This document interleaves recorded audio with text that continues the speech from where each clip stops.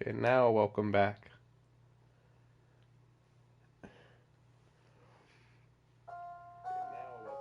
Okay. Um, so I'm gonna just be doing these missions here. Not that one. I decreased my adventure rank, by the way, because I was just not having fun fighting level 70 enemies.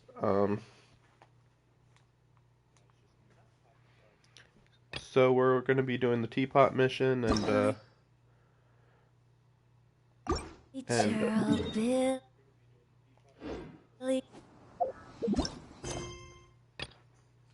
a couple of these story quests. Or no, okay, this is the story quest, and then well, it says Archon quest, but whatever.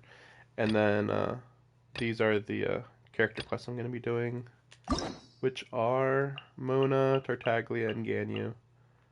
Um, I just picked them because I'm interested in them. The next ones I'll be doing is Zongli, but I don't know when that's going to be. Probably in a week or so, maybe. Pretty much whenever. Like, I want to only play this when the game updates, but first I have to, like, catch up to. I haven't really understood how the game kind of works for a while. So I'll also do Noelle, because I kind of liked her first mission, so I unlocked her second one. But these are pretty expensive to unlock. You need 2 keys. That's uh, 4 days of doing dailies. So we'll see. We'll wait to see. I mean, I think that's. Yeah, I'm only gonna show Noelle, and I won't bother with everybody else. I mean, Barbara was pretty basic, and I didn't like Bennett. I mean, Changyin could be good, but anyway, I'm gonna try to focus on only doing these.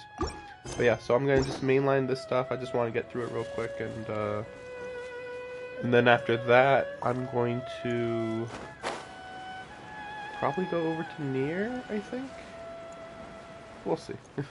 We'll see. But yeah, I won't be talking too much here, because I'm just gonna let the cutscenes play out and all that. But every so often I'll say something. Yeah, I ended up going to bed at like 6 p.m., waking up at like 3 a.m. or 4 a.m. Hey, yep, hey. Ah, children, come, come. You've arrived at just the right moment. I've been looking for you. Oh, what is it, Granny? Need any help? Oh, no. You've done so much for Lea Harbor already. I could hardly ask for more. In fact, my old friends and I have been putting our heads together to think of what sort of gift we might give you in return. A gift? For Paimon?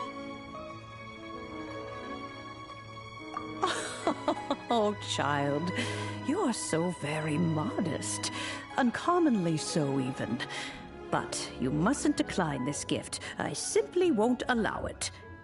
When you traversed my old teapot in search of the cleansing bell, I heard your little friend mention that you often camp out in the wilds. That simply won't do. Especially since I imagine you still have a That's very cool. long journey ahead of you. Yeah, I still gotta get my Fortunately, YouTube channel to be I a have bit more not yet active. grown so old But I wanted as to see kind of my catch up in subspace some creation games I've been abilities behind it. atrophy. Like, mainly want to finish Nier. If you've been watching any of that, been playing Nier, and then hopefully this stream will catch me up in Genshin a bit more. And then I have Valhalla that I'm playing also. But yeah, like I'm planning to release a lot of videos on YouTube, but like different videos are gonna take different amounts of time. Like I'm planning to release a few small ones and then a couple really long ones, but it's hard to concentrate, even though I finally am not too busy at the moment. Um, but are you only watching Genshin though? Because it seems like uh, people only want to watch, or like only you want to watch Genshin, and then sometimes some people show up for my other streams, but not too much. I was just wondering if Genshin's just way more popular, or it just so happens that you're just only interested in Genshin.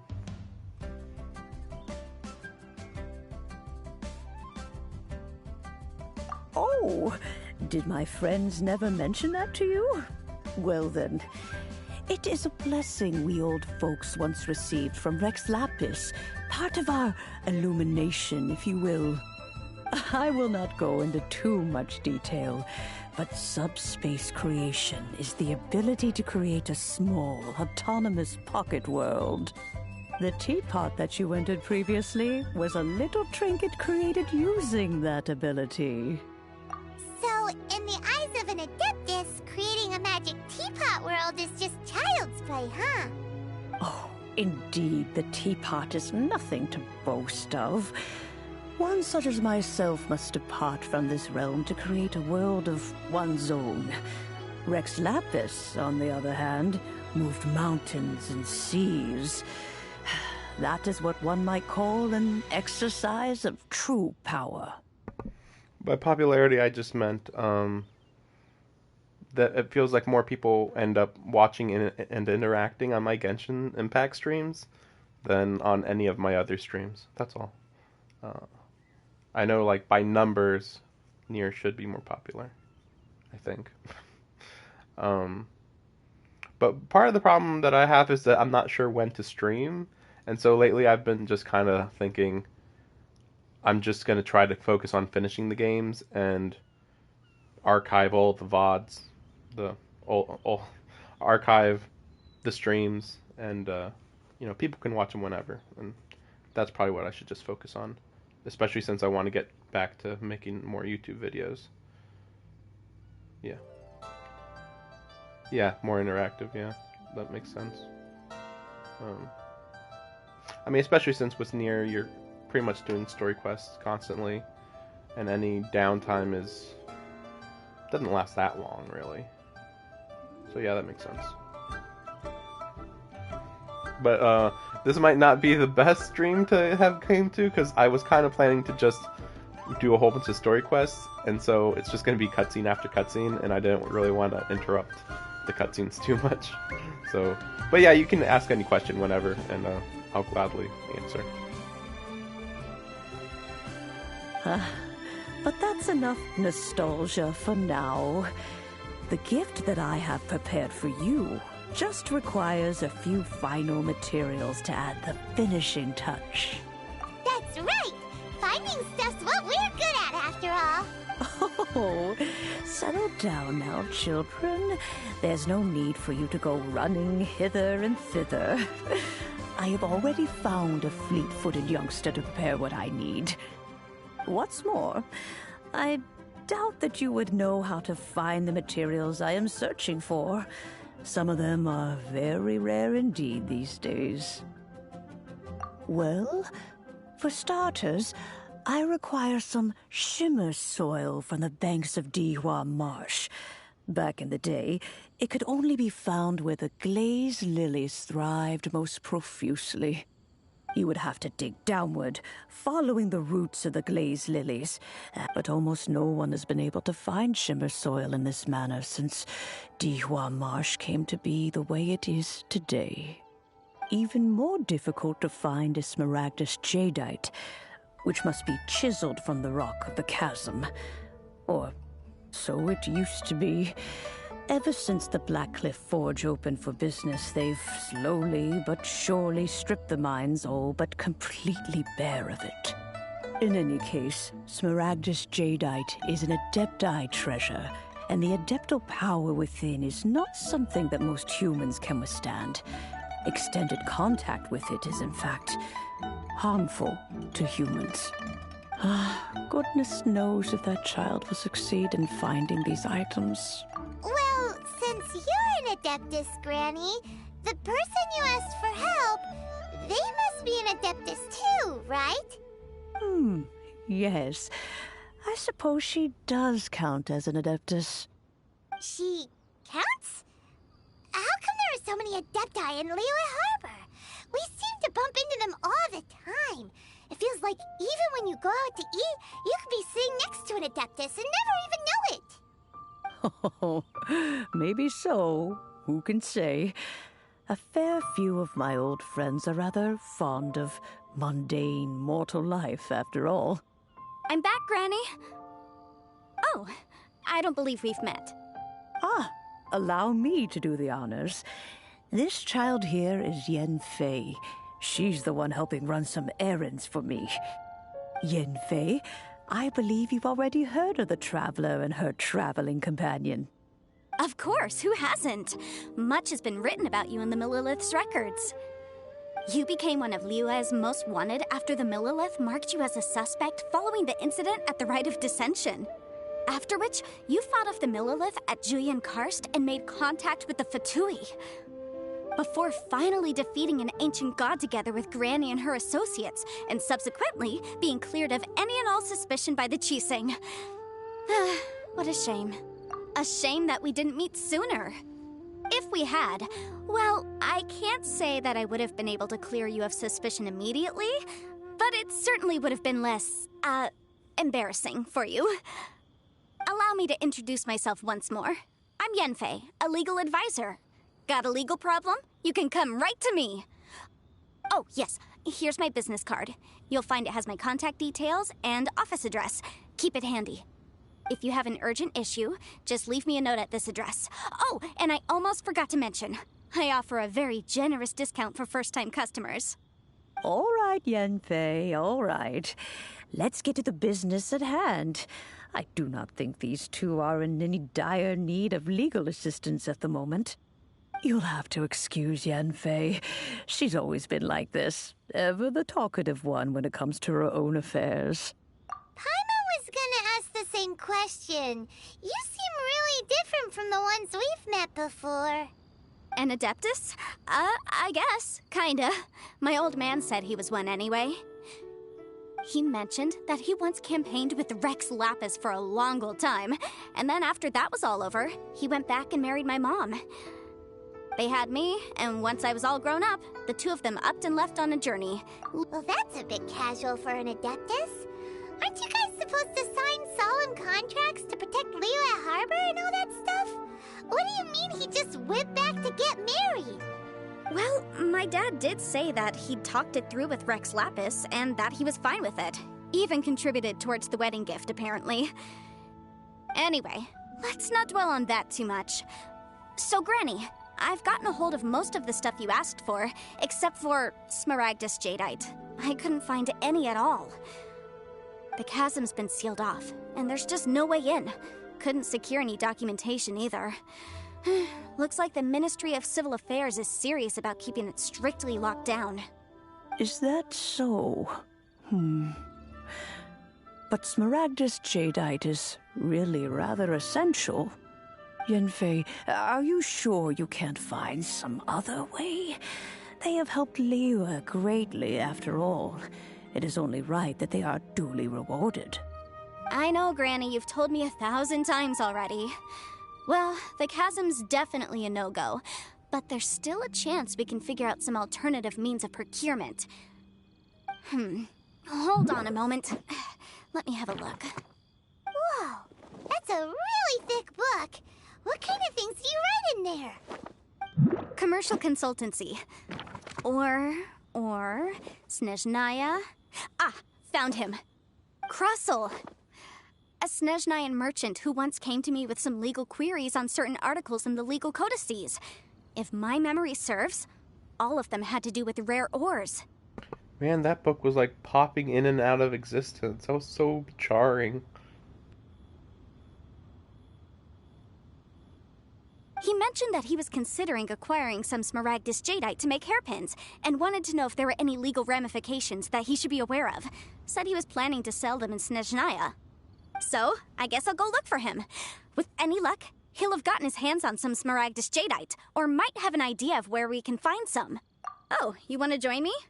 I suppose that's no problem, but it's best if you just stand by and watch.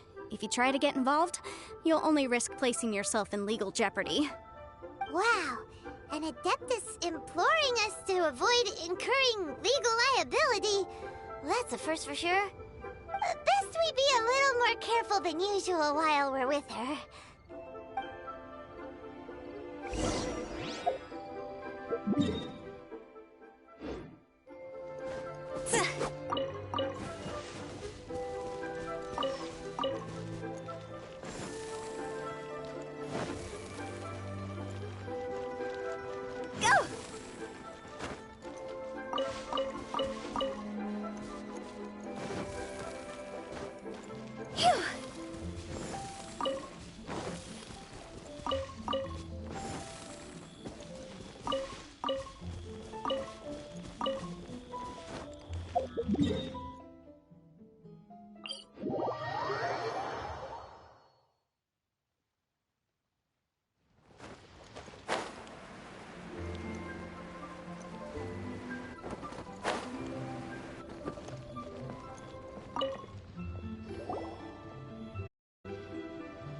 Hello, Mr. Crossell. How's business been? Oh, good, very good. All thanks to your advice, Miss Yanfei. What brings you here today? You're too kind. I was simply doing my job. Now, I believe that the last time we met, you mentioned that you were looking to source some Smaragdus Jadeite to make hairpins. Have there been any further developments on this front? Well, yes. As a matter of fact, in the end, I did acquire a small piece of Smaragdus Jadeite and had it fashioned into a pair of hairpins. Miss Yanfei, might I presume that you have an interest in the hairpins? I must apologize. I've already rented them out to a lady named Zhi. If you'd like to inspect them, you may have to wait quite some time. Wait, isn't Smaragdus Jadeite really rare? Aren't you worried about the hairpins getting damaged or lost while they're being rented out? No, I'm not worried in the slightest, because I signed a contract with Miss Zhi before renting them to her. The contract makes it quite clear that if she loses or damages the item in question, she must compensate me for its full original value. In return, I included a clause that guarantees the Smaragdus Jadeite is genuine, with a penalty of 10 times the item's value payable by me to Miss Zhi in the event that it is shown to be a fake. Guaranteed genuine, with 10 times the value payable if this claim is shown to be false. Yes, these terms are very clear indeed. Of course. This way, both the client and I have the assurance we need. To ensure fairness, each of us has retained an original... In that case, might you know where Miss Zhi lives? We'd like to pay her a visit and have a look at the hairpins. Oh, of course. She wrote her address down. Thanks a lot, Mr. Crossell.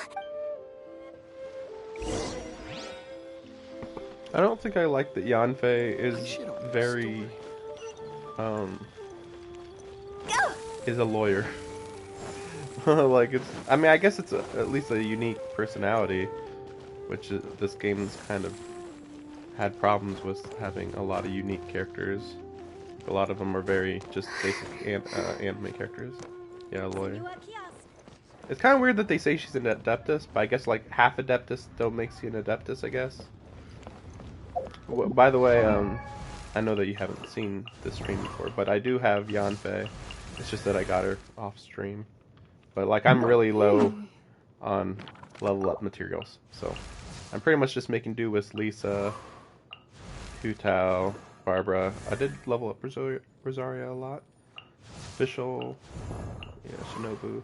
I just got Jean and Mona. I'm trying to level up now. I was trying to go for Zhongli when I got when I got Jean. I was going for Zhongli. What was that though? You said in a world like this?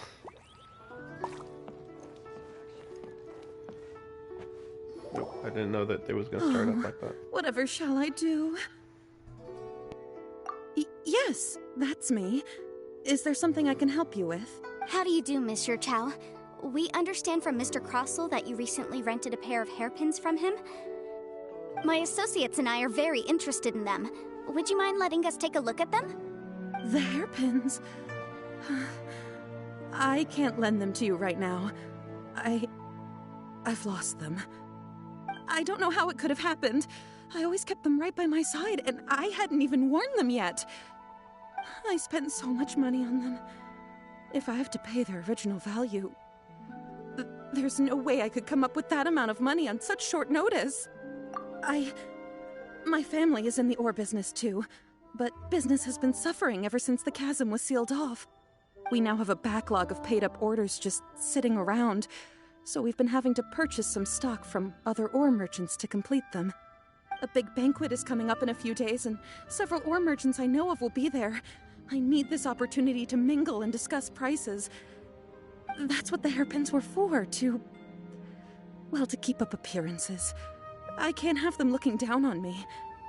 But now that I've lost the hairpins, what will I do? Why does Paimon have a sudden strong sense of deja vu? Would you really? I sent a commission to the Adventurers Guild, but I haven't heard anything back from them yet. Hold on. Don't run off looking for the hairpins just yet. Miss Chow, would you let me have a look at the rental contract you signed? Huh? Well, I mean, sure, I have it right here. Here you are. Let me see. That's right! Yanfei said she's a legal advisor, didn't she? Maybe she can help Juqiao somehow. True. Though surely there must be a win-win solution. Right. I finished reading the contract. The terms are very clear, and they do indeed stipulate that. Furthermore, the contract also expressly states that the amount of compensation must take current market prices into account. And given the rarity of Smaragdus Jadeite, I fear that the final amount of compensation may end up being significantly higher as a result. Even higher? Oh, no. Uh-oh. Juqiao. However, all of this is assuming that it is indeed genuine Smaragdus Jadeite that was inlaid into the hairpins. Did you really have to pause before saying that part? Anyway, the hairpins are lost, so how exactly would we be able to find out if the jadeite is genuine or not?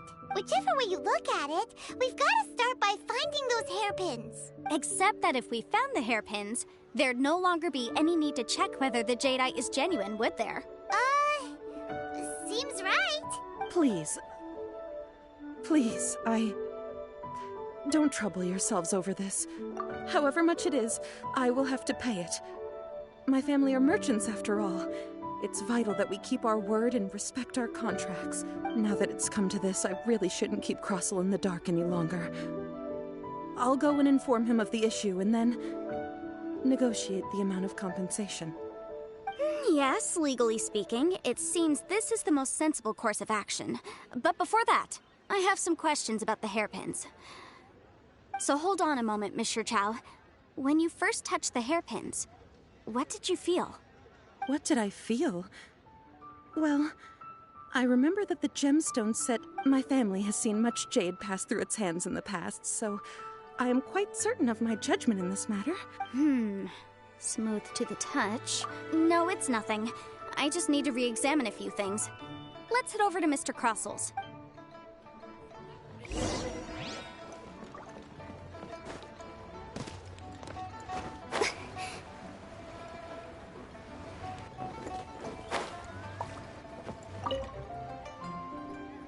Ah, Miss Yanfei, you've returned. With Miss Juqiao in tow, too, I see. How are the hairpins? I trust you're quite satisfied with them?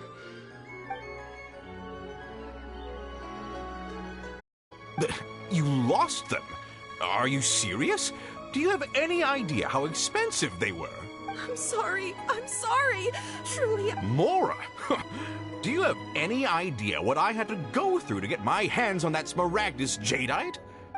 I just don't... Forget it. Talking won't bring them back. Since Miss Yanfei is here, I suppose we can just have her estimate the amount that needs to be paid. No problem. But before I can give an official estimate, I'll need to do a little market research. Ah, yes, and if I may just confirm again, it was in fact genuine Smaragdus Jadeite inlaid into the hairpins, correct? Of course. Genuine article guaranteed, or I pay back 10 times the value. All right, understood. I'll conduct some market research, and once I'm back, I'll provide an official assessment of the sum owed by Mr. Chow in compensation. Please... Thank you very much. How could she lose my hairpins? Looks like I'll have to find some way to raise that money. Please wait, Mr. Chow. I have something to discuss with you. It's not convenient to speak here, so let's find somewhere that we can sit and talk in more detail. I gotta say, it is nice to see like a bit of the contract stuff being mentioned, because like this is supposed to be the city of contracts, and yet we've basically never done much contract stuff from what I remember of the main story. But I'm also a little annoyed because this is literally a legal consultation quest, which only sounds interesting in theory. It kind of ends up being pretty dry. I mean, I know this is supposed to be sort of a investigative crime thing, but it still feels like, hey, this is Miss kind of Yanfei, dry what as is far as this story about? content goes. Are you here to tell me how much? No. What I wanted to talk about is there is a chance that the Orin laid on those hairpins may not. What do you mean? Are you Obviously not. I'm no adventurer, let alone a member of the guild. I don't run thankless, time-consuming errands for a living. Let's just say I made some deductions. I don't know if Granny told you this, but Smaragdus jadeite is found deep underground. If mere mortals come into contact with it, well, they'll be sick in the best case. And in the worst case, they could even experience a dramatic change of personality. It most certainly would not be smooth to the touch. Mr. Chow, did you at any time feel unwell while the hairpins were in your possession? No, not at all. I felt perfectly fine the whole time. Not even the slightest bit unwell. I didn't feel anything special at all, in fact. Now that is strange. I noticed earlier that there were elemental traces in Mr. Crossel's vicinity. If I've deduced correctly, he may still have the Smaragdus jadeite in his possession. If that's the case, we should go confront him right now and expose his dirty scam right to his face! Absolutely not. If we were to confront him now, there's no way he would admit to it. Eventually, he would find some argument to compel us to leave. And then, he'd throw the Smaragdus jadeite into the sea the moment we were gone. After that, he would simply insist that Mr. Chow pay up per the contract. He would lose nothing. Meanwhile, we would have to look under every stone in Liyue, hoping and praying that the hairpins do actually still exist somewhere in this world. So vivid that Paimon thinks it might be experience talking. Oh, it certainly is. I've seen my fair share of situations like this, and brute force methods are certainly one way of resolving them. Fortunately, I have far more elegant solutions at my disposal. I'll share them with you in due course. Well then, since you're so experienced in dealing with problems like this... Oh, that won't be a problem. But first, Mr. Chow, can I ask you to please sign this contract? Huh? Does there have to be a contract for everything? Paimon can't even keep track. Feels like Yanfei is even more concerned with them than a certain someone else we know. These are my formal terms of engagement. Everything prior to now has just been pro bono advice. But for me to investigate any further, I require a written contract. Any work commissioned but not bound by a contract cannot be relied upon. I understand. Then I will be glad to place this matter into your capable hands if you will take it, Miss Yunfei. No problem. Just sign here, and I'll sign too. Okay. Now write your address here, and I'll also need your signatures on page... This contract has so many pages. All right, that should do it. My fees are the same as always, and they're written in the contract. Have a look through and let me know if you have any questions. I've had a read through. Well then, here's your copy of the contract. I will retain the other copy. Not for now, no. Despite how intractable this problem might sound, it will actually be quite straightforward to resolve, once we've got some things squared away. I don't believe you have been part of an investigation like this before, in which case, hopefully this should be quite the experience.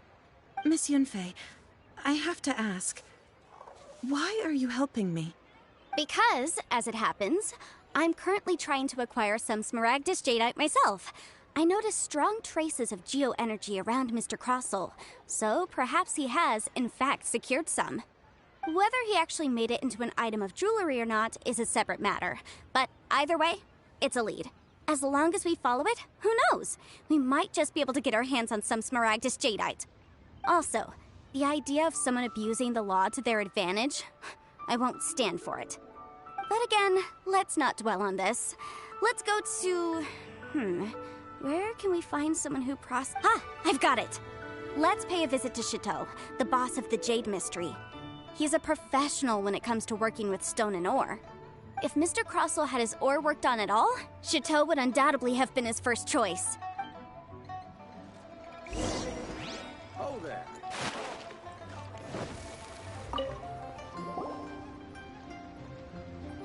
Why, hello there, honored customers. Welcome to... Oh! It's you, Miss Yenfei. Is something the matter? Surely not more spurious claims that my jade betting is rigged and no one can ever win? Oh, I swear on all that is sacred. No, nothing of the sort. Has a Snezhnayan merchant named Crossell enlisted your ore processing services recently by any chance? A Snezhnayan merchant named Crossell, you say? I do remember that. He brought me a piece of ore, claiming that it was Smaragdus jadeite. That was the first time I'd ever encountered it, so I had no way of telling if it was really Smaragdus jadeite or not. But if a customer insists, far be it from me to contradict them. He was quite generous with his money, too, so I didn't give it too much thought. I processed the ore as per his request. Do you have any leftover debris from your work on it? Why, yes. It was my first time encountering this ore, after all, so I kept a few loose shavings to study myself later. They're right over there, in fact. Thank you, sir. We'll take a look at them.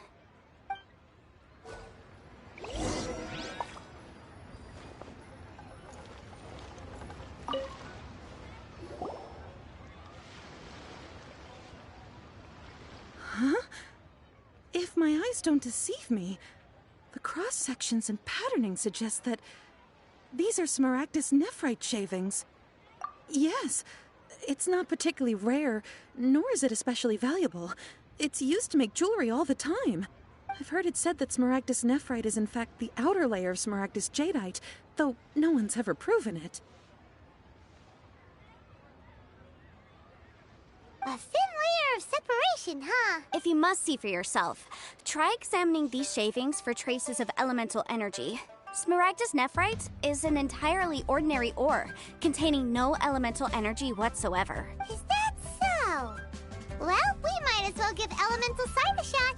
So, did you find anything? So they really are different. But wait, how come Jichao was able to tell what it was just by looking at the shards? That's pretty awesome. There's nothing special to it. It just so happens that I've come across a great many of these in my time. These two stones actually look very similar. Someone without a deep understanding of them would find it very difficult to tell them apart. There may be only a subtle difference for the casual viewer, but that translates to an astronomical difference in terms of the market price. And, I'm sure, a significant difference in the cost of having them carved into shape. All right, let's focus up. We're going off on a tangent. But, never mind, Shirto. Why would Mr. Crossell... Unusual actions have unusual reasons behind them. Let's take some of these shavings back to Chateau.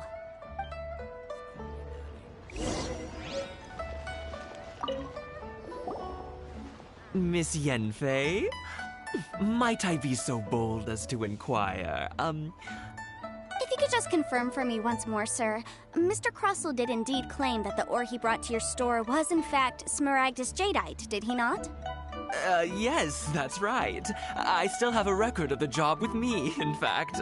Here. It says quite clearly, 1 chunk Smaragdus jadeite, uncut. Then I have no further questions.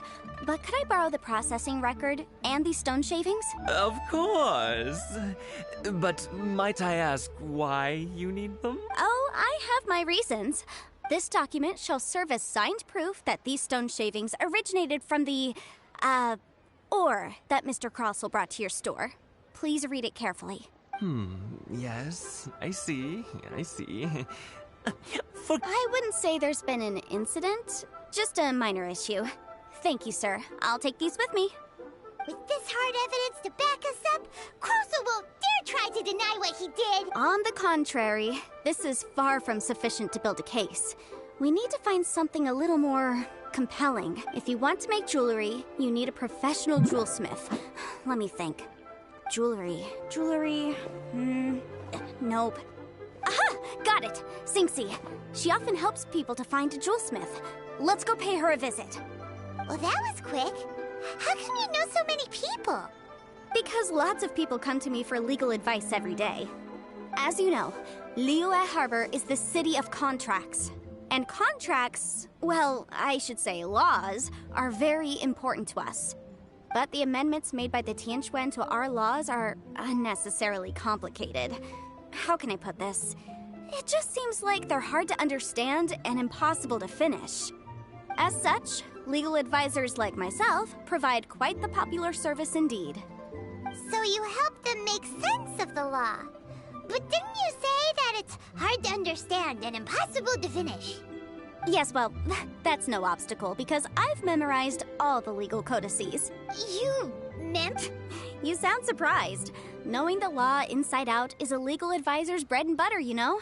Oh, this has nothing to do with being an adeptus. I just like reading things. Again with that casual tone. Well, that's that then. Let's go look for Sinxie. Try your luck betting on Jade? Phew.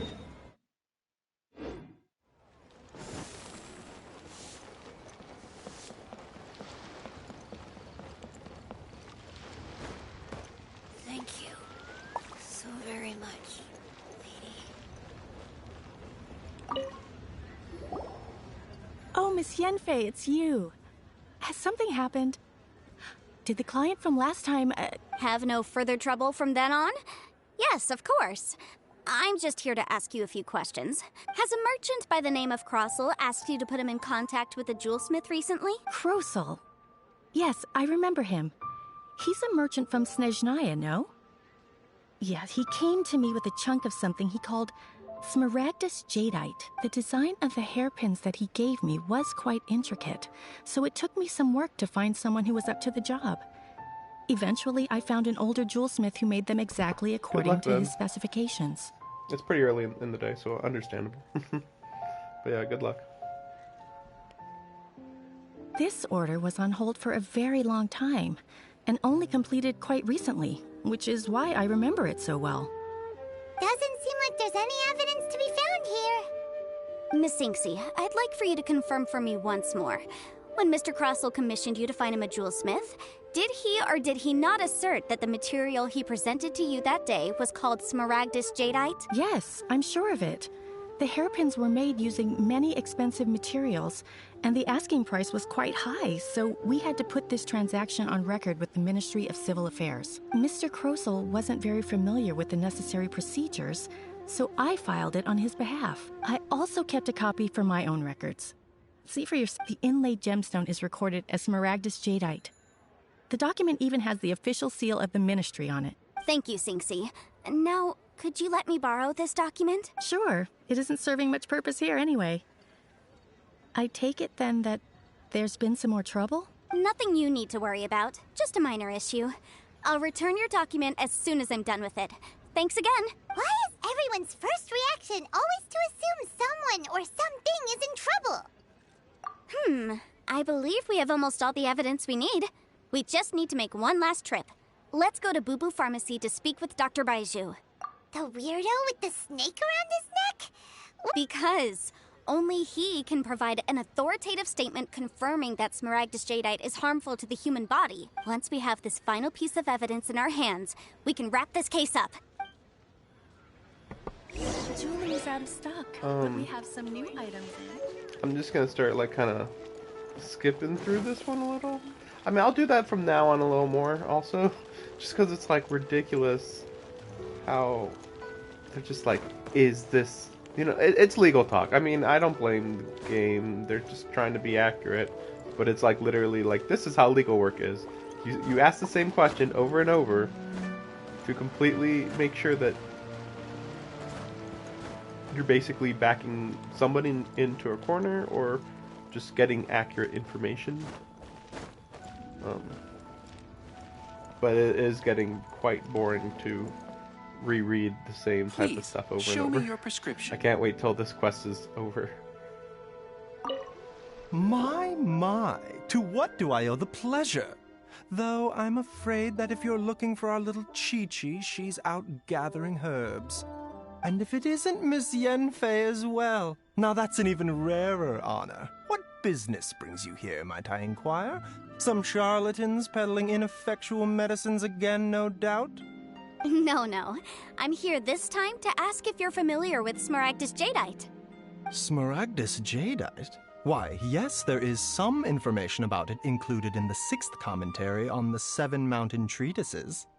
The 7 Mountain Treatises states that this substance springs forth from stone marrow within the mountains, and will bring disaster to any mere mortals who touch it. It is abundant in elemental energy, so if someone without a vision is in contact with it for a prolonged period, best case scenario, they fall ill. Worst case scenario, they'll suffer great changes in personality, and their illness will only ever get worse.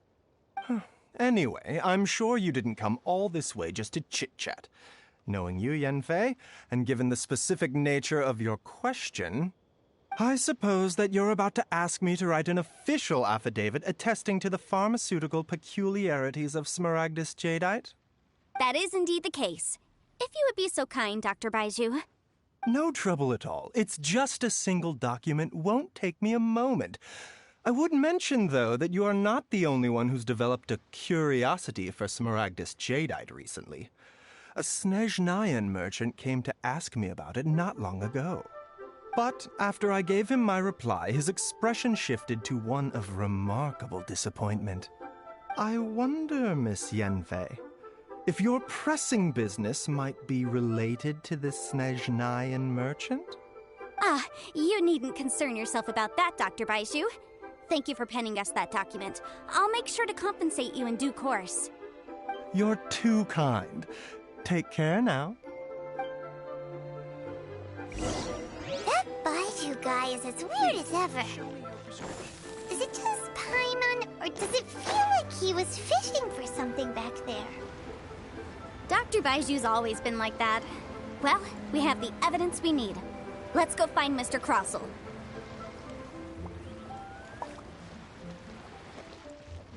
Go! Phew!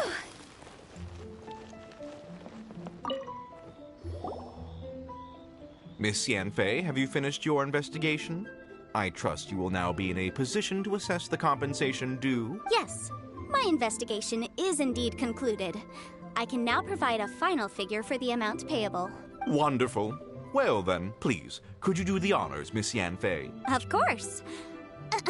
According to the stipulations of the contract, Mr. Crossell, you must pay Mr. Chow 10 times the original transaction price in Mora. Sure. Wait, what? Me pay her?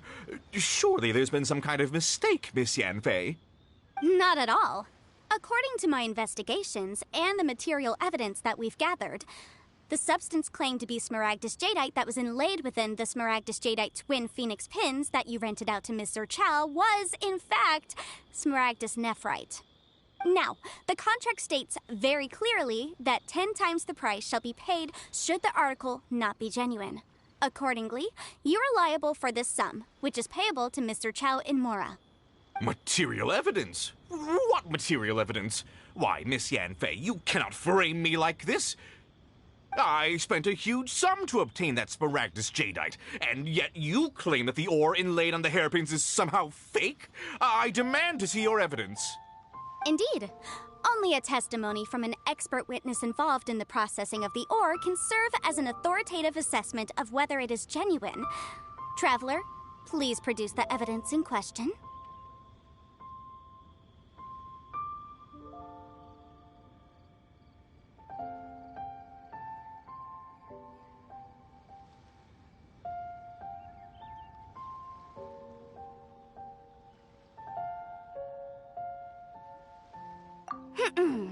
If we want to determine whether the ore is genuine, we need to start with evidence from the Jade Mystery. Clearly, you still have a few things to learn about this aspect of legal proceedings. But the Jade Mystery didn't have any relevant information. The guy didn't know anything. That's why you go to the Mingxing jewelry. Because that's the one that can prove that it's whatever it... Well, that's true. I guess weirdly nobody proved whether it was or wasn't the right jadeite. Yeah, now I'm confused. Like, unless he gave the fake one to the first guy, the real one to the second person, and then the third person, they just asked a question. This is a processing record from the Jade Mystery, along with stone samples and an affidavit signed by the business owner, Chateau. Seriously? Even the boss there couldn't differentiate between Smaragdus Jadeite and Smaragdus Nephrite. How does this prove anything? In any case, Smaragdus Nephrite is the outer layer of Smaragdus Jadeite. So I had him cut away the nephrite, he returned the valuable jadeite core to me, and some nephrite samples remain in the store. What am I missing exactly? That's an unsubstantiated belief. Oh no, we're gonna do the whole thing. We're gonna do a whole court case right now. I mean, it's literally, we're gonna just repeat what we just did, but still, like, it's like, oh my gosh. Okay, well, here we go. Well, your claim that my ore is fake is just as unsubstantiated. And we are here to talk about evidence, aren't we? Ugh. Looks like our first piece of evidence didn't convince him at all. Seems like he came prepared. What should we do next? Hard evidence. Something legally binding. We have just the thing. Show him, Traveler.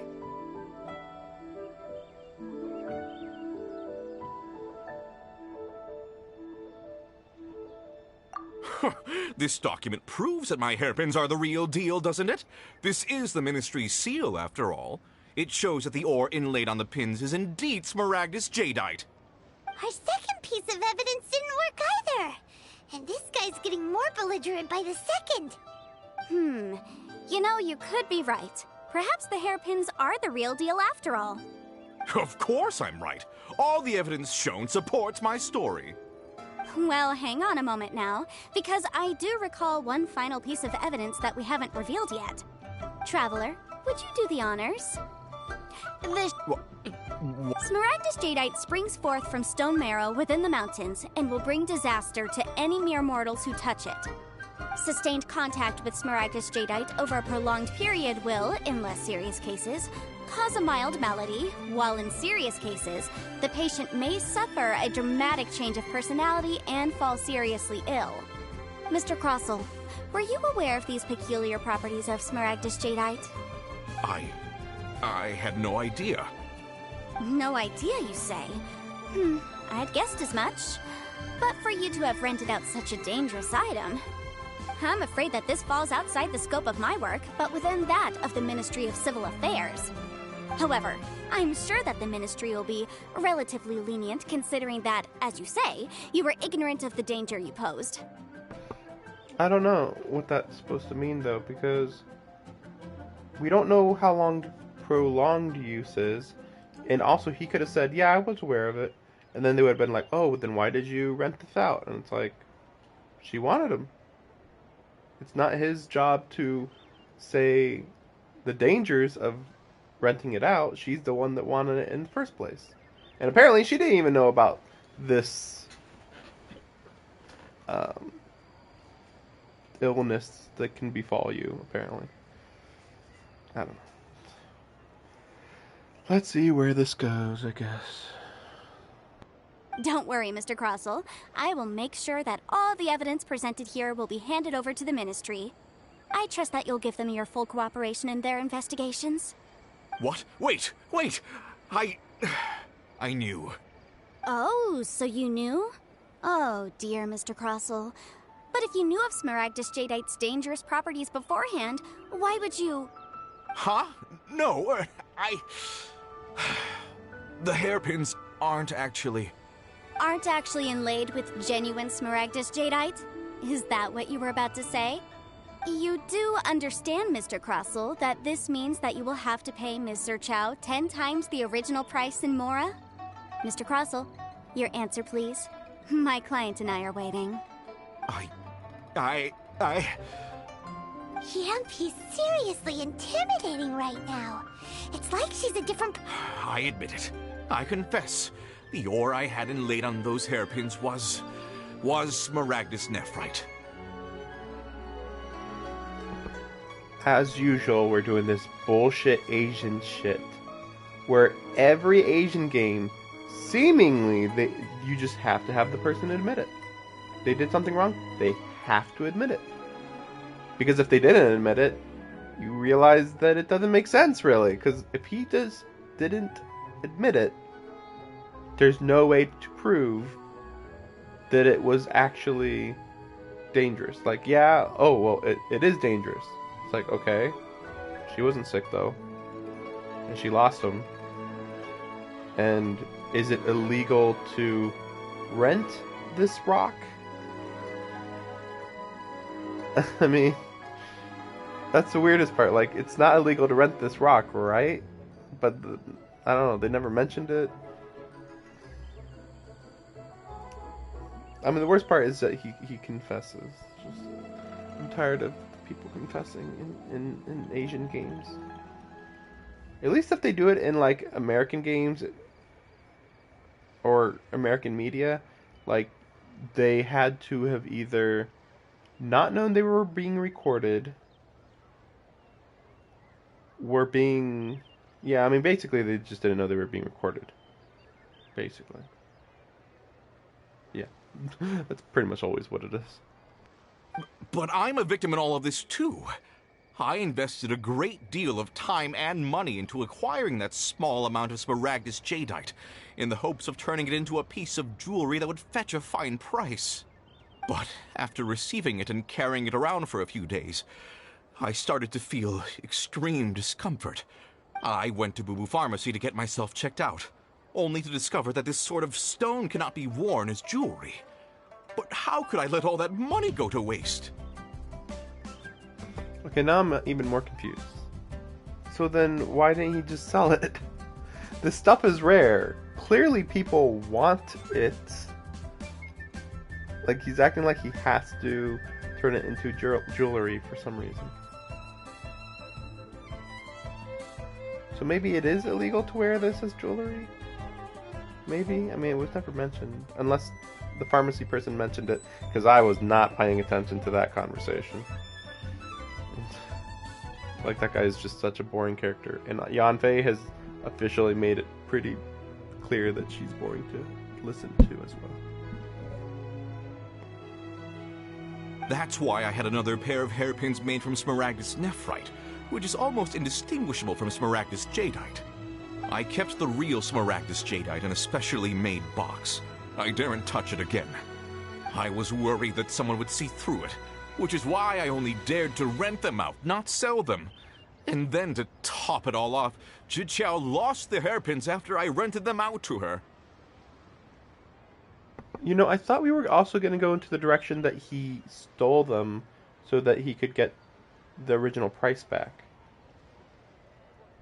So that explains it.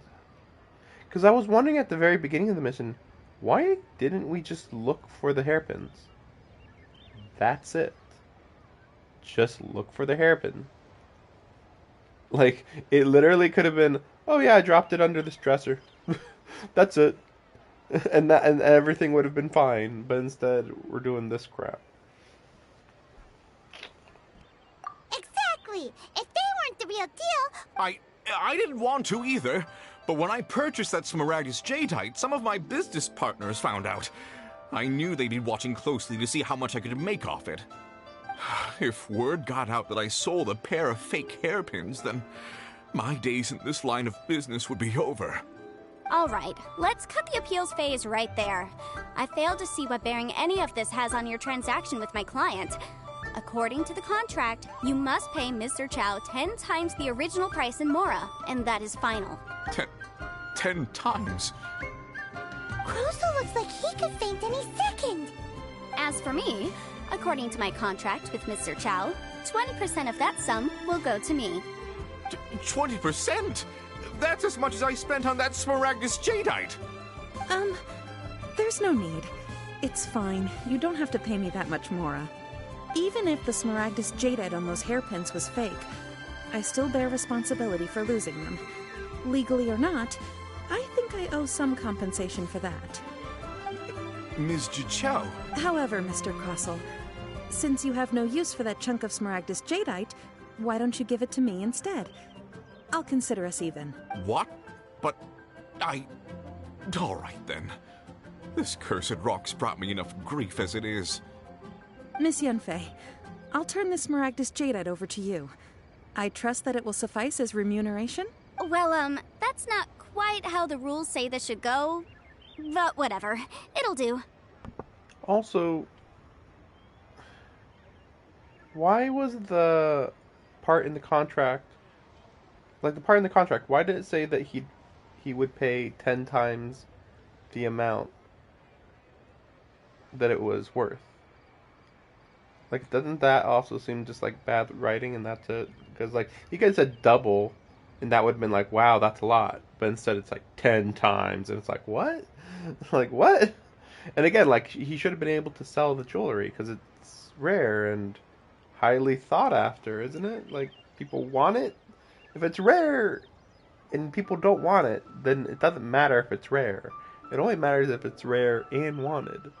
It's like having a low supply of something and a low demand, and it's like, that means that it's expensive because low supply and low demand. And it's like, or a low supply and high demand. Like, it doesn't matter what your supply is. It doesn't matter how hard or easy it is to get. It matters how much people will pay for it. Like, if you live in Africa and oak wood costs $200,000 per pound, wow, that's great, right? But if nobody wants to buy it, then it doesn't matter what it's worth. Because it's like, oh, why doesn't anybody want to buy this super nice, amazing wood? And it's like, well, maybe there's termites that specifically will eat oak wood or something like that. Like,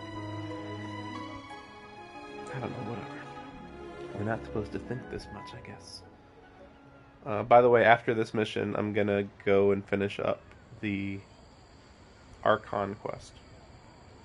Thanks so much for your help this time, Miss Yunfei. When you have the time, I'll be sure to visit and express my thanks more appropriately. Oh, come on. No need to stand on ceremony. Now, if I may confirm this again, Mr. Chow, have you and Mr. Crossell come to an understanding?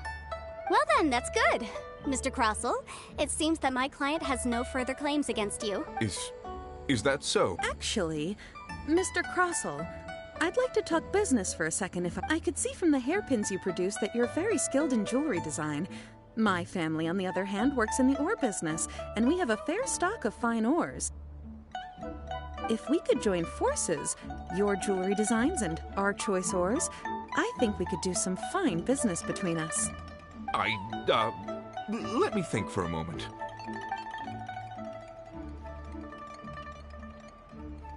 Well, that's that. And we've got the Smaragdus jadeite that Granny wants too. All's well that ends well, eh? Exactly. Usually when someone tells us they've lost something, we end up searching all over the place for it. But this time, you managed to solve the problem with just a big stack of documents. Even though the solution didn't involve actually finding the hairpins. The right solution depends on your perspective on the The objective of my client, Mr. Chow, was to reduce her liability to pay compensation. So, rather than looking high and low for some hairpins, proving that the rented item was nowhere near worth what the vendor had claimed it to be was the more efficient solution. An Adeptus. Speaking of, you took part in that battle, didn't you? In which case, you would have heard what Granny said. Liyue Harbor is now a city ruled by humans. The title of Adeptus means precious little to me compared to my job as a legal advisor. In any case, don't you think that the Liyue Harbor of today needs legal consultancy far more than it needs adeptal powers? Paimon can think of someone who would definitely disagree with your reasoning. Well, since we got what we came for, it's time to pay Granny a visit. I bet she's been on tenterhooks for a while now.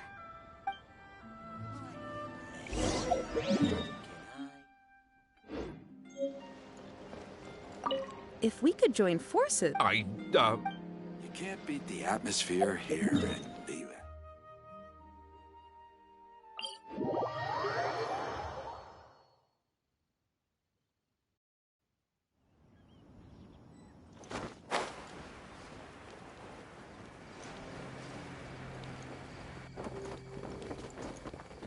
With the wind.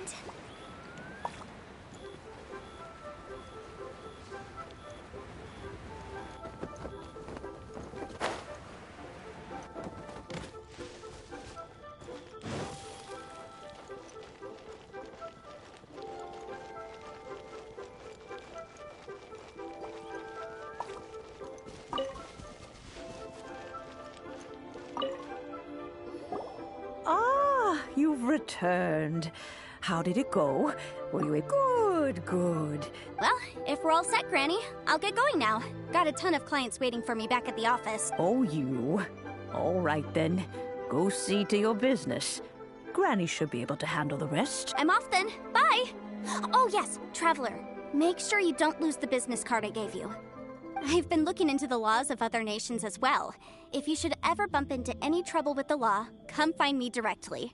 Regulars get discounts, too. Come now, child. Are you leaving or are you not? If you have no wish to leave, perhaps you'd like to help me clean my teapot, hmm? I'm leaving! I'm leaving! That child. Goodness knows where she learned to be so rambunctious. Her father was hardly so riotous or fond of talking nonsense back in the day when he stood beside Rex Lapis. Ah, indeed she is. Liyue has changed, and the Adepti must also learn to change. Yanfei might be overly garrulous, but she is also the most intimately acquainted with the city among us all. Ah, Liyue is not the same place I once knew.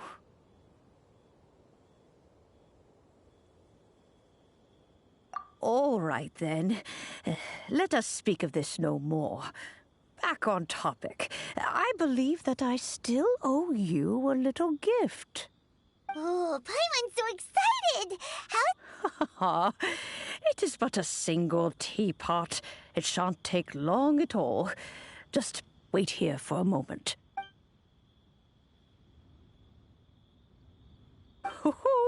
There we go. This Serenity Pot is all yours now.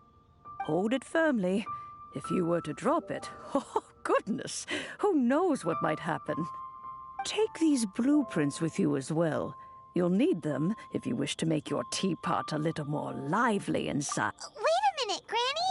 How exactly are we supposed to use this teapot? Oh, you needn't worry about that. I've already arranged for a certain little helper to await you within this teapot.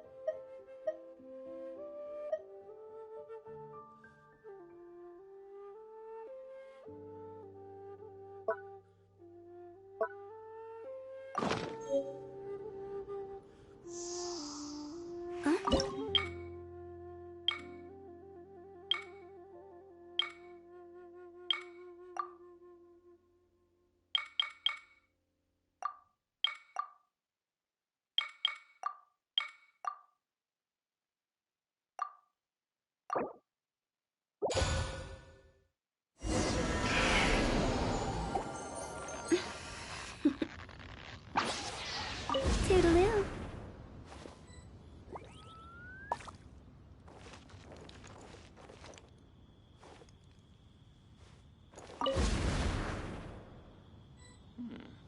This is a peaceful neighborhood.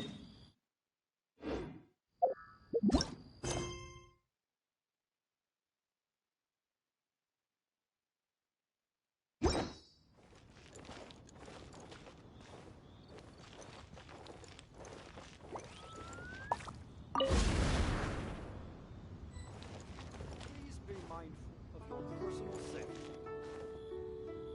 Oh, because this has happened before where I noticed it was a weird thing. So they want me to finish the Archon quest. Like apparently I also couldn't go online for a while. Or no, I still can't. I think I still can't do co-op. Because I'm in the middle of an Archon quest. I have no idea why that matters. Yeah, there's co-op. Which is fine with me, because honestly, I don't really want to do co-op with people. And they act as if that's a big deal if you don't want to do co-op. I don't know why.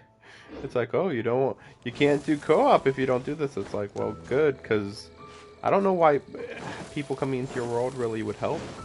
Like, the character, you have to change up your character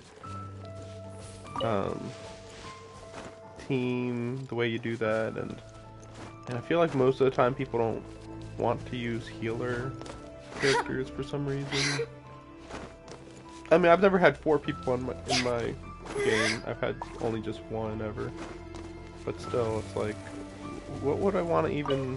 I mean, I guess the idea is like, well, if you only have like 1 level 90, then you can get somebody else and they'll have a level 90, but I mean, the way I do it, I just make everybody the same level as soon as possible, because it just works better that way.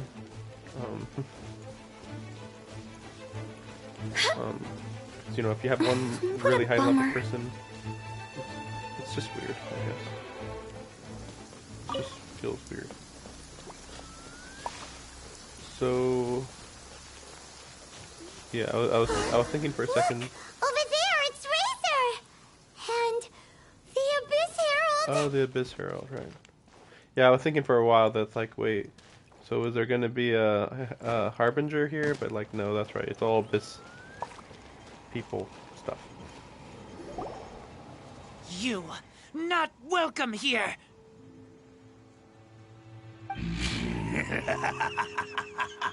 So, the wolf's wretched spirit likes to raise wild pups now. You claim to be a guardian, yet your once sharp claws have clearly dulled since your days of godly glory. If you serve us, we can restore your divine powers you once held in the past. Lies. Lies. What the heck is this ceremony? He looks like he's in a lot of pain. Oh no, is this the same thing they did to corrupt Dvalin's mind? Wolves never surrender. But this can't go on. No matter how many times you resist us, your efforts are all in vain.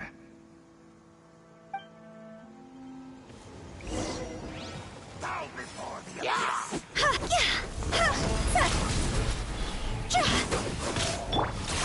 Let's spark things up a little.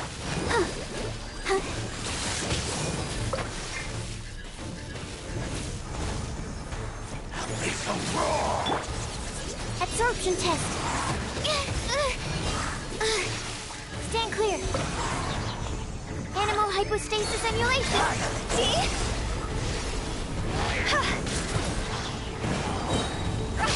Time to go.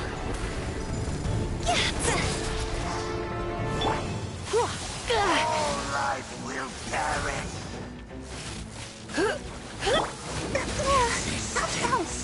Is futile. The end is nigh. Absorption test. The world will fall. La la la la la. Let the show begin. Yep. Hit. The end will come.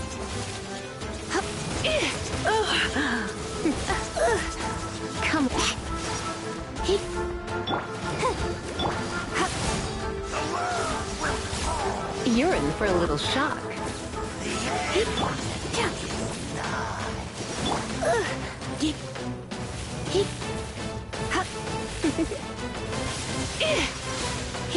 Come a little close. All life will perish. Yeah. The end will come.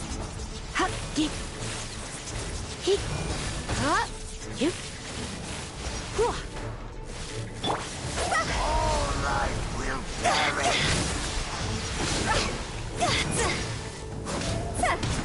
The end is nigh. The abyss. The ceremony was interrupted. How fortunate for you. How does an old spirit have such determined will? No matter. This is but a small unforeseen variable. Our grand scheme will not be affected.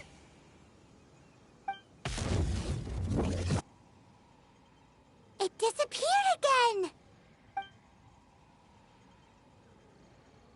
Thank you. You came. Just in time. Human Lupercal. I am ashamed that you must see me in my present state.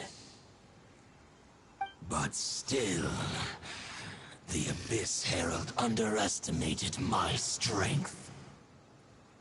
Lupus Boreas never refuses trial, but scary outsider, not respect trial rules. I too didn't see the trap. Wait, so you mean the Abyss Order had everything prepared to corrupt Lupus Boreas' mind, then lured him out under the... Thank you. In the future, my claws must get sharper. You smelled danger and came here? No, we heard about the danger. Paimon's nose doesn't even know what danger smells like.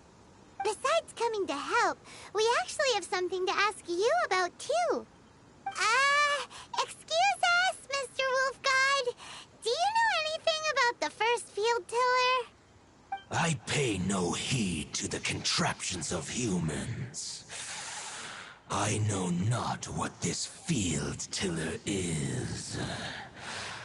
Though there was indeed one human-made machine that I can never forget. It entered into my proving ground by accident, and I mistook it for a challenger. But it could not think. I eventually damaged it greatly with one of my attacks. Before it fell to the ground, it fled the proving ground.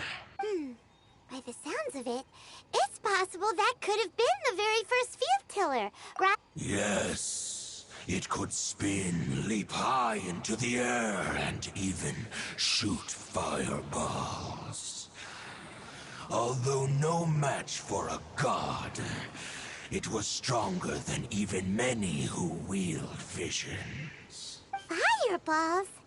Hey, anyway, this pretty much proves that the first field tiller came to Mondstadt. It sounds like the first one was way stronger than the mass-produced ruin guards that came after. But in this story, it was damaged at the proving ground while fighting the Wolf of the North.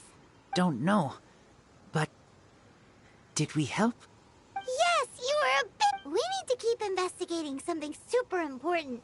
The Abyss Herald may have left, but the Abyss's forces are still attacking. You two be careful. Yes, I smell more danger.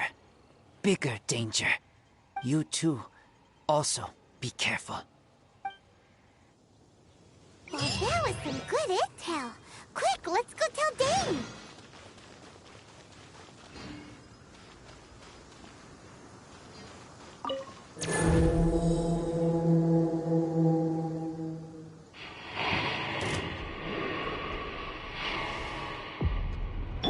I'll protect us. You.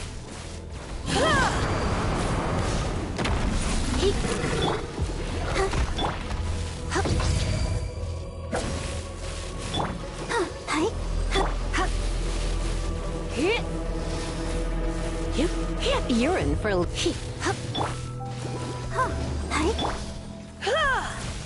You.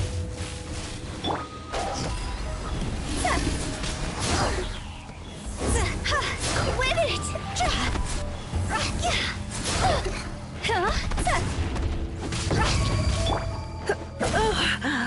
My.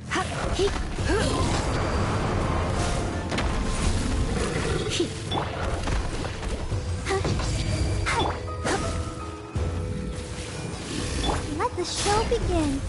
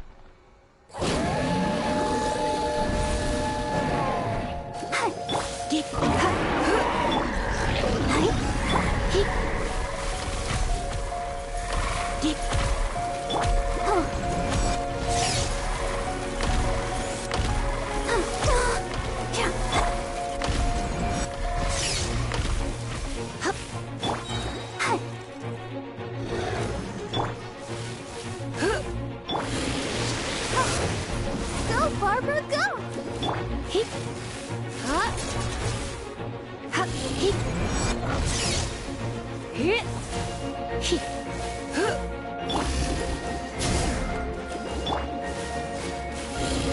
Come a little closer. Surrender and be...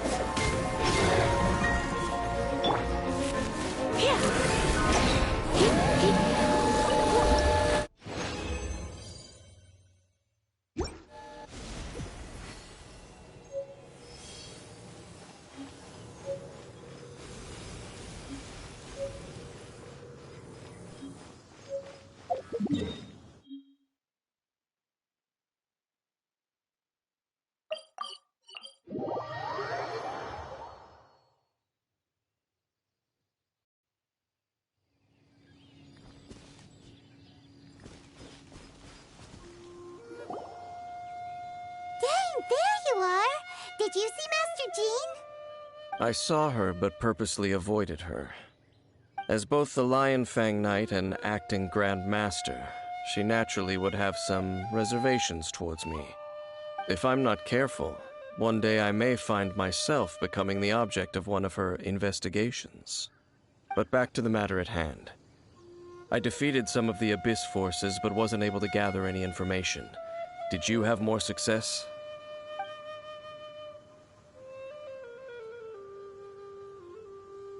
I see. Well then, we can more or less figure out where the first field tiller ended up. Huh? Really? Just from the Lupus Boreas story? That information combined with a more comprehensive analysis. For example, the old story you told me you heard in the cathedral. Exactly.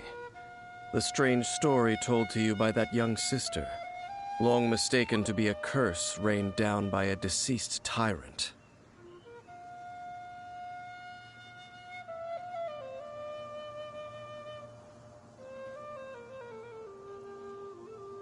Ah, Paimon gets it? So the Tyrant's final fury was really just missiles fired from the field tiller after it ran from Wolvendom. After it was damaged in the fight with the Wolf of the North, it must have wandered into the ruins of Old Mondstadt and stayed there. Then, whenever anyone got close, pew, pew, boom! It would fire a ton of missiles at them. Until one day, it finally broke down for good, and the fireballs stopped raining from the sky. This is why I hate Paimon. She just makes up stuff. We don't know that it broke down for good. It could just mean it left. Was it, like, she's acting like, oh, well, maybe it just would have stayed there forever or something? Like, what the heck?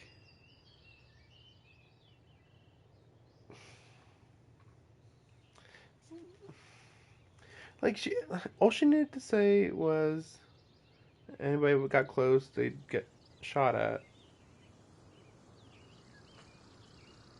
And then it just left. And it's also weird that they say the fireballs were raining from the sky, but that's not really what missiles would look like. Like, it would just... Raining from the sky means fire comes down, implying you would be seeing fireballs physically fall down. That's what that would imply. But here they're saying the missiles were being fired at people? Whatever. Back then, the people of Mondstadt hadn't seen many ruin guards before, so they came to interpret it as the Tyrant's final fury. Wait, that's also weird. Why wouldn't they have seen ruin guards before? I thought ruin guards kind of had spread throughout the world pretty well. I don't know though, it's kind of weird because we don't see ruin guards over here very much, even right now. They're pretty rare to find here, but then in Leeway they're like everywhere. So I don't know, maybe that's just a regional thing, I guess. It looks like we need to make a trip to Storm Terror's lair and comb the entire area. What do you mean? Huh? You mean... Oh, Paimon remembers too! We saw that abandoned ruin guard sitting atop the tower when we went there before. Can't forget something like that. Hey, yeah, you can, because I don't know what you're talking about.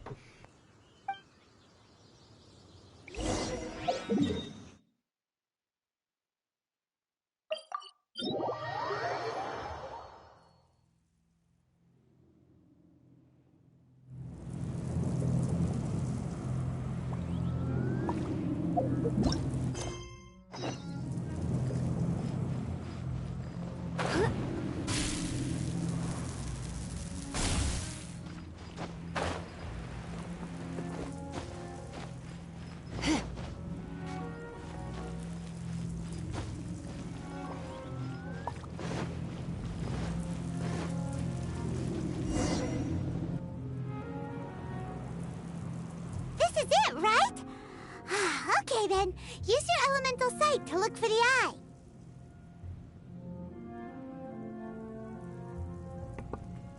What? What? This is it? It's just a generic looking robot thing? What? What is happening? Ooh, so what did you see? Huh? Nothing? Oh, See, that's what I'm talking about. Like, it just feels like Paimon's making up lore as she goes along. Because there's no reason to believe that the robot was still here. There's no reason to believe this is the robot. I mean, this is just a robot. There's other ruin guards here. There's a lot of ruin guards here. This is probably the place where there's the most ruin guards in the entire area of Mondstadt. So, like, what are they talking about? Maybe, supposedly, the first field tiller was just a normal robot, but I was under the impression it was much stronger. What's going on? This requires another method. Using elemental sight on a field tiller is of no use because it is not powered by the elements. Let me give it a try.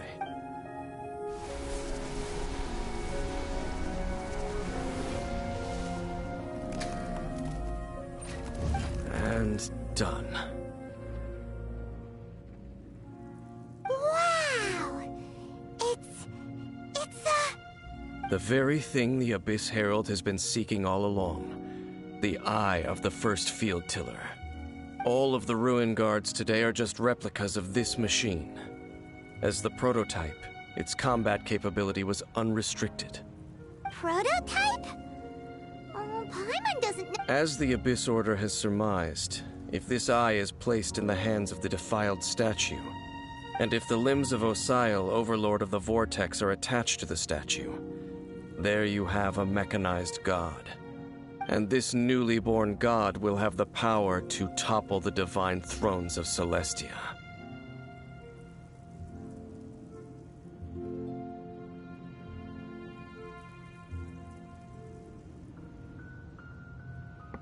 Why?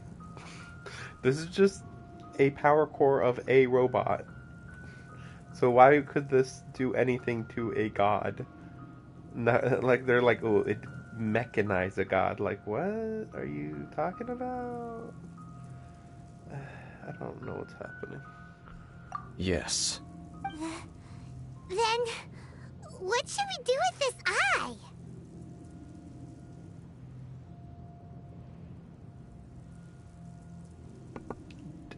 Why is there no option to destroy it?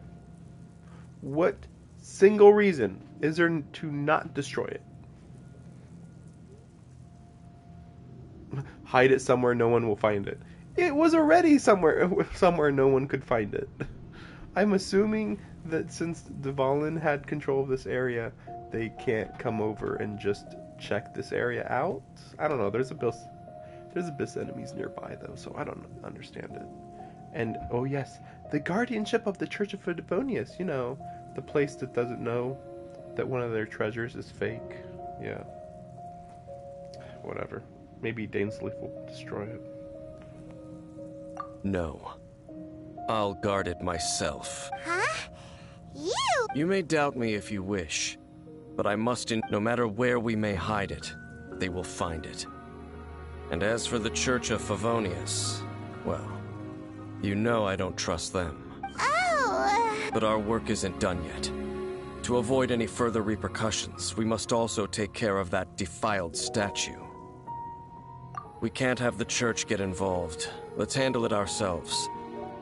As for what I mean by take care of it, naturally I mean to completely destroy it. Why don't they completely destroy this? I mean, destroy both, basically. Whatever. Destroy it? That's a statue of the Seven! As well as being a really important cultural relic, they're actually divine too! Well, good thing we didn't tell Barbara. Huh. Do the Seven really expect me to help them look after what belongs to them? Let's go back to those ruins and destroy the inverted statue. If we are lucky, we will also run into that Abyss Herald. I'm assuming that they moved the statue. I don't know why it had to stay there. I'll make sure it doesn't get away this time.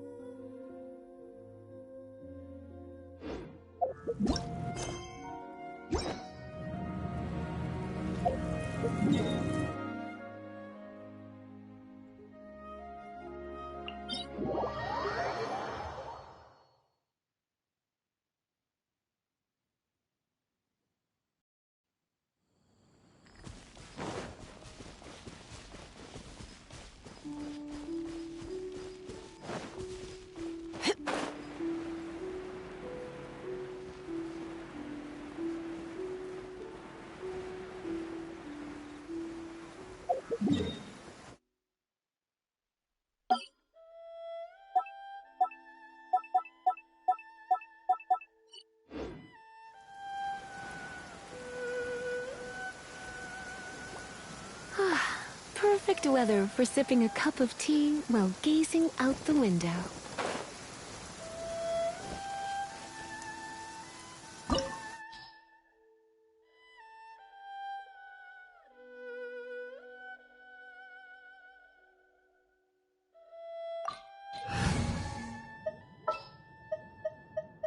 Make sure to keep up.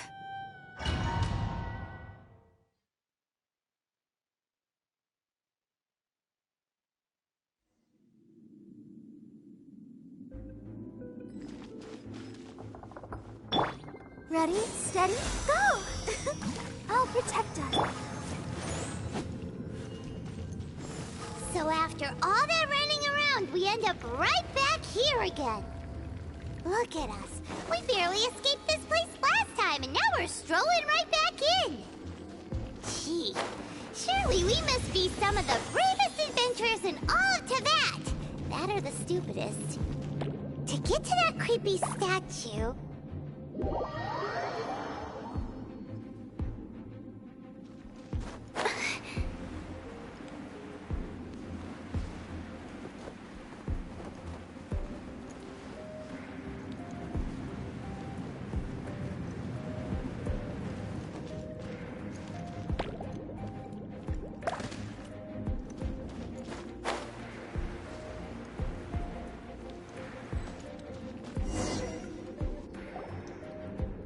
Looks like we're here. I can't believe we're actually gonna deal with this right now. Like, oh yeah, we just ran into it that one time and it seemed like one of the biggest plot points of all time, and you'd think that one, they'd hide this, and two, it'd be like one of the bigger plot points for later. Instead, we're just gonna deal with it now, I guess. Fine. An eerie, lifeless, dark chamber. I understand the evil aura you were describing earlier. Oh, such a... Be careful to not be overwhelmed by the power of the defiled statue. The Abyss Herald. It's here. You sense correctly. You are just as vexatious as ever, Dainsleif, enemy of the Abyss. I sense your soul is stained by terrible bloodshed, perhaps from your darkest nightmares, unless... Oh, and something far more dangerous. You reek of a corruption familiar to me. Then we are the same. We're both dangerous. But dangers from outside of the Abyss Order must be caught and caged. It is your words that forever reek of corruption.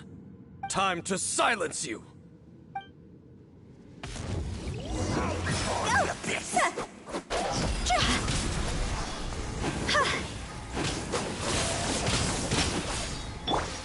Judgment!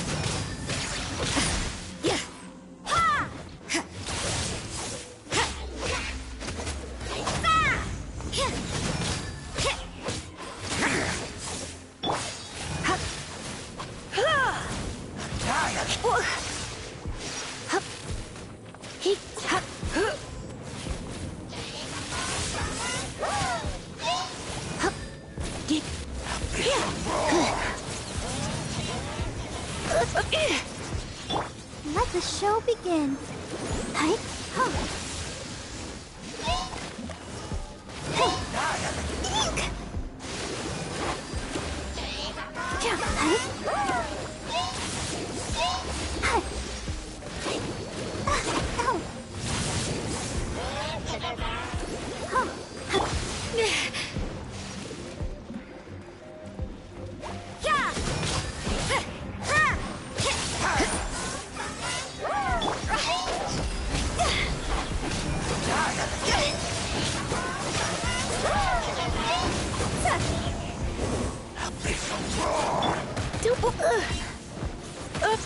Don't be such a brute.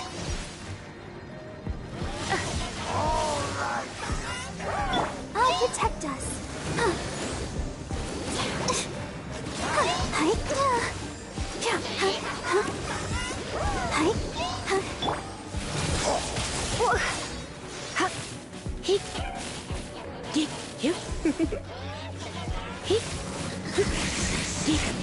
You're in for a little... The end is nigh. You can't run!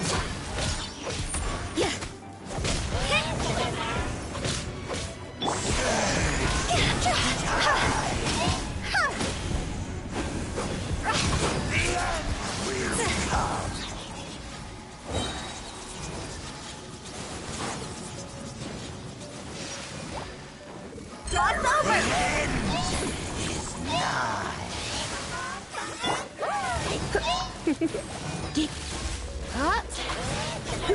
You're in for a little shock. Come a little closer.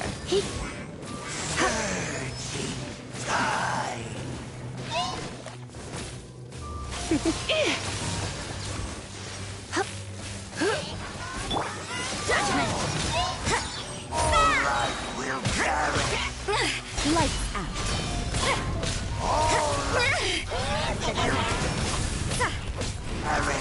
Let the show begin.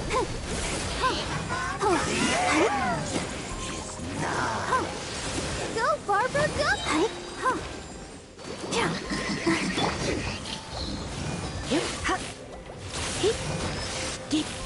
Come a little close.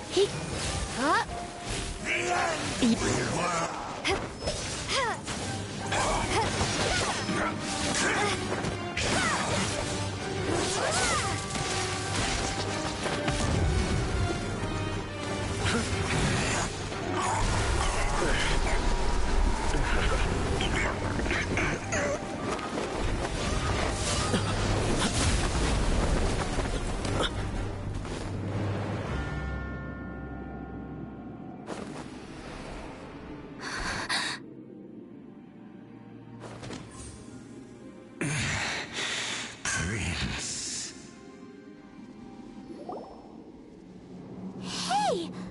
Could that be? Lumine.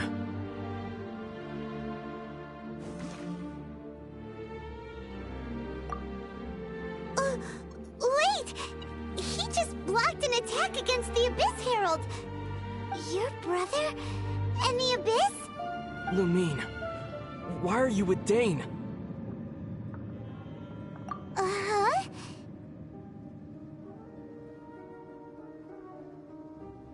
Your brother knows Dane?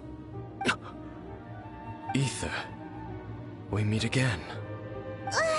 What's going on here? Dane knows him too? You shouldn't team up with this man. He is my enemy. Ether.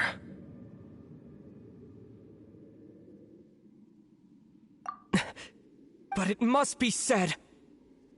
Don't try to stop me. Don't try to stop the Abyss.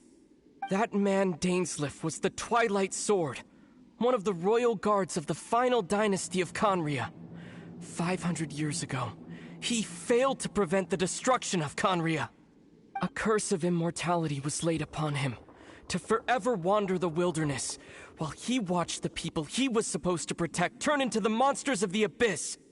You're saying Dane is from Conria?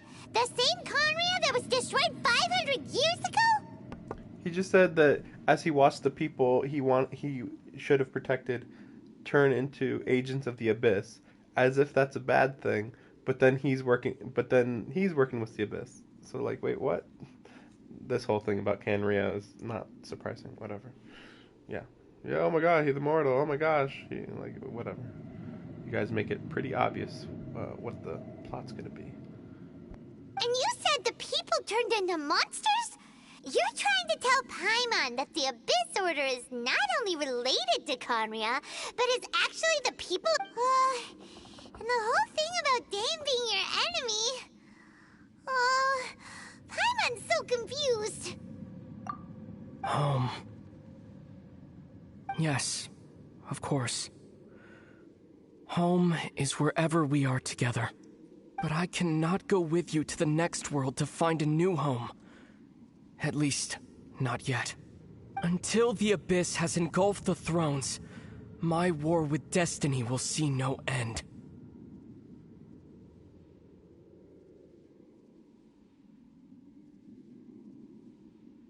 Can you mention about that one person who beat the crap out of both of us in the sky at the beginning of the game? Like, so many suspicious things going on. He doesn't seem brainwashed, so I'll give him that, but still very sketchy. Like, why is his, he's got these lights on him, like, why are they all white, but then yours are yellow? I don't know. I mean, if it's brainwashing, it seems like a very complex brainwashing. Listen to me, Lumine. I have already traveled through this world once. Once you reach the end of your journey as I did, you will see for yourself the true nature of this world.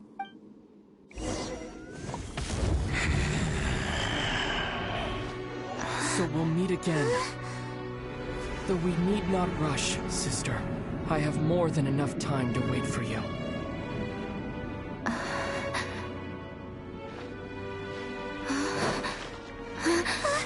We have always had enough time.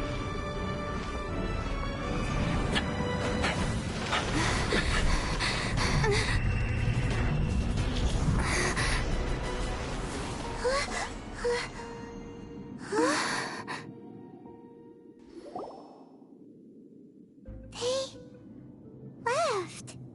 Oh, don't be too sad. We'll find them again. Look on the bright side. At least we got some really useful and really... You sure? At least now, as well as the 7, Dane is also a key part of finding your sibling too, right? That's right! By the way, what they said just now is all pretty confusing. Did you understand it at all? Oh, well then...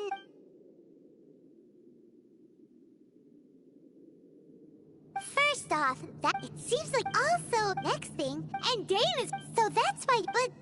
If the monsters of the Abyss are the same people... Also, how come after all this time we've spent searching for your brother... I feel like it turns out I he's on the understand side the of story Abyss? better than What's up with that? everybody in this scene right now.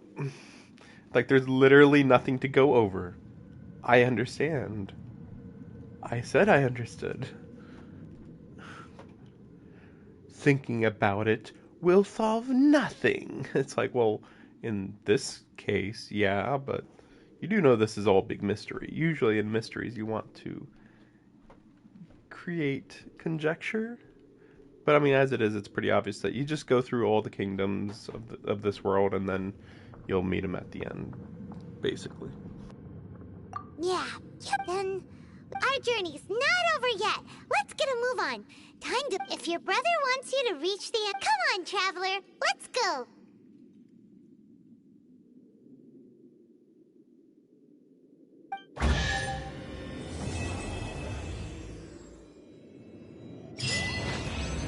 Oh, that's surprising that's the end, but I guess everybody who could have moved the story forward is gone, so okay.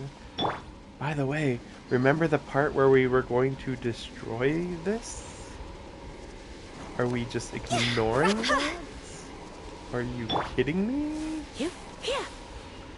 Or are they just assuming it's just gonna stay here, even though there's no reason why it would stay here? This is so important that Dainsleep actually should have stayed here and not ran after them. Like, he should have just stayed here and destroyed this. This is a much bigger problem than anything else. Whatever. Oh, I didn't get a treasure chest. Wow, it gave me basic nothing stuff. Okay. Maybe when we leave there'll be a cutscene. Nope. Maybe not. I was like, maybe there'll be something that takes it away, moves it, something. So I guess it does stay here. I did mention earlier that I thought it should stay here because it's so important. So I guess not too surprising. I'll be right back. I have to go to the bathroom and also maybe get something to eat. But yeah, that already took 1.5 to 2 hours to do. I mean, well, there was some teapot stuff, so I guess it's the teapot stuff. Legal talk for an hour.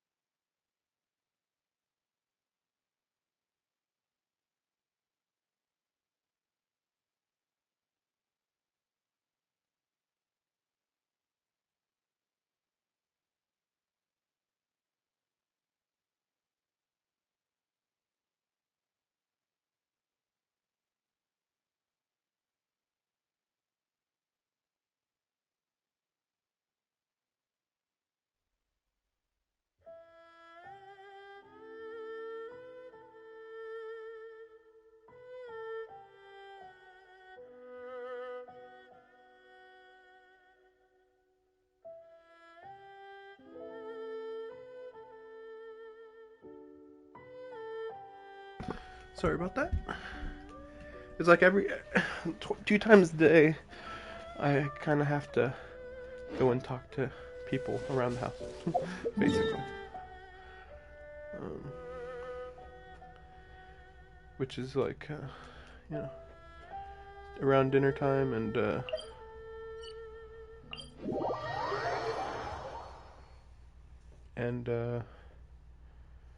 in the morning.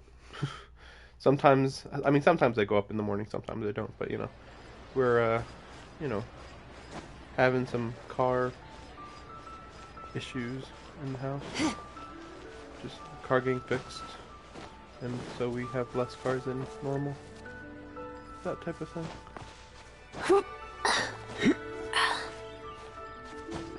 Not too big a deal, but you know, I think I was gone for like 20 minutes. It could have been longer. I don't want to even think about it. Like, oh, I was gone for 30 minutes. Like, oh my gosh. But, you know, I suppose it happens.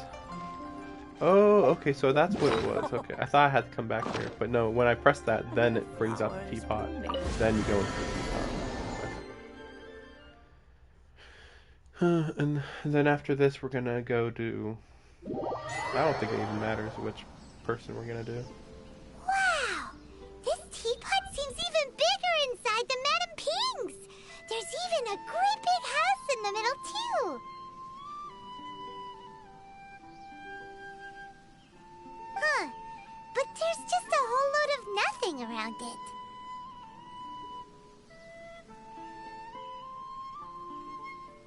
Hey! There's a perfectly good house right over there! Why should Paimon have to live in a hole in the ground? Still, why is it so empty here apart from that house? Oh, wait a...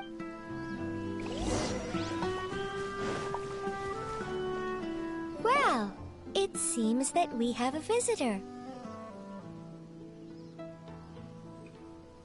Couldn't this have been like anyone or anything else? Like, what the heck? I think that the fact that it's blue also throws me off because then it makes me think it's like a penguin or something. I don't know. I mean, it's a big fat bird. It's just weird. I wish it was something else. I don't know. It's a huge finch! Excuse me, I am not a finch. I am a teapot spirit, and you may call me... hang on a moment. What am I supposed to be called again? Oh, call me. I suppose you may call me Tubby. Silly me, I thought that I could name it. I will not call you that bird. I will call you Bird. Bird. So you're the little helper Madame Ping mentioned? Madame Ping? Oh, you must mean Ping. Yes, she did summon me here. She told me much about you. You may leave all matters regarding the upkeep of this realm to me. Your journey may be far from over, but at least this way you will not want for a comfortable place to sleep each night. But doesn't this mean that we have to like put a teapot on some rock and hope that somebody doesn't knock it over, smash it, or something like that, right? Like how does this teapot work? Like, is it indestructible? But then they've also mentioned that if you move it, stuff inside the teapot will move also. Like what? Though it is the Adepti who create realms such as this, they generally do not have the time of day to attend to the banal matter of their maintenance. Thus, we teapot spirits were created to help guard their realms and manage their affairs. You may consider me a butler, if you will. Now, have you any blueprints on you? Specifically, blueprints with beautiful rooms, chairs, and the like. As long as you have a blueprint... Blueprints?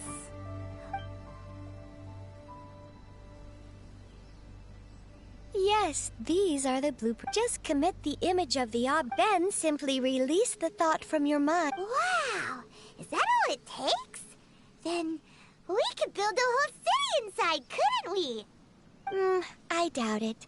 A golden-eyed Adeptus explained this to me at some point in the past.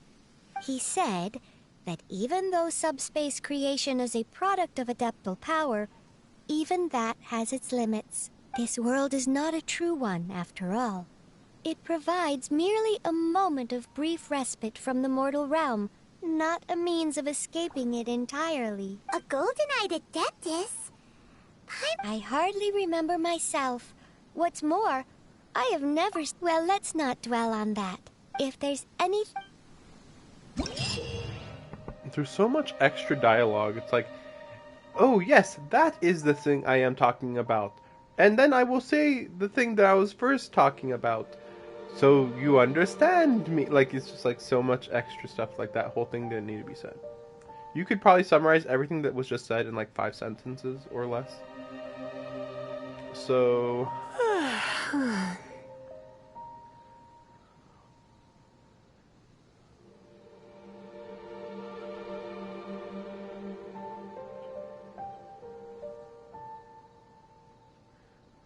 let's see. You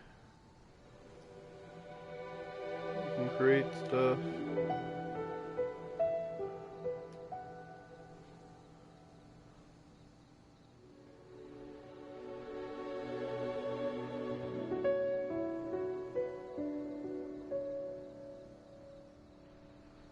Oh, realm currency, huh?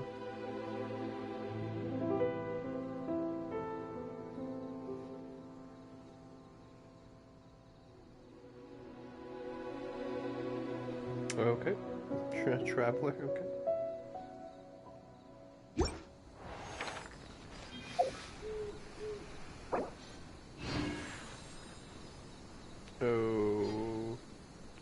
Okay. Really? Discrimination type stuff. Okay. I guess. So let's see what we got here.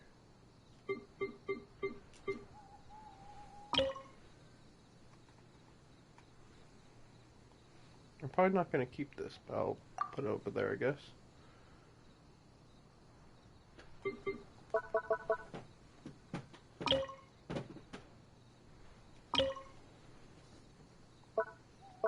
How can I tell what's even here? Because, like, when I was over at the... in here, I couldn't see anything or something. Whatever, we'll just see this. Gosh. Okay, there it is. Okay. Okay. Maybe you're not used to the place at the moment, but once you've materialized enough rooms and furniture through...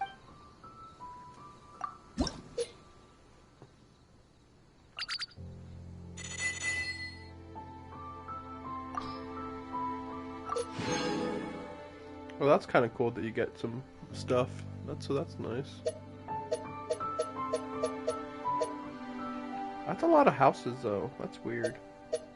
I'm also not a fan of most of these house designs. But we'll wait and see, I guess.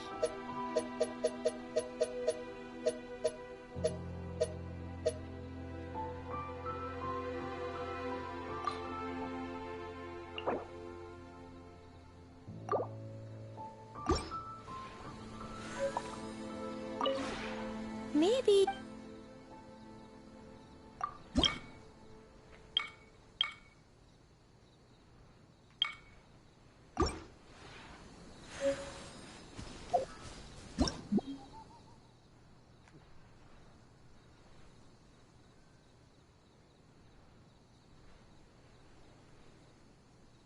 Wonder what that's about. Like, oh, so this is spring, summer, autumn, winter. Okay, okay. Interesting. Okay.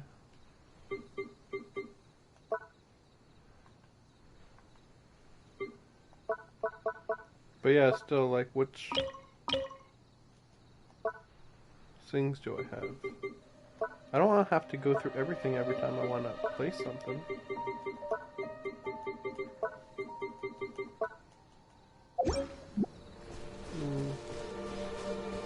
mean, they already placed the furniture. They're like, we're placing it, but it's right here.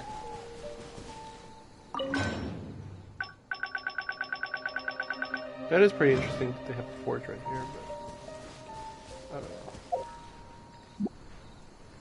Wait, so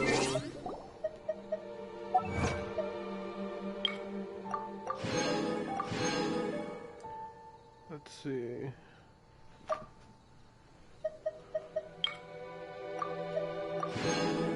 It's nearly time for afternoon tea.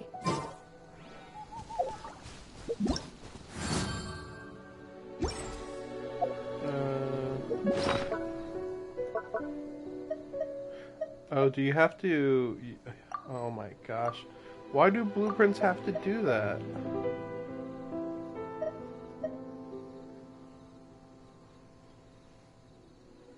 Okay.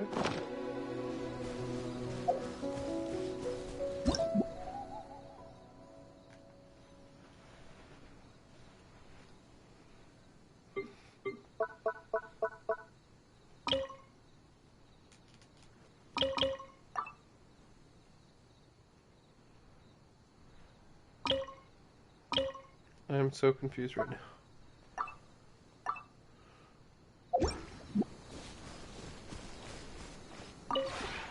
Maybe...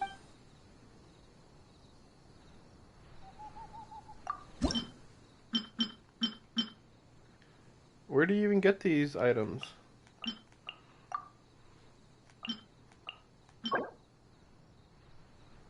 Is this new? I don't get it. Where do you get this stuff? So weird. I mean, I guess it's all new stuff, I guess. Okay. Oh. That's weird. Okay, I guess I'll make some of these.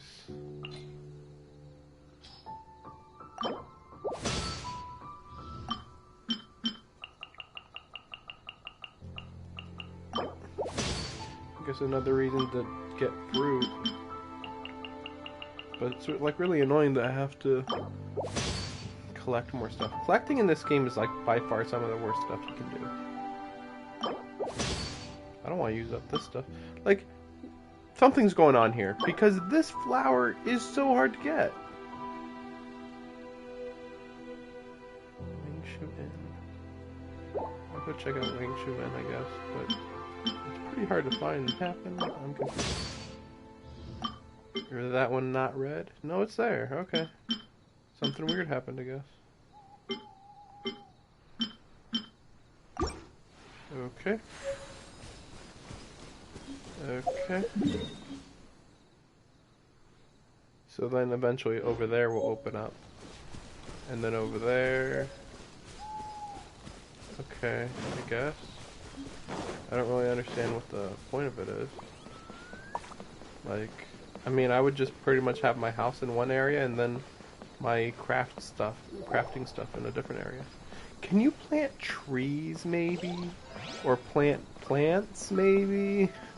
That would be nice, so I don't have to run around the overworld map to find all the stuff I need. So that'd be nice. And does this mansion actually exist now that I think about it? Like...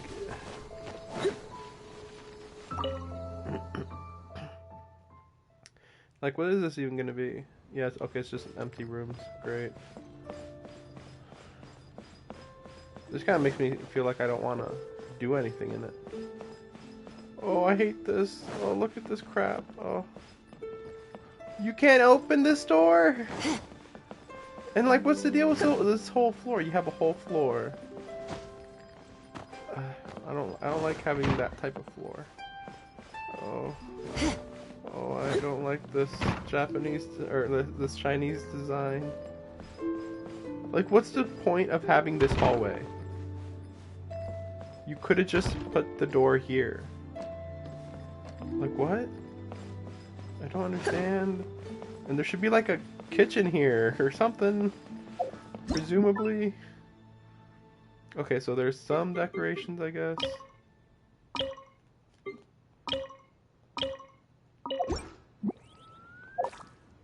Am I in the way? Is my camera in the way? Because it's sure acting like it is.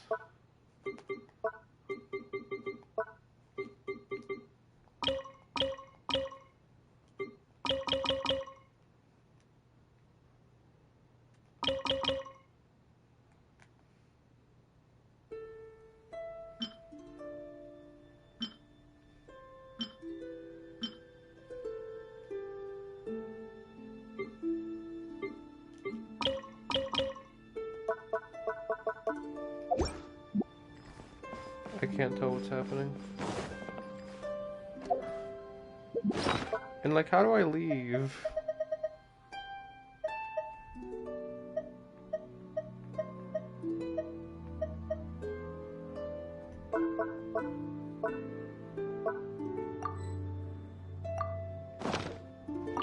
How do I leave?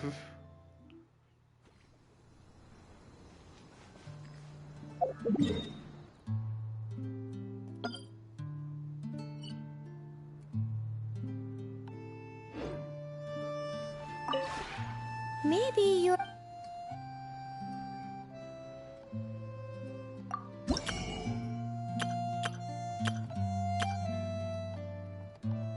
So I guess you can buy some stuff here.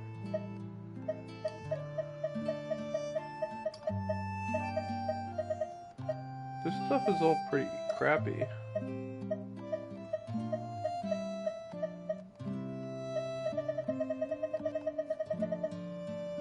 Like, it's not even like it gets better as it gets more expensive. I guess this would be kind of okay, but...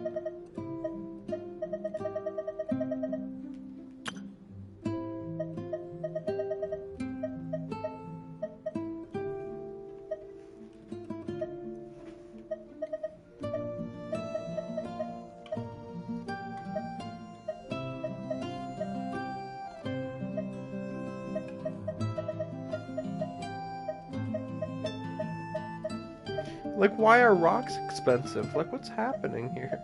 Like, they're... Oh, you want rocks? Oh, well, they're really expensive. Like, what's happening?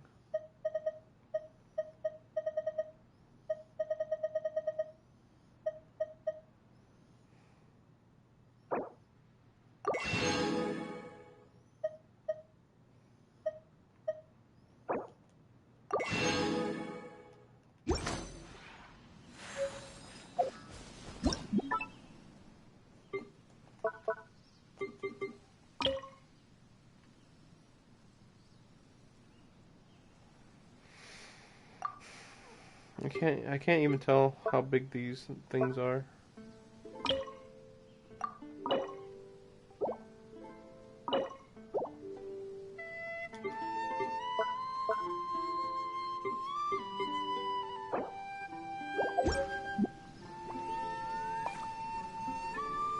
It's something, I guess. But do I have to go in here to collect my currency? I think I do.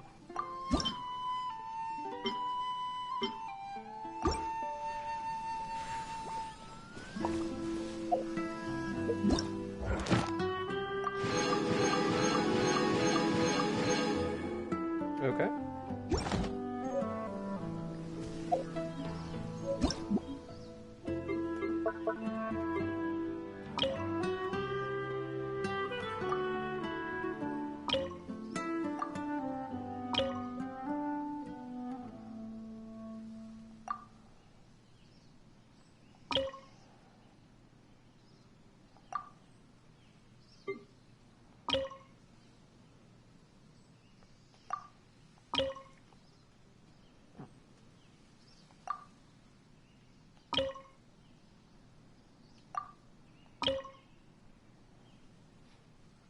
These are a little better.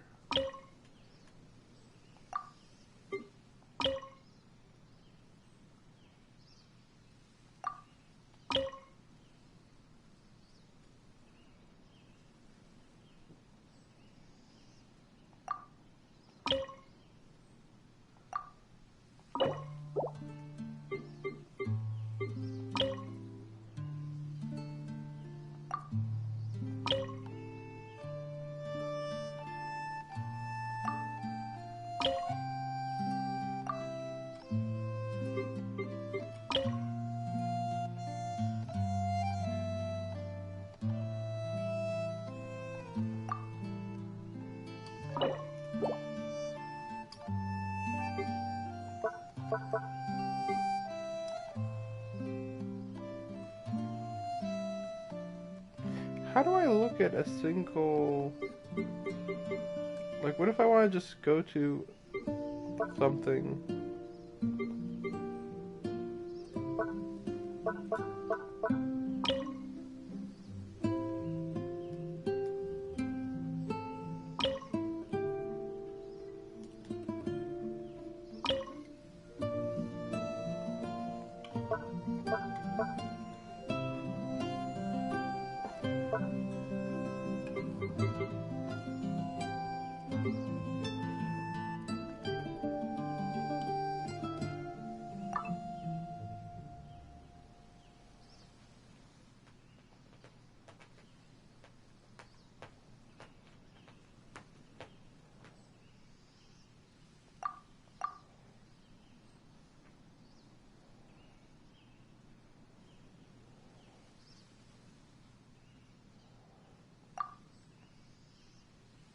I guess that's how you do it. Yeah. So I guess that's fine.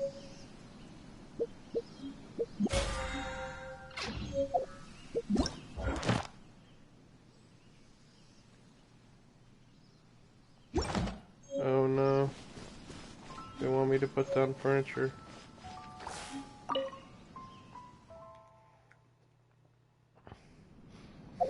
I mean, I guess I can just put some random stuff down, I guess.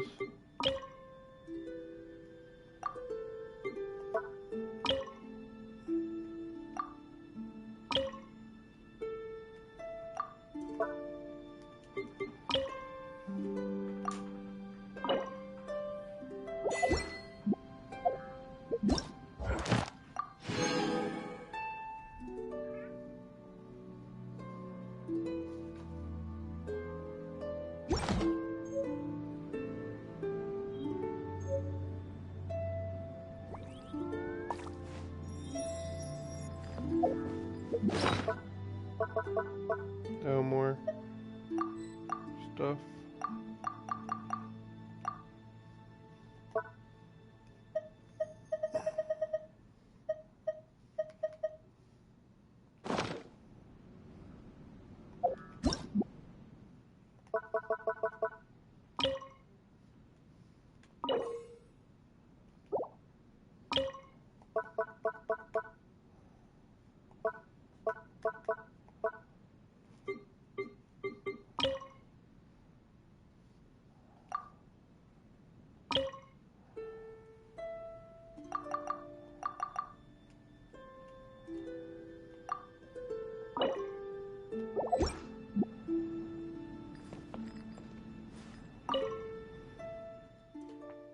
Still don't know how to leave, by the way.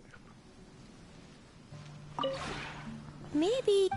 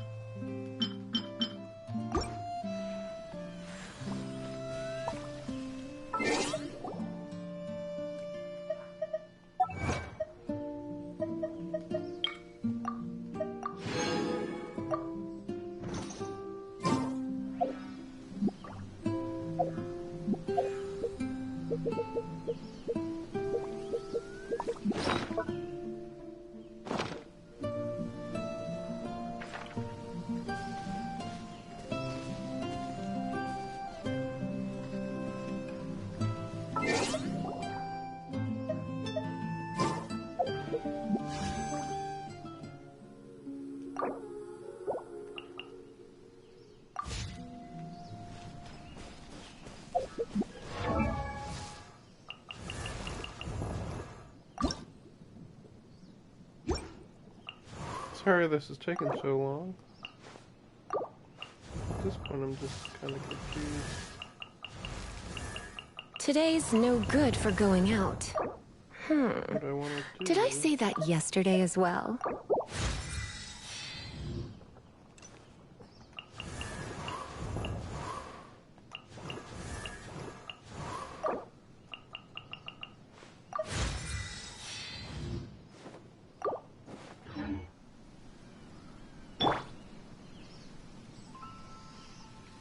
let's...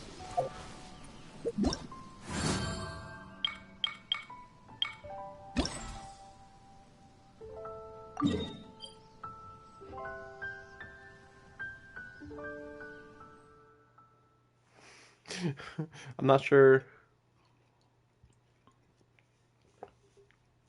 Maybe when I was in the map in there, maybe there's a button I can press or something. I don't know. Okay, so next we're going to... We'll do... Yeah, we'll do Muna. Why not?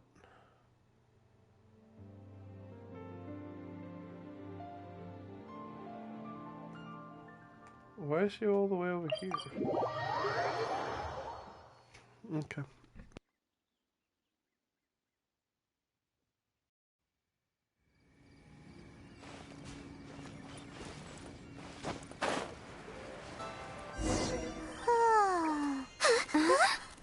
Finally.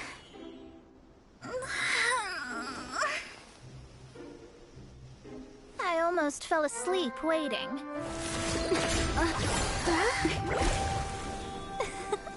As usual, my predictions are correct. You, yes you, come with me. Are you some sort of door-to-door fortune teller? Sorry, but we're not really interested.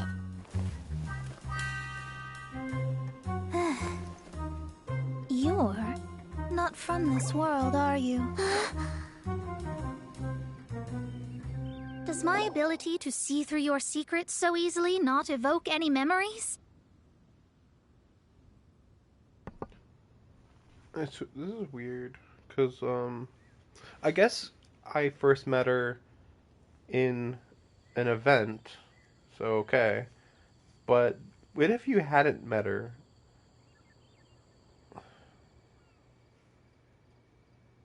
I don't know. Maybe you meet her in the main story and I'm just completely forgetting. Oh, Paimon remembers! You're that astrologist! That's right. It is I, astrologist Mona Magistus. This time, I would like you to come with me to Mondstadt to reclaim a box that belongs to my master. It was part of an agreement she made with a friend 50 years ago. But she isn't as spry as she used to be, so now it's up to me. Not sure what getting some box back has to do with us. Why do you need us to come along? Well, that's because I would also like to take on the Guardian of the Box.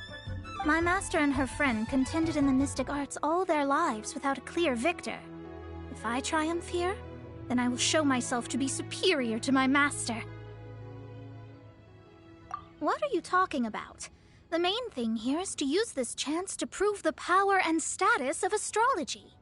Now, from my predictions, I know that my master's friend has left Mondstadt, leaving her successor as the current guardian of that box. Like me, that successor must also be one who has surpassed their teacher. I must not be careless. But I would prefer to assure my victory in this contest, and upon giving it some thought, you came to mind. The knowledge passed down to me from my master must be passed on in turn. If I were to bring my disciple to meet her, then the lead is already mine, no? And you are Mondstadt's great hero, my equal in status, so...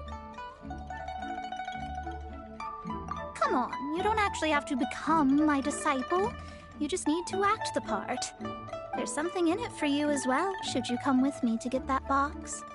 Once I meet that successor and have a chance to exchange knowledge with them, I should be able to read your fate more accurately. Then I will have answers for you, even regarding such distant and foggy matters as gods and kin. That does seem much faster than searching the land country by country. A wise decision. That said, I would like to pay a certain place a visit before we go. There is a small inn near Mount Tianheng that never sees a lot of business, even though its food is always great value for the money. The owner has always been good to me, so I'd like to say a farewell before I set off.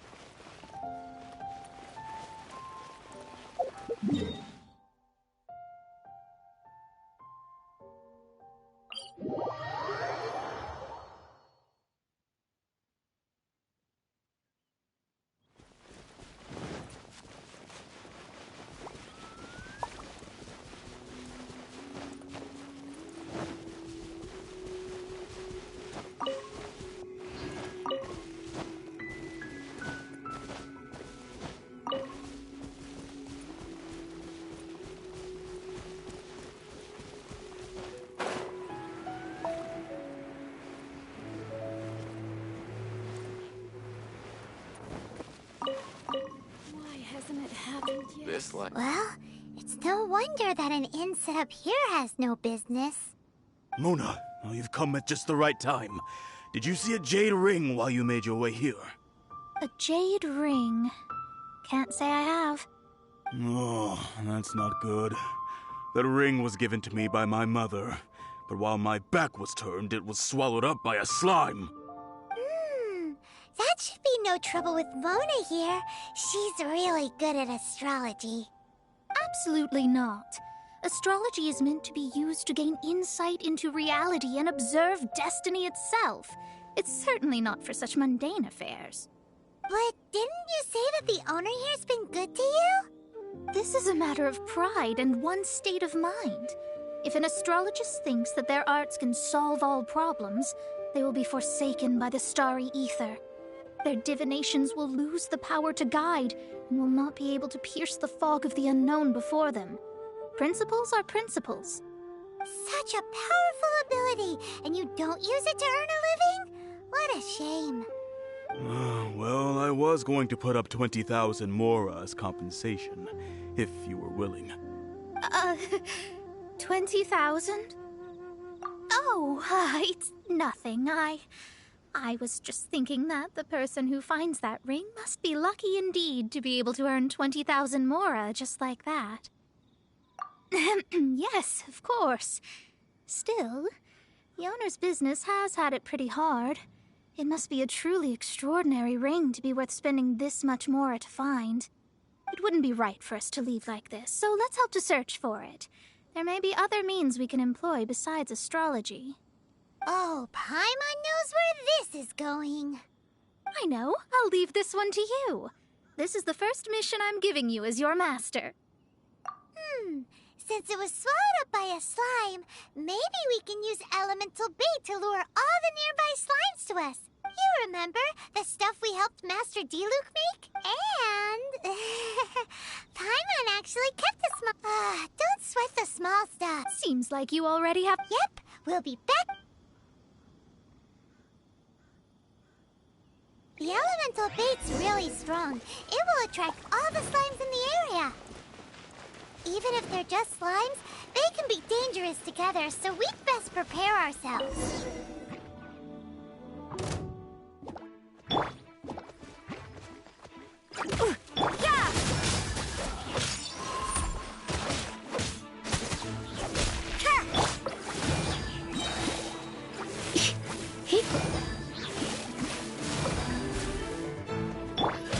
Judgment!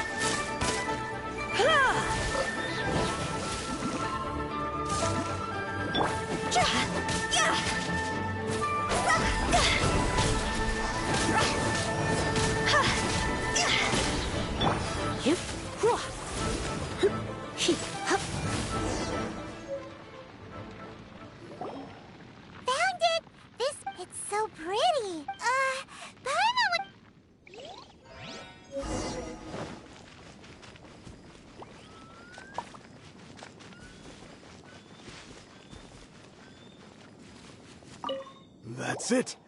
That's the one! I thought it was lost forever. You actually found it. Not bad. Mr. Zhu, you must take care of such precious things a bit better. You might not be so fortunate next time. You're absolutely right.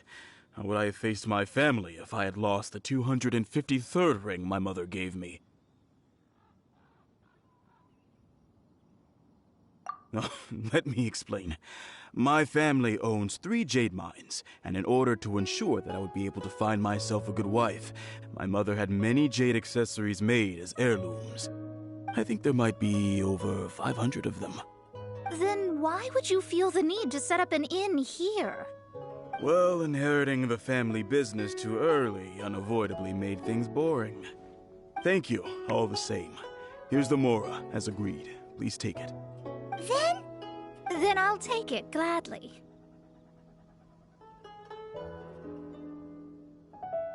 But we did all the work! A disciple should act like one. How can they steal their master's thunder? Exactly! Well, you need to start practicing now. If my rival is as smart as I think they are, they will figure you out in a heartbeat.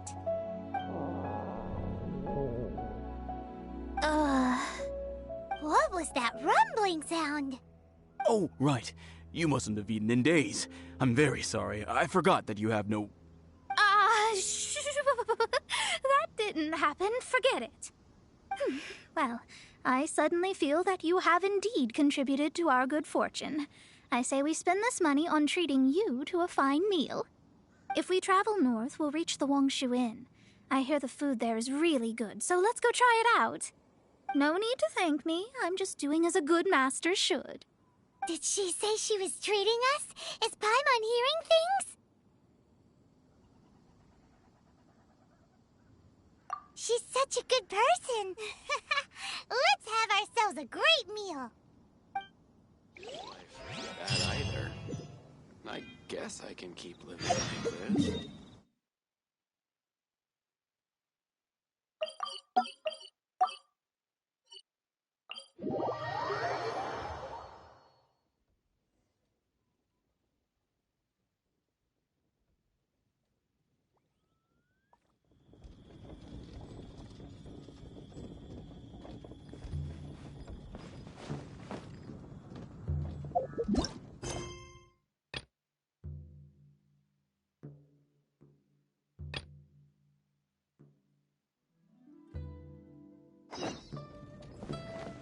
Could it be true?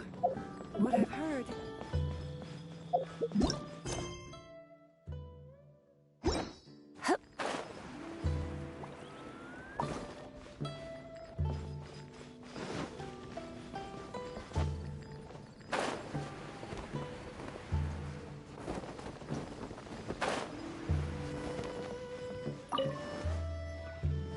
Since it's Mona's treat, we can order whatever we want, right? Of course. I am a most generous master, after all. But only if you can finish it all. Wasting food simply will not do. Excuse me, what would you like to order?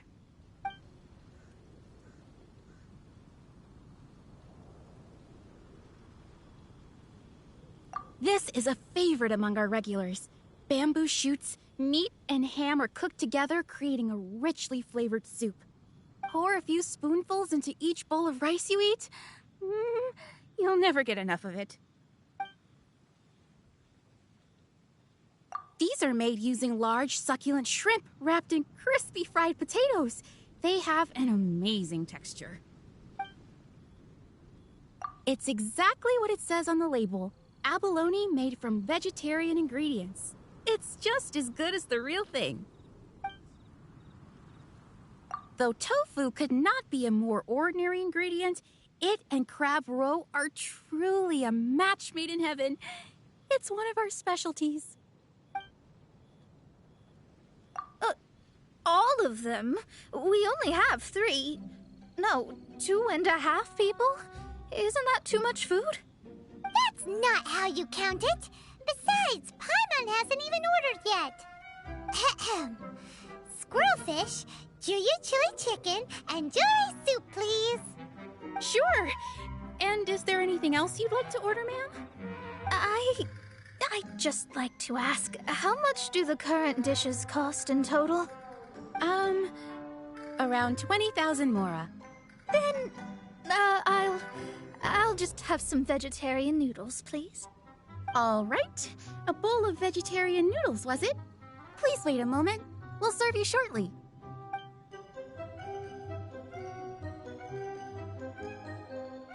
I've been thinking about something since we started eating. Is it because she actually doesn't have money? I heard that. I said I was treating. How could I be rattled by something as mundane as Mora? An astrologist's mind is set on studying the stars. Being so easily disturbed by such banal matters would hamper my judgment. Especially the act of overly gratifying oneself using Mora. It is both vulgar and dangerous. So, not eating the dishes we ordered is also part of an astrologist's pride?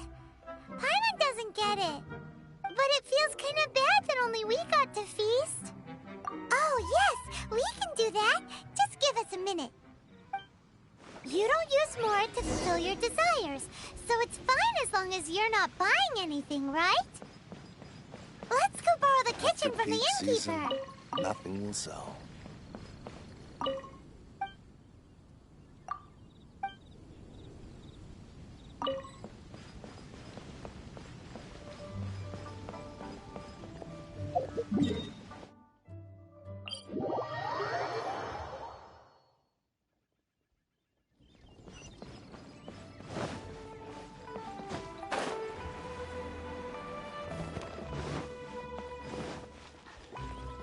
Hello. How may I help? We'd like to borrow the kitchen here. Ah, I see. In that case, sure. If I may add one more thing. You must be quite well versed in the art of cooking, yes? Talented indeed. From your clothes, you're most likely not from around these parts. But since you've come to Liyue, would you like to try making Liyue-style cuisine? I have a recipe for golden crab with me. It's crab meat that's been rolled in flour, deep fried, and then pan-fried together with ginger and garlic. When you finally plate up, the crab seems to be lying on gold. Golden crab. Golden crab! Golden crab! Then let's get to it with your skills in the kitchen.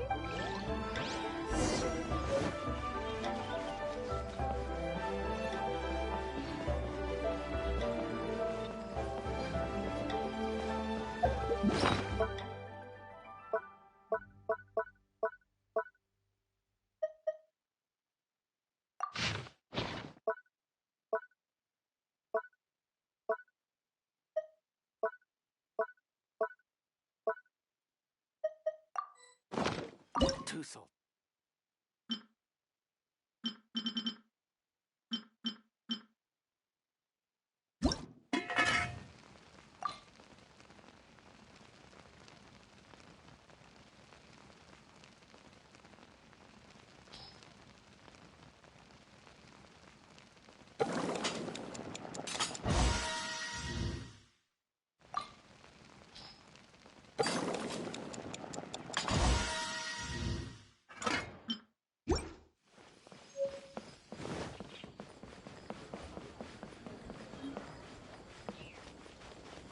Howdy.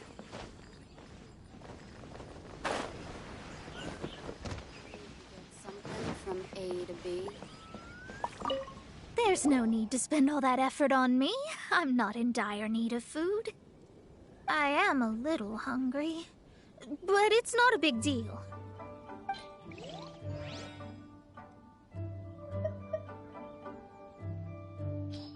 Season. Nothing will sell. This aroma is...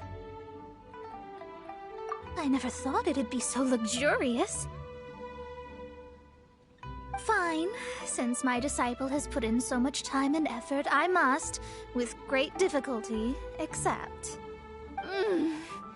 This golden crab is too delicious. I have never eaten anything this good in my life. I mean, I never knew that my disciple was this skilled. As your master, I am most comforted.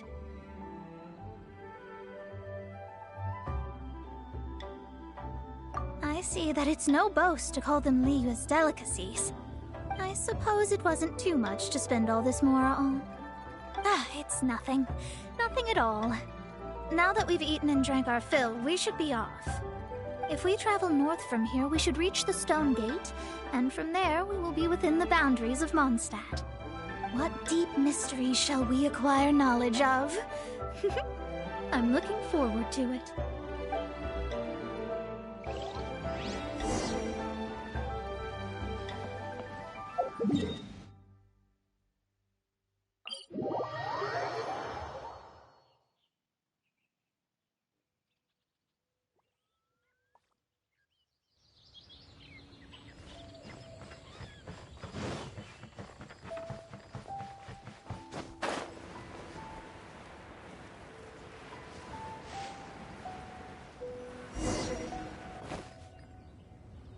Whew, that was tiring, but we're finally in Mondstadt. The quest to plumb the wondrous depths of knowledge is indeed arduous. Paimon's not tired. Ugh, that's because you float. Well, it doesn't look like an astrologist is all that amazing either. That's because you have too many unrealistic fantasies about astrology. Are you also resting your feet here? Who are you? Oh, my brothers and I are all merchants. We just finished doing business in Liyue, and we're preparing to head back to Mondstadt. You look rather tired. The cart we hired will be coming in a while. What say you to coming along for the ride?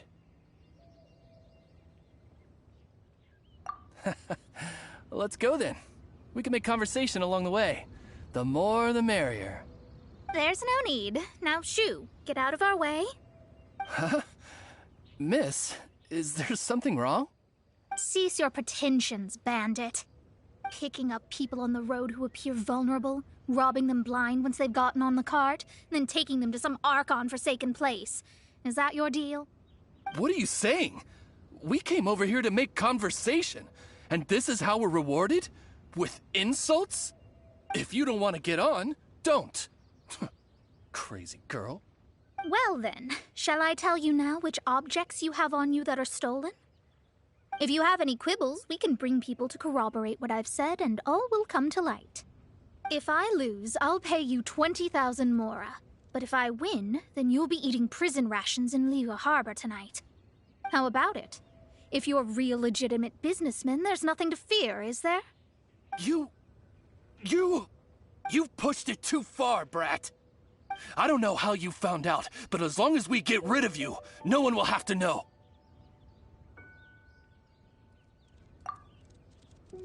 Don't fret, it's just a few bandits. You said earlier that there was nothing amazing about astrologists? Well then, this is a good time to show you what your master can do. Another test subject. Delve into... You're open! Let's spark things up a little.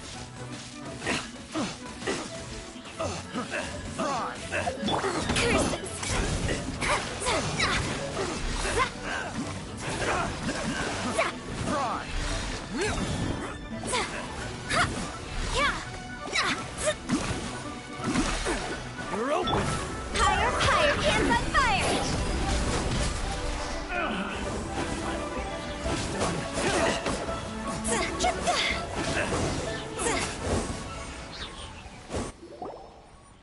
What did you think? Did that satisfy your expectations? Such things are elementary for an astrologist. Lies are worthless before astrology. Destiny and truth are written in the stars. Though it may take more time to garner the specifics, I can read the gist of a situation at a glance. But you did hit some bumps in the road. That's because Tivat's stars can only display the fates and truths of this world. Anything related to you becomes like a fog that even I cannot penetrate. That is why I must meet that successor. With our knowledge combined, I might be able to gain new insight into your fate. Whatever the case, you've got everything to gain from this trip. All right, I'm rested. Let's get this journey to Mondstadt over with. If only we had a cart. I thought you weren't tired.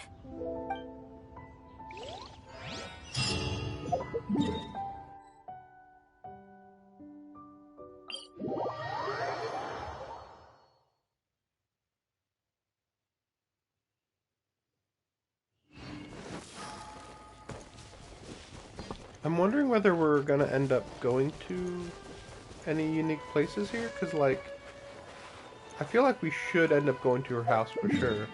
But I was also wondering about this location here, which has like a water seal on it over here.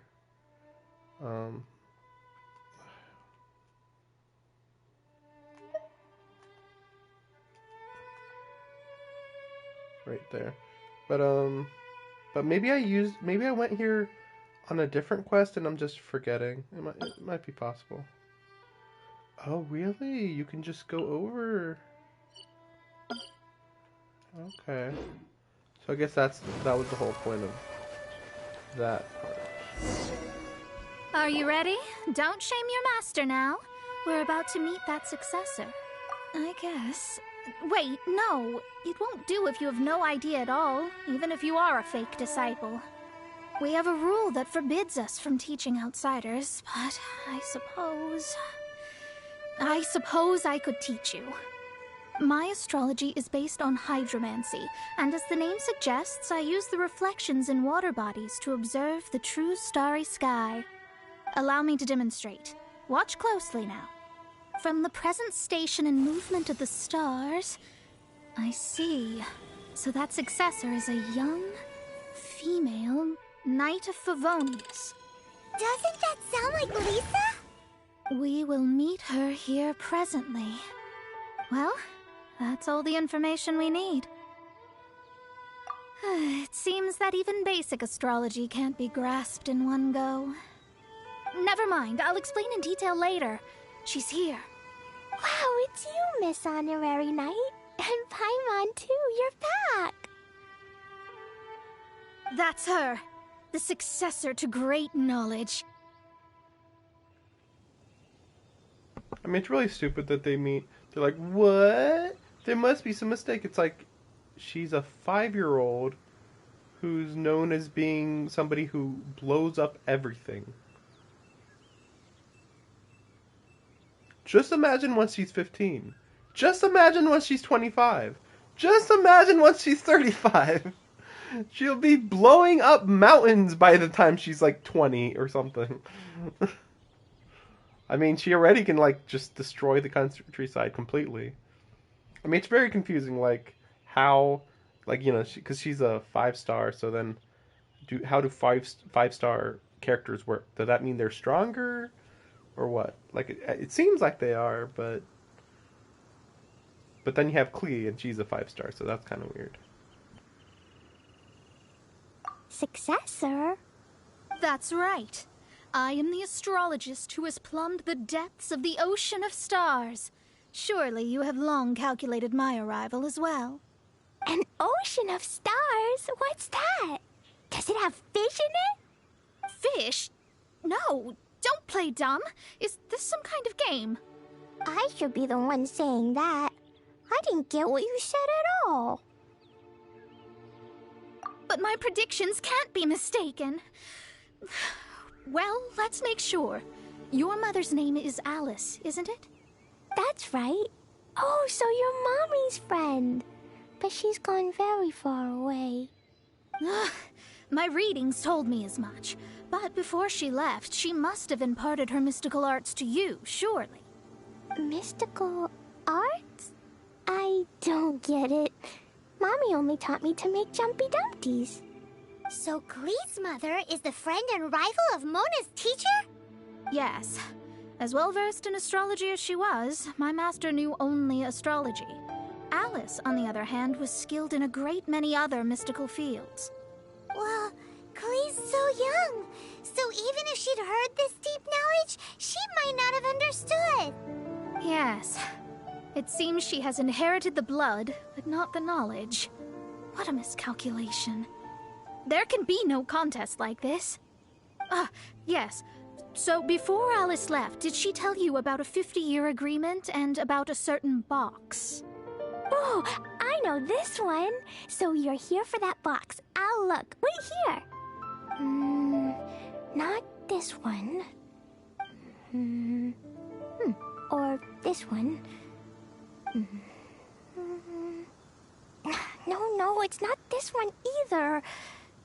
Ah, I remember now. I buried it together with my new treasure at Windrise. Wait for me. I'll be right back. Don't just run off! Don't you need the things in your pack? I'll help her pack these things back in. You go after her. Looking at how rash she is, I worry for the box.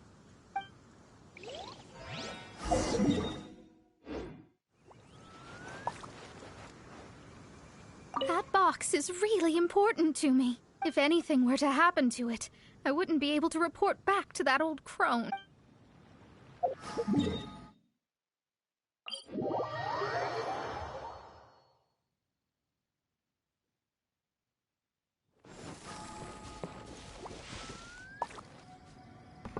I wanted to mention this earlier, but so I like Hu Tao a lot, but her lines are really annoying after a while.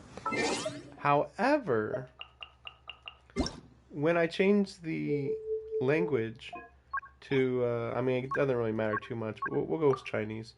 It improves, like, greatly. It's like... 不如去我那儿喝杯茶。 Though, maybe Chinese. Maybe... try to remember if it's Chinese or Japanese. Let me check here. 大球球病了，二球球巧，三球球菜要，四球球熬。 I mean, that's pretty good, but actually it's even better in Japanese. Like, the English version is like... it's not picking up quite the right mood, I guess.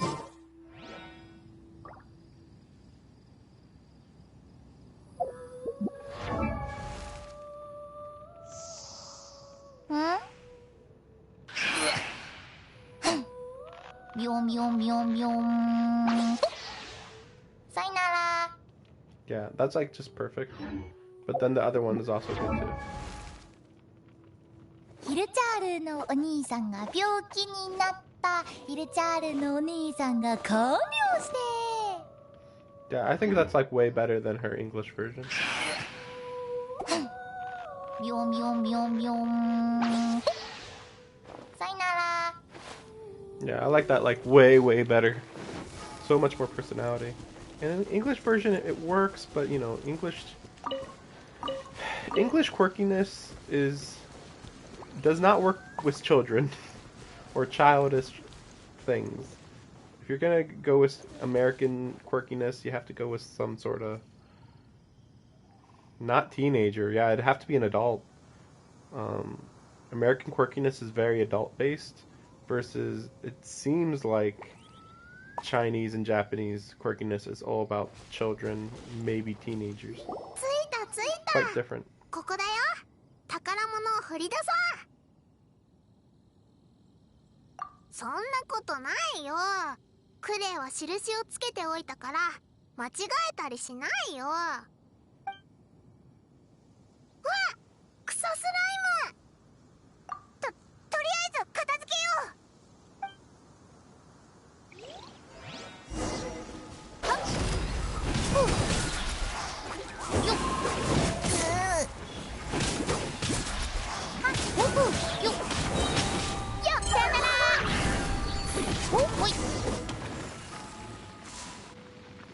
あったあった。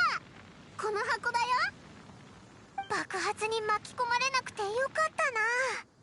回収完了。あのお姉ちゃんに返そう。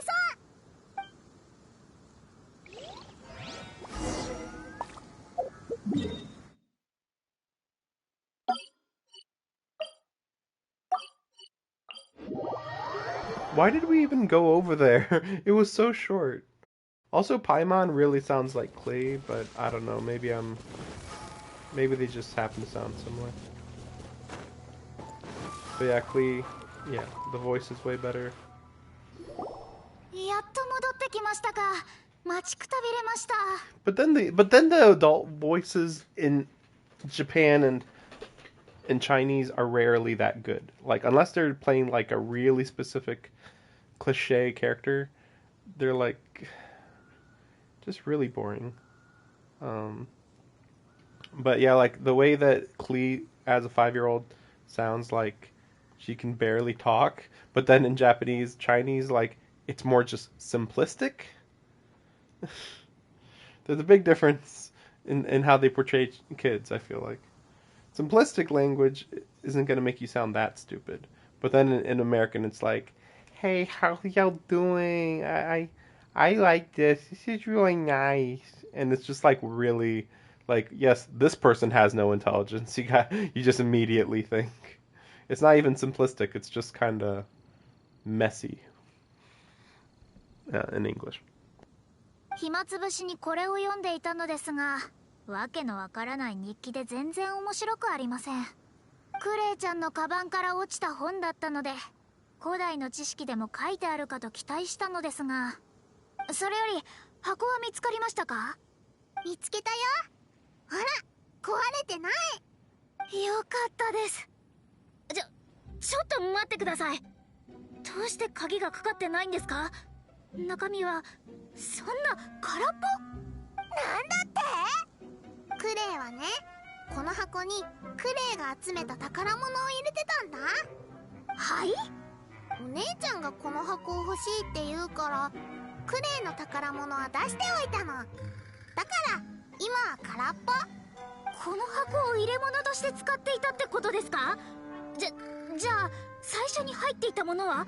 それが欲しいんです。あれ？箱に入ってたものが欲しかったの？ならそう教えてくれたらよかったのに。まさか壊してないですよね？大丈夫、壊してないよ。もともと入ってたものはお姉ちゃんが今手に持ってる本だよ。そんな、この本、この日記って、おばばが、50年前のおばばが書いた日記？ 50 年が過ぎた今、少女時代の黒歴史を回収するつもりだったということですか？しまった。通りで何があっても中は見ちゃいけない。見たらおしまいだっておばばが言っていたわけです。クレイ、またトラブル起こしちゃった？だって箱が欲しいって言ったのはお姉ちゃんだもん。中身の話をしなかったから。クレイ、何も知らないよ。先に帰るね。いや、でもモナが日記を見たことさえ言わなければ師匠に知られる心配もないだろう？それは無理です。先生術の前で嘘は通じません。あなたたちも経験したでしょ？はあ、全財産を使ってモンドまで来たのに、知識を得るどころか戻れなくなるなんてどうすればいいんですか？さすがにかわいそうだな。そうだ、本の内容を全部忘れた頃に戻ったらどうだ？そう簡単に忘れられませんよ。それにモンドに残りたくとも。そう、違います。あなた本当に空気読まない人ですね。仕方ないだろう。それがもう言わないでください。こうなったらしょうがありません。決めました。しばしモンドに滞在することにします。おばばが天寿を全うすれば私も自由の身になれます。ですが先生術の研究はどうしましょう？いや、まず住むところを探さないといけませんね。それなら冒険者協会のキャサリン。冒険者協会？そうですね。依頼をこなせばあれがもらえますからね。ありがとうございます。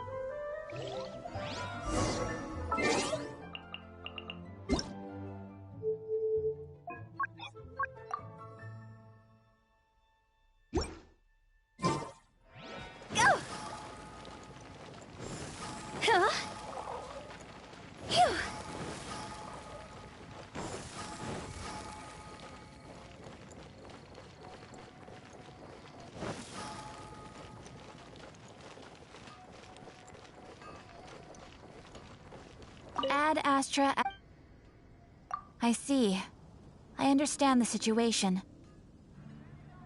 There is a magic laboratory in Mondstadt that has been sealed by some unknown person.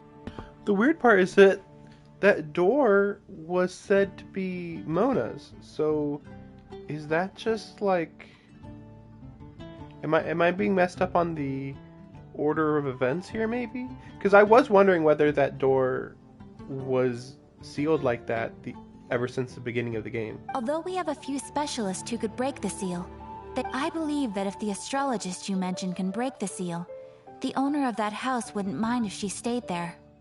All right, then. But like, I always assume, yeah, it's weird because like at the beginning of the game when I first started playing, like I didn't play at the very, very beginning, but pretty close. I didn't remember seeing this door here. So it was weird when I would go by there and it was like, oh, that's Mona's place. So I guess they just assumed everybody had played it, I guess. I guess. It's very weird. Which also, wait, well, that just confuses me more though about the beginning of this mission when it was like, oh, well, you know who Mona is already. And it's like, well, again, was Mona in the main story? I don't remember her being in the main story. Just pick up these real quick. But yeah, at the beginning of the game, I don't think that this was marked.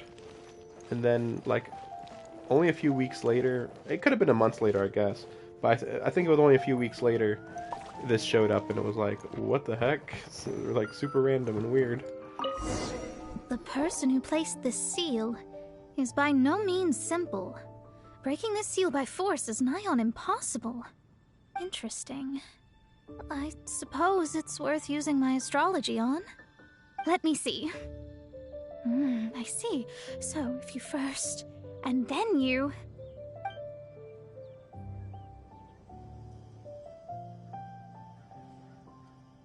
Alright, it's open. Holy moly, that's amazing! Now we just need to go back to Catherine and you'll be able to stay here. No need, no need. You have my utmost thanks. You are? Oh, I'm Goth, the owner of this house.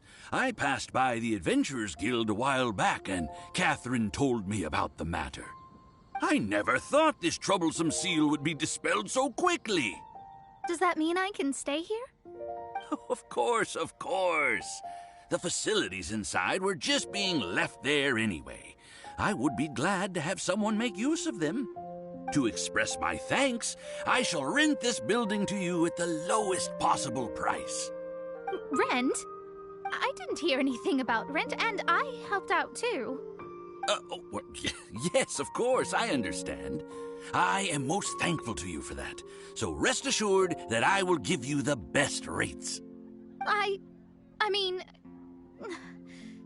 Paimon thinks Mona's misunderstood something, but... She didn't misunderstand anything. She literally went over to the person and she was told, you can stay there if you can open up the seal. And now they're like, okay, yeah, you can stay here. Just give me money. And it's like, well, isn't this normal? Like, what? It's like, because I think the problem is that Mona just doesn't make money at all. It's like a realistic witch, kind of. Like, ooh, I go around and helping people. But, like, in all the anime, like, they never ask for money. Therefore, how do they eat and live if they're not asking for money? I think sometimes they're made out to be immortal, so they don't need to eat or sleep or something like that. But, you know, it's a magical way to look at it. But then it's like, why? Where's my money? I need money to eat. Oh my gosh. I mean, it's obvious that it's the best option. But even if it's the lowest rate... there isn't electricity running here. The only thing that could be here would be a working bathroom. That's it. Oh, just a working bathroom, and you have to pay for property tax. So it could still be expensive. Like property tax in, like, let's say New York City would be very expensive, and this is practically New York City of this world because they don't have many big cities at all. I guess I don't have any other choice. I'll rent this place. Great! Then we are agreed. I will go prepare the documentation. Please wait here. Thanks for your help. Also, well, I'm very sorry, but I won't be able to do what I agreed to help you with just yet. Without the necessary tools and without new knowledge, it will take me some time to see your destiny clearly. But I promise that I'll do a reading for you first thing once I'm ready. Yes, I don't really know what to do, but I'll do my best. I wish you both safe travels. As for me, I need to think of the future as well. How is she gonna make a living if she doesn't use astrology to make money? Maybe we should come back and check on her once in a while. It would really be bad if she fainted from hunger in there.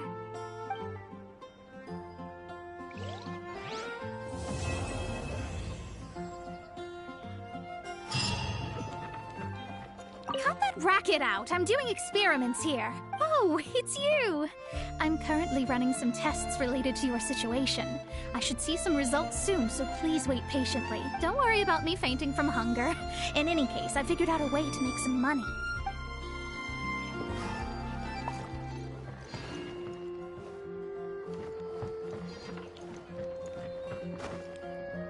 So it just shows up once? And also, yeah, now the seal's gone, so like, wait, what? This is kind of weird. Okay. Problem solved, I guess. But now it just looks like any other house. So it was actually kind of nicer when it had a blue door. That would have been nice to just be like, oh yeah, they mark every door with every main character that matters, you know? But no. We're just generic whatever people. Let's see, so who can I level up? I guess just June is all I'm leveling up right now. Oh yeah, Yanfei. It's kind of weird, because like I already have Hu Tao, so I don't really want to put more into her. Also, stupid. Really stupid. So to level her up, you need this freaking crap. I gotta go fight the Primo Giova shape. Even though there's a fire plant boss. Why can't I just get that stuff from that thing? Like every new fire guy needs the Giova shape guy. The Giova shape boss. Like what's going on here? I feel like they're just messing up or something. Oh, also I noticed that at the beginning when I got Rosaria, she didn't have any dialogue, and then a week or two ago, her dialogue came in. So I don't know if it was a bug or they were just taking a while to put it in the game. It was kind of weird. I'm just wondering if that's like normal for new characters, because I don't normally get characters when they're brand new. But then with Hu Tao, I did get her brand new, and she did have all her dialogue. Though it was very limited, because I think there's only 3 things she says, and I was hoping for more dialogue, and she doesn't get more dialogue, so I don't know.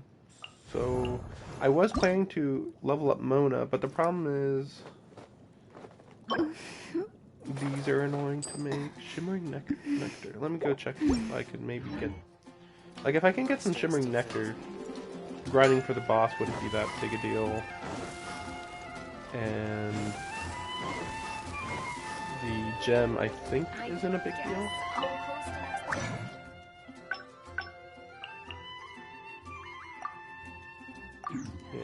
Yeah, also I noticed this. Like, these would have been nice, like, if you could just make these every day. Oh, I don't have time to do it. I'll just make these into a gem. Nope. They don't let you. Oh, also, they have resonance stones, which is pretty funny. I already finished this, so I don't need them anymore. But it's just kind of funny that that you can, that they have them there. Right after I just got done finding the rest of it. I got a bit lucky when I found them all. So we're looking for this. So I can make 10, but how many do I need? I need a bit more. so I'll wait a bit more. But yeah, I heard that she could actually be pretty good offensively, but I might have to do something about her artifacts. Yeah, I don't know why I gave her healing stuff, but let me check. Is there anything even elemental mastery maybe?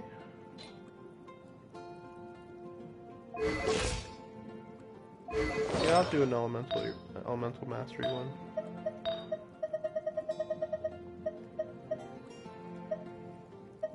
But like, I don't know if I should increase her crit damage or HP.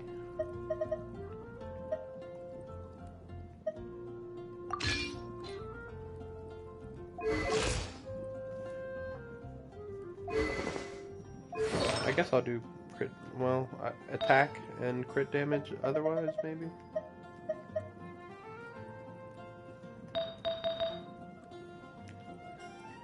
So this is Wanderer's Troop.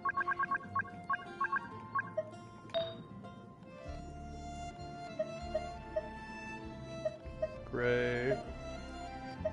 Well, I guess I can get Elemental Mastery up.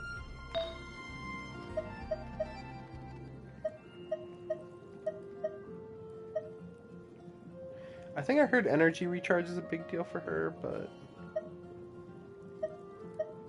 Elemental Mastery. And then attack, yeah.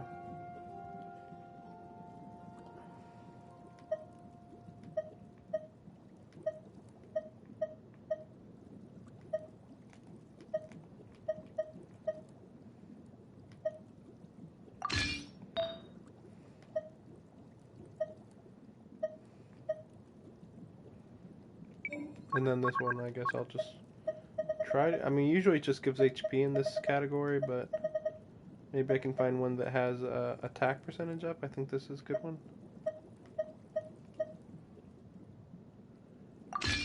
I don't know. There is an idea. We'll see how that works, and I'll level it up later or whatever. I'll post an expedition at the Adventurers Guild. It's so weird. So now I have...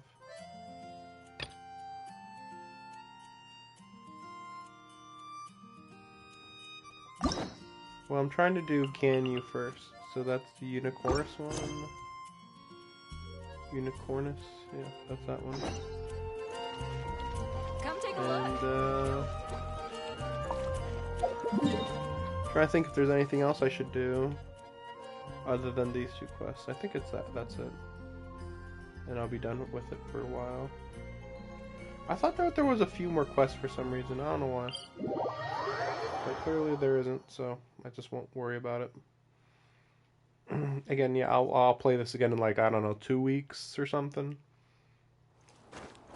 Because I got so many other games that I want to prioritize, and this is such a grindy game. Like, hopefully after 2 weeks I'll have one character at level 80, but I don't know, like, killing bosses is easy. With the wind. Now, but there's so annoying stuff. There's so much annoying stuff. I don't know. It's shocking how much work there is to do. Collecting materials can be really annoying too, but it just depends on the material. Some materials are way easier to find than others. And she's been handling it alone all along. The Qixing secretary clearly isn't an ordinary person. It's so frustrating. Huh? You're... Aren't you Ningguang's servants? How come you're here? We are Miss Ningguang's private secretaries, not servants. Have you seen this Ganyu traveler? It has been several days since Ganyu left for Joyun Karst. She's the general secretary of the Liyue Qixing. We've only taken over her responsibilities until she gets back. Even though the Qixing have made peace with the Adepti after the latter had denounced Liyue, they still want to pay their respects to the Illuminated Ones. They commissioned Ganyu as their envoy to deliver a letter to Joyun Karst and bring the Adepti the latest news about the crisis. Still, Ganyu should have been back to her usual responsibilities by now, but she's disappeared without a trace. Is that so? Maybe Ganyu just took a little detour. Who can blame her after working so hard? I'm afraid it's not very likely. Ever since we met Ms. Ganyu, she's been nothing but the most conscientious person in all of Liyue. Even when it's time for her annual leave, Ms. Ganyu stays on duty at Yue High Pavilion saying there is still so much to do. She couldn't possibly be using her mission as an excuse to slack off. Oh, Paimon sees how it is. But she's half Adeptus. She wouldn't get in trouble, right? Why do you look so upset? It's because of this absurd workload of hers. When we first heard the three of us would be taking over for Miss Ganyu, we thought it would simply be a matter of changing our work environment. We couldn't have imagined that Miss Ganyu's daily workload far exceeds what the three of us are used to doing. We don't even know how long we've been working. We feel guilty for taking even a short breather like we are now. Looks like you got a serious emergency on your hands. Speaking of Julian Karst, Traveler, I've heard that you can go in and out of there as you please. Of course! We've been there lots of times. Ah, that's good news. Could you go to Julian Karst and find Miss Ganyu for us?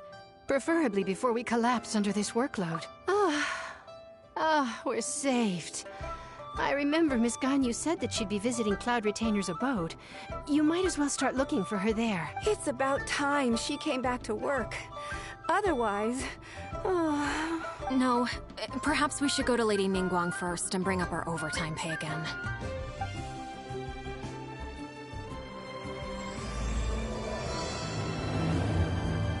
So Ganyu left to visit Cloud Retainer. Doesn't she live in Mel Outso? We should hurry up. Paimon hopes we can find her there.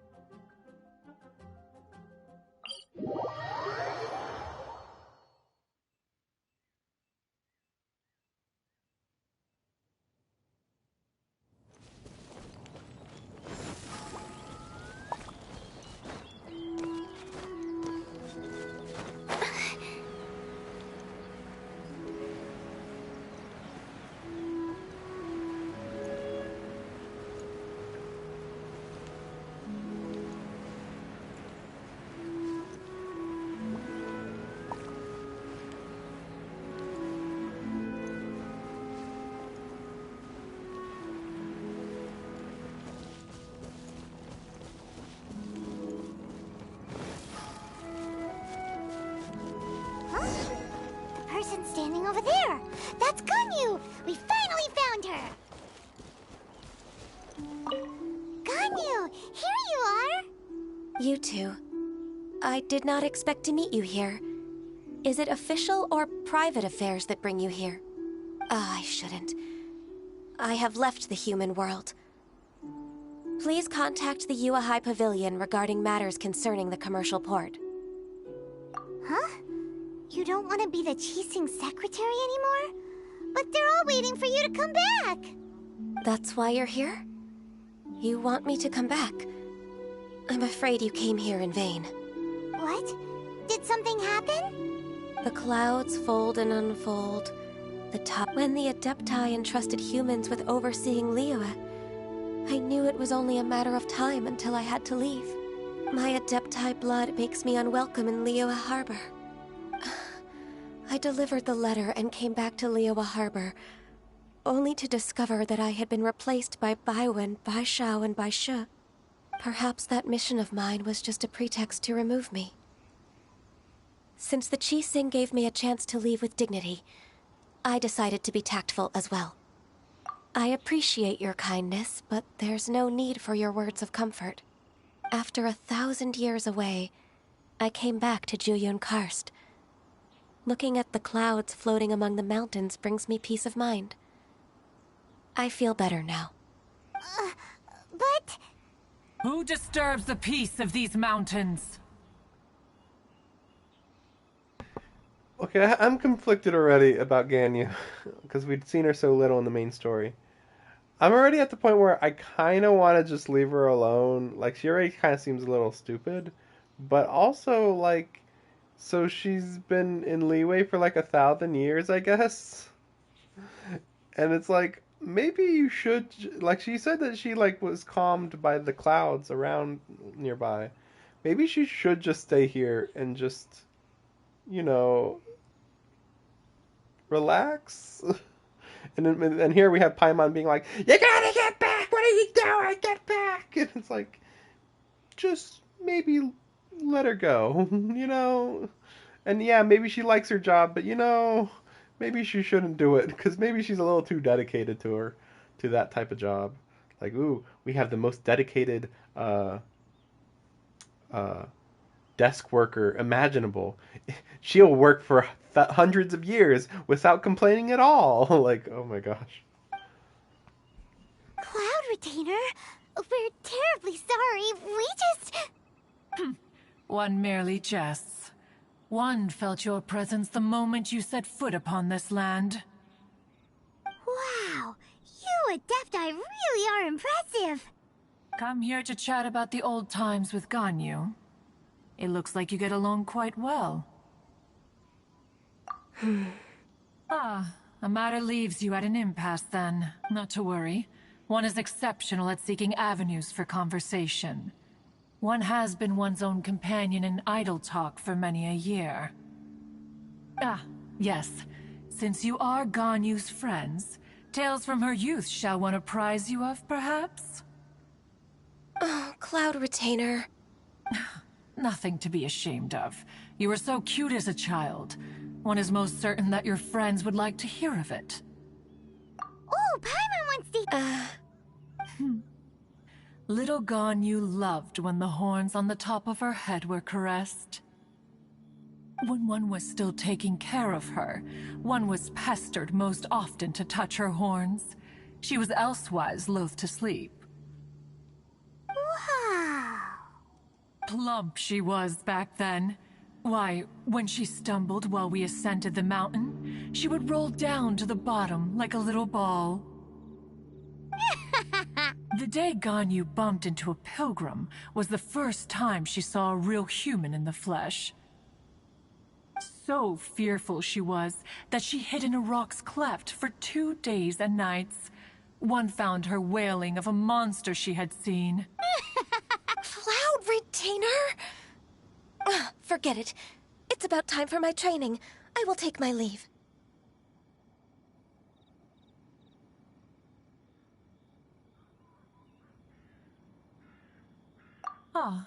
One's intention was merely to relieve the awkward tension. And you did the exact opposite. Impressive. Be that so? But returning to Ganyu, most gladdened one is of your arrival. One cannot help but feel that remaining in Jueyun Karst shall not be good for her. I wish that these Adepti would actually have human forms. Like, yeah, sometimes they have the animal forms, but sometimes they turn human too. Because it's really confusing. Like, at one point I would have thought, oh, all the Adepti are animals. Because, like, they're so distant from being human. But then you have, I forget, the guy who has the mask and the wind power, and he's all about revenge or karma or whatever.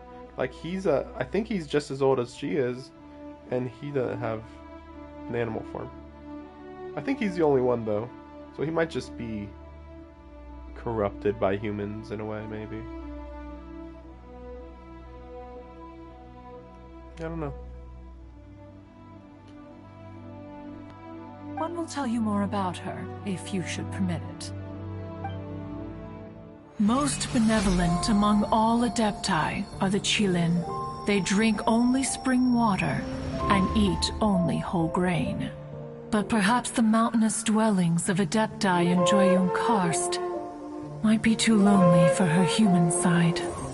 Under moonlight did one see her last. She stood by the precipice's edge, and upon the mist-veiled mountains she gazed.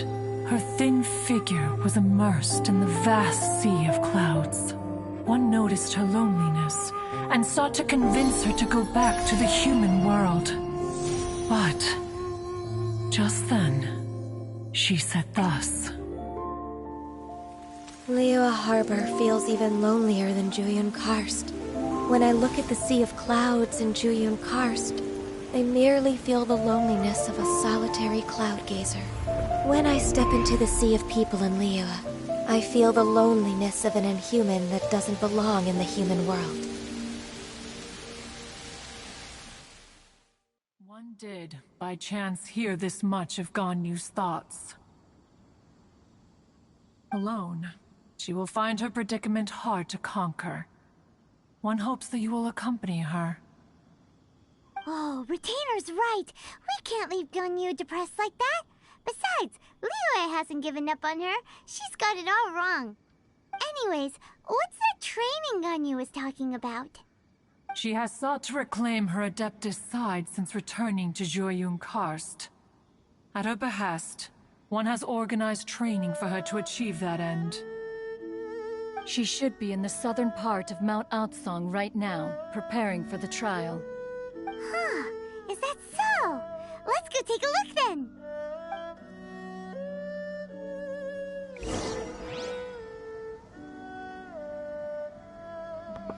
That was like over the top.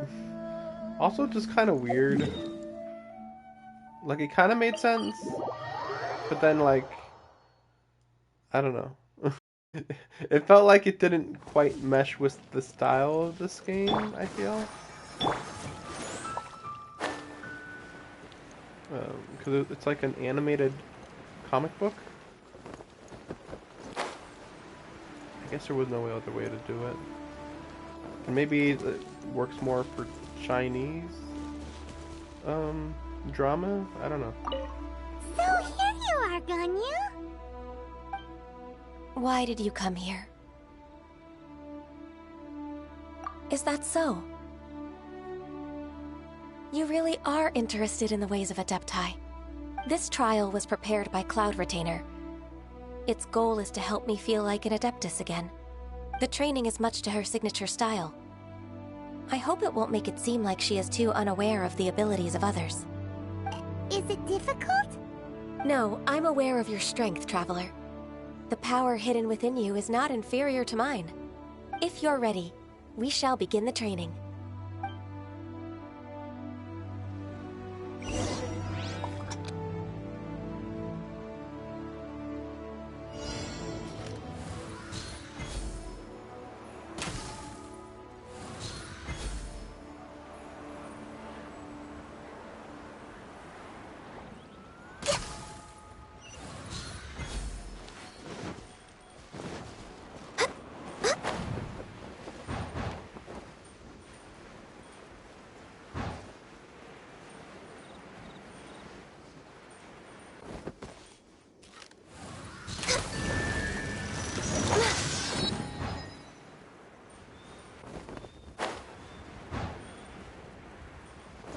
There's a lot of gliding around. It does feel like something Cloud Retainer would come up with.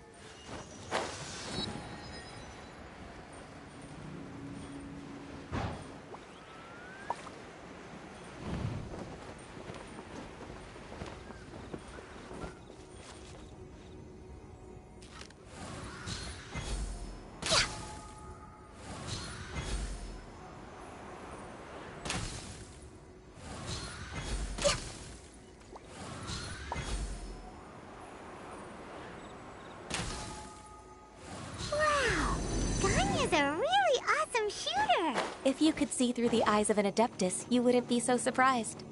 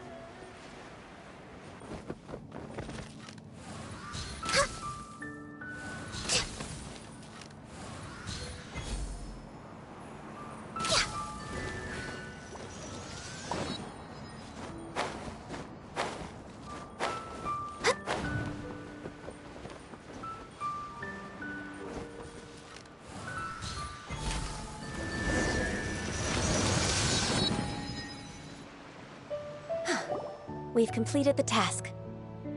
What do you think? I agree. You possess many qualities similar to those of Adepti, despite having none of their blood. Ganyu, what were you planning to do once your training was over? The training's not over yet.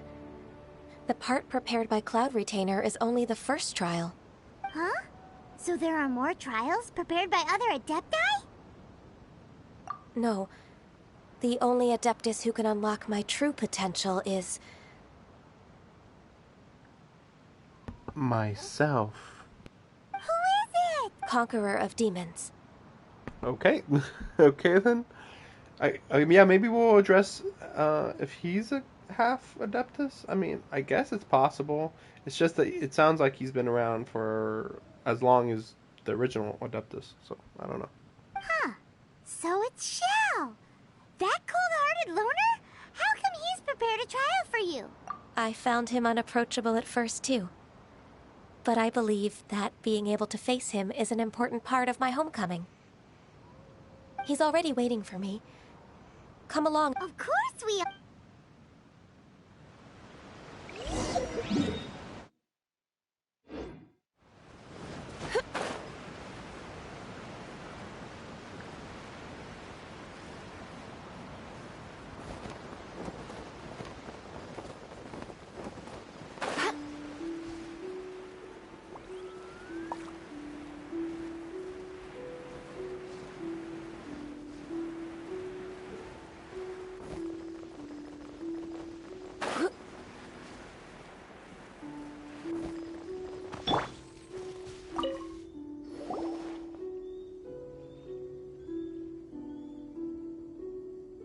You're half an hour late.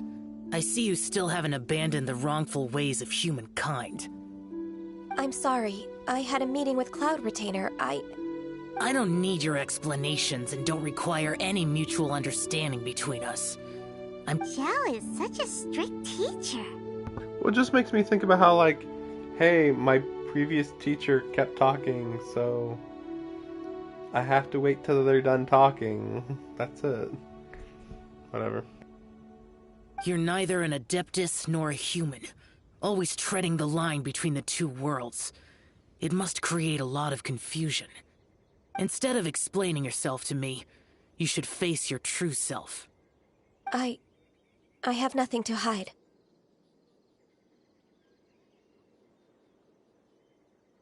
The body and the mind are one. If something worries your mind, your body can help you find a solution. The trial I've prepared for you will explore the true potential of your body. Yes. I'm ready.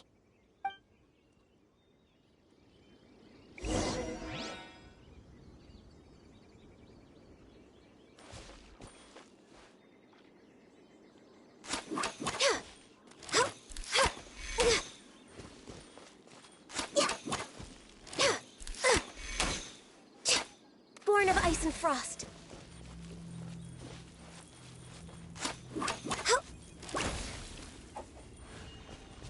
No touching.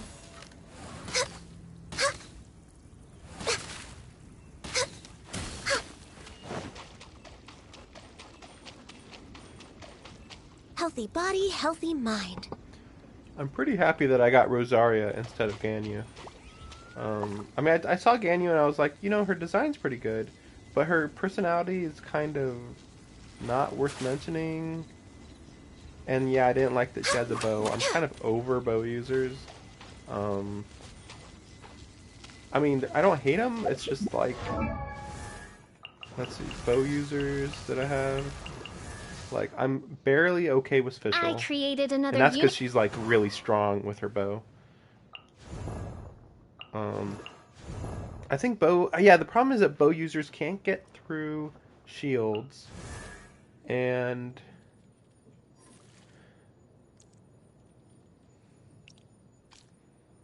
they're kind of the best when it comes to combat. They're kind of the worst when it comes to combat. Yeah, because like at least if like a catalyst user might be able to work around a shield. But then also, like, the charge attack is completely useless during battle, for the most part. It's weird. I don't know. Let's see what this is, I guess. The trial's begun! Paimon can feel it in the air. Even the weather's changed!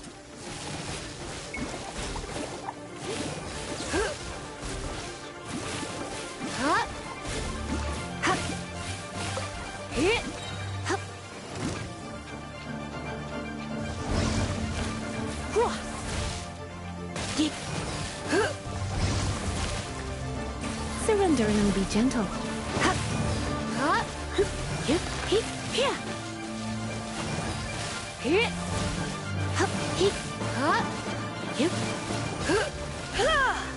Come a little closer.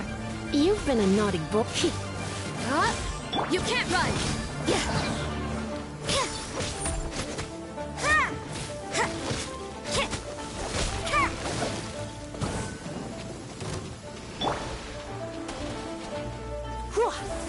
You're in for a little shock. You've been a naughty boy.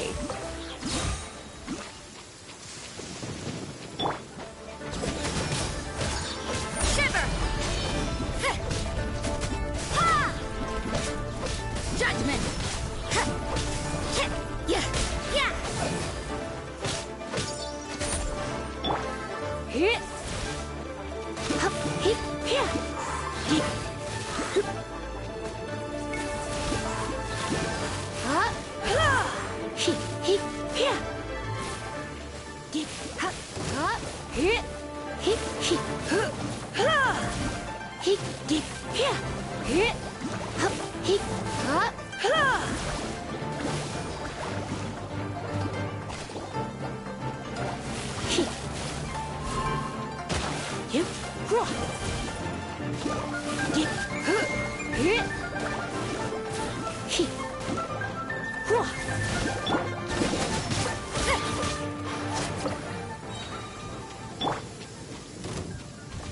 Let's spark things up a little.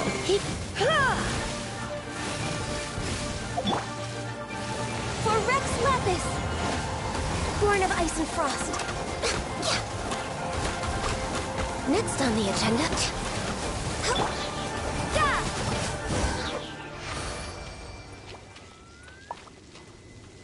So her ultimate attack's definitely one of the best I've seen. But I mean, it's not like way better than Rosaria's. I mean, it's decent. But I don't even know what level she was at.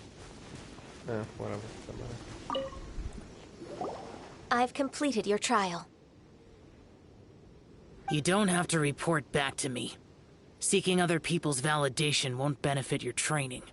He's literally Only you can a teacher. evaluate the result of this trial. You'll progress. Xiao always has such... From tomorrow on, I'll start raising the I have to do what... Another one of those pesky visitors. I'll leave him to you, Ganyu. It's also a part of your training. Pesky visitor? So even here there are those that Xiao can't deal with? Oh heavens! Blessed be Rex Lapis! I've finally come upon the Adepti. Are all of you the Adepti of this mountain? Great! My name's Sin Chung. I came to ask for your merciful blessings, O Adepti. I beg of you, please grant me luck, wealth, and a good career. Oh, so it's a pilgrim. Huh. He can handle any battle, but talking to strange humans is a different story, huh? I am also one of the Adepti. You can say that I'm an Adeptus in training. Perfect. I didn't come in vain then. Although you sound a bit half-hearted. Doesn't matter. What blessings can you grant me? Wow, straight to the point, huh? Dear Pilgrim, you shouldn't jump to conclusions. For free? Do you mean that you charge people for the blessings of the Adepti? That's not what I meant. What I'm trying to say is that everything should be earned through hard work and earnest living.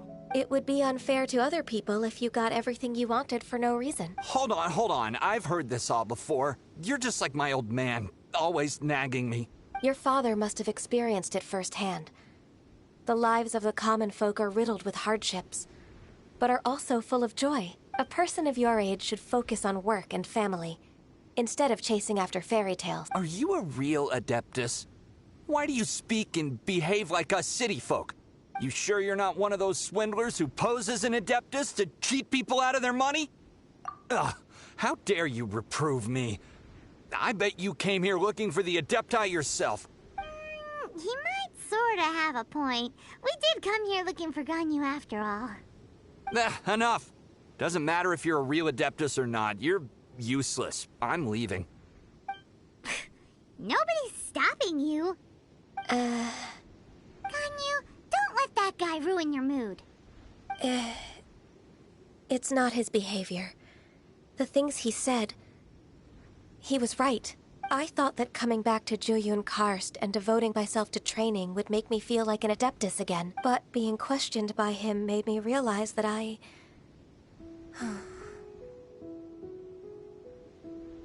But I'm unwelcome in Liyue Harbor. As an Adeptus, It's true! Just... alright. I'll go with you to Liyue Harbor. That said, I still trust my initial judgment. If I'm proven right, I'll return to Jueyun Karst once again. It's a step in the right direction.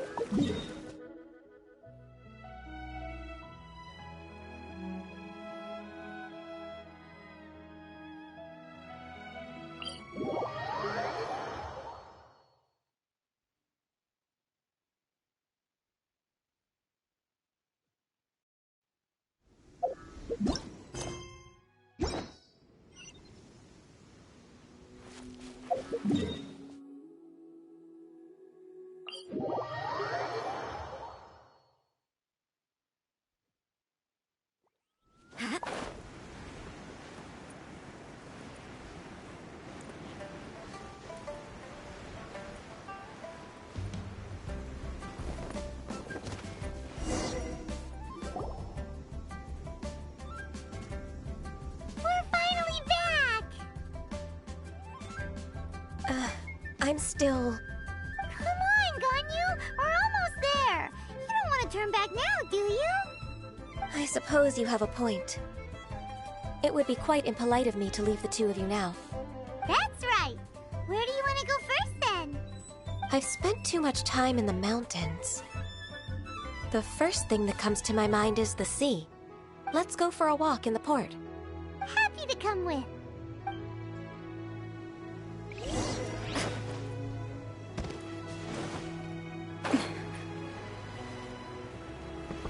So, I don't understand. She says she hasn't been...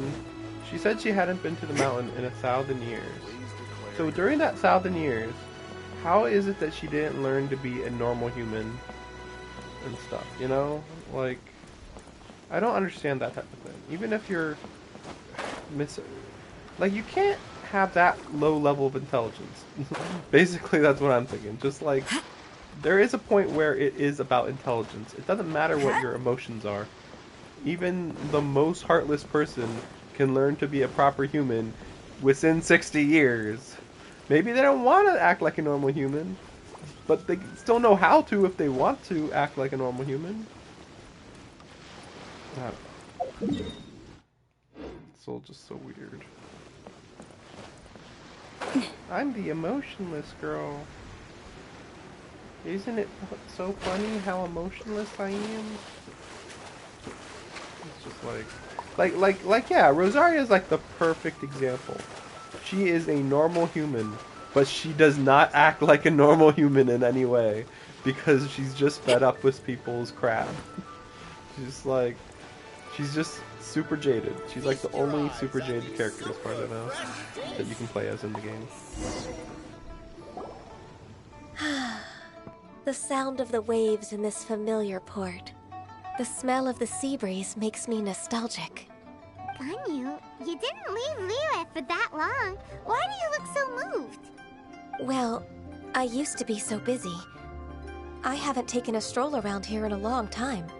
Huh, that's true. Ganyu seemed to be working all the time. Well, When I think about my time here, I've spent most of it behind a desk filing documents. It put me in a certain mood, similar to the one I felt during my training in Juyun Karst, in fact. Why, isn't it little Miss Ganyu? I wouldn't have thought I'd meet you here. You were always so terribly busy. This old man called her Little Miss Ganyu. Please don't also start calling me that. Allow me to introduce Uncle Tien. He is... That's all right. Just tell them the truth.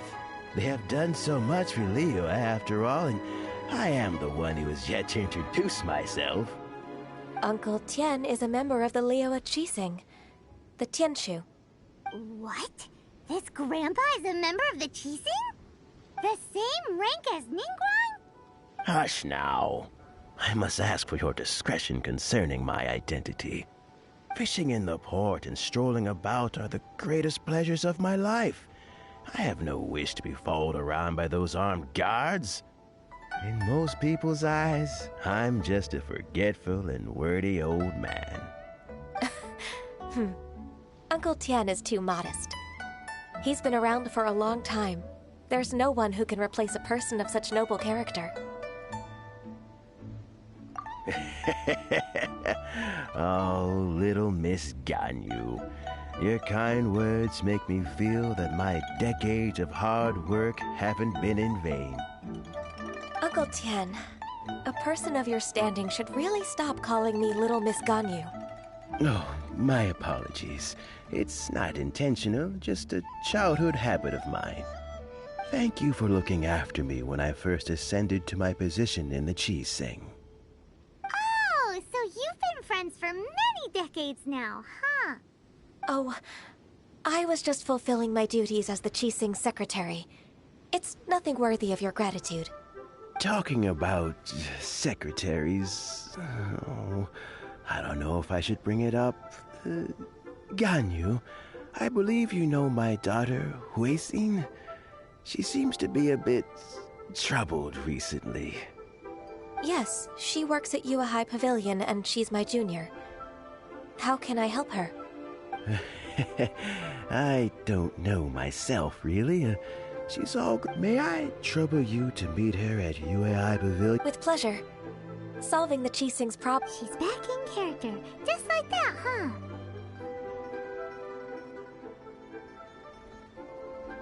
Let's move then, to Yue High Pavilion.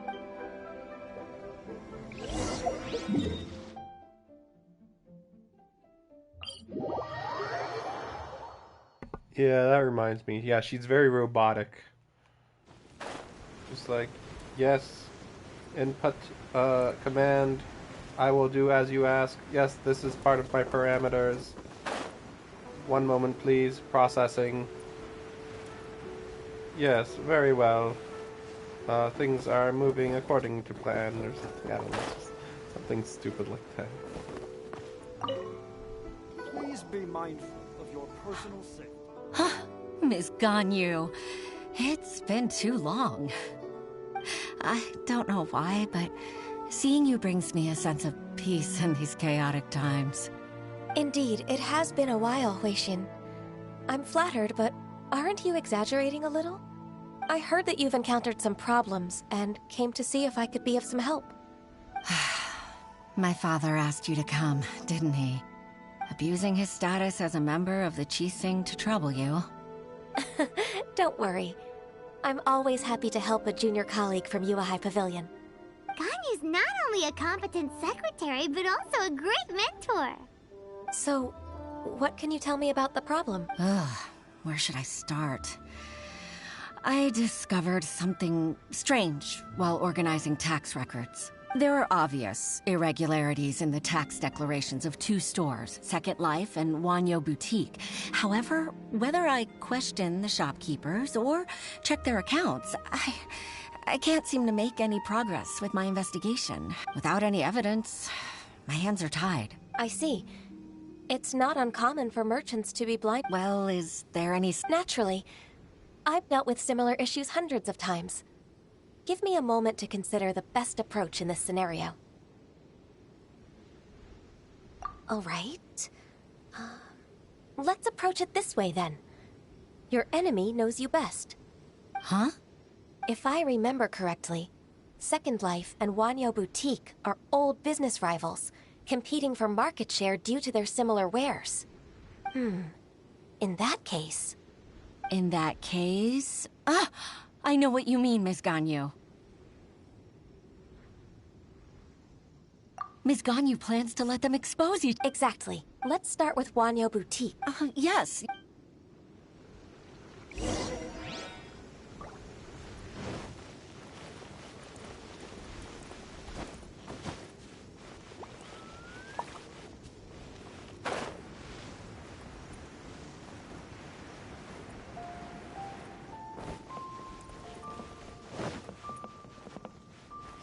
I can't wait till we get to Tartaglia. By the way, I just thought that I'm gonna do... What's her name? I'm gonna do Tartaglia last. So I'm gonna do the You can't beat the atmosphere here in Liyue.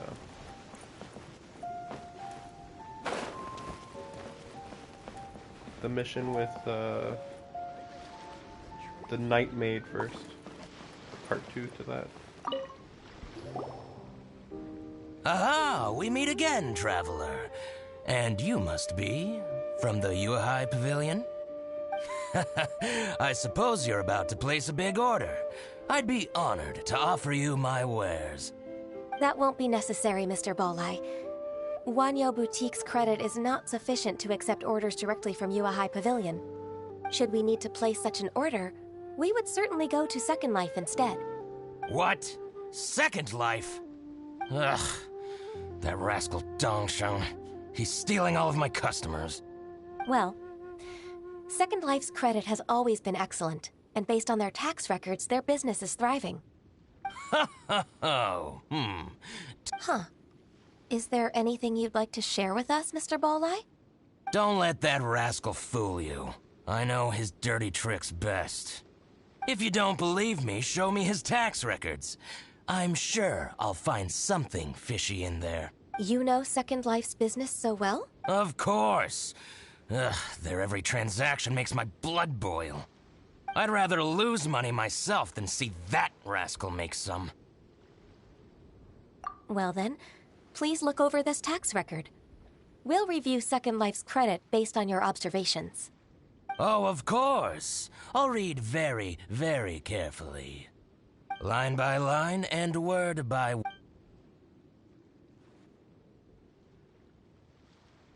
Ah, here, I found it. That exquisite wooden furniture set he bought from Fanmu Carpenters at the beginning of the year. Ugh, he even flaunted it in front of me. Look at the tax record. Not a word about that furniture. And he kept all the profit for himself. I see. He must have gotten rid of all the documents related to this transaction. No wonder there was no trace of it. I told you so. Just as I expected. Ugh.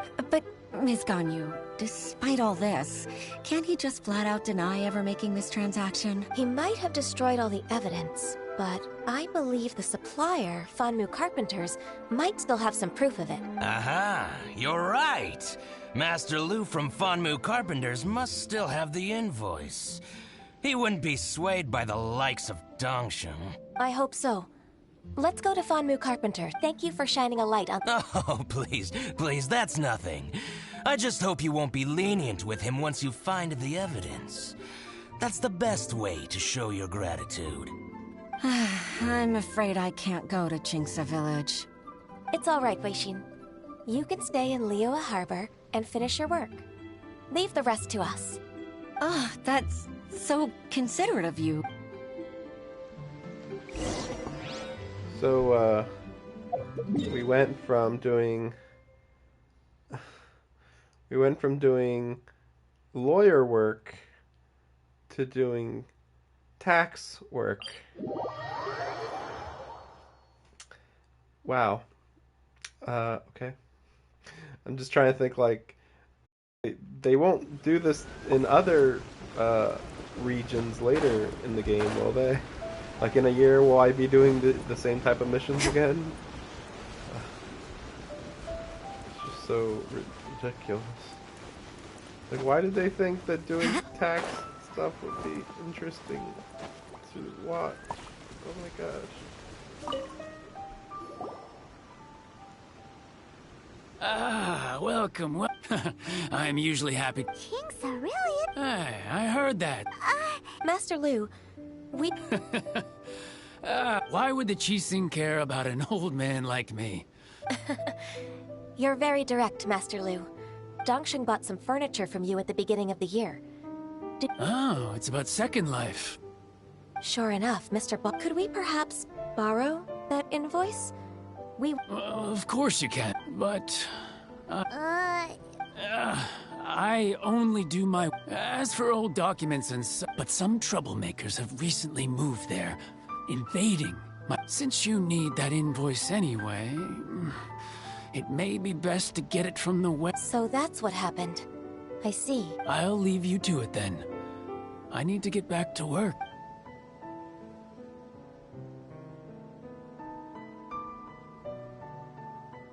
Take back the warehouse, find the... Wait, I think I saw one of those troublemakers. Ah, over there.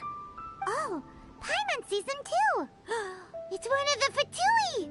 They must be plotting something against... Maybe they're the scoundrels who invaded Master Lu's warehouse! Ever since Osial attacked the harbor, the Fatui's reputation in Liyue has... We won't cause a serious diplomatic crisis by getting into some small scuffle with the Fatui within our borders. You need not worry. Besides, I can already feel their malicious intention. My intuition as the secretary... Then what are we waiting for? I still can't believe it, like... What the heck? The Fatui attack whoever they want outside of their borders, and then everybody inside Mondstadt and, Time to go! everybody inside Mondstadt and, Liyue are like, I'm not going to create an international incident by protecting the people within our borders. And it's like, what? That's like the complete opposite of what you should be doing. Like, if you cause international incidents when you do things outside your border. When you do them inside your border, it's the most justified thing in the world. It's like borderline, spying or full-out assault. I mean, they basically said an assassin to kill Barbados. They didn't kill him, but they did, like, rip out one of his organs, basically, and run away. Haha, I got it, bye! And then it's like, we don't want to cause an international incident. And it's like, just get the Fatui to leave. Like, just kick them out. There's no reason to have the Fatui at any of these places. Just say they're not allowed here. Done. Look, I don't understand. I think you've had enough. About Plan? What plan? We just taught you a lesson, but clearly you weren't paying attention. If you don't spill whatever you're scheming against Liyue, we'll be forced to use harsher methods. I'm telling the truth. There's no scheme. If you're telling the truth, then why would you, a member of the Fatui, suddenly appear on the outskirts of Qingce village? Fine. If you really want to know, then, well, I was about to. About to... Pick berries over there. I must admit, I didn't expect you to come up with such a silly excuse. It's not an excuse. I rarely have a free morning, and I heard that there were fresh berries in this area. Think about it. I'm here alone, and Qingce village is nothing more than a retirement spot for old people. What could I be scheming anyway? Judging by how he's looking at us, it does seem like he feels like he's the victim here. So you have nothing to do with the occupation of Fanmu Carpenter's warehouse? Fanmu Carpenter's warehouse? Where's that? I swear, I only came here to pick berries. That's all. So it wasn't the Fatui who took over Master Lu's warehouse after all. I misjudged the situation. Our exchange only represents my personal views. Exchange? This woman, She's clearly aware that the Ministry of Civil Affairs wouldn't side with us, Fatui. Yes, precisely. As an alternative, you may try to solve this problem with force once again. Paimon's in! Darn you. How can... What's your choice, then? I'll get back to my berries.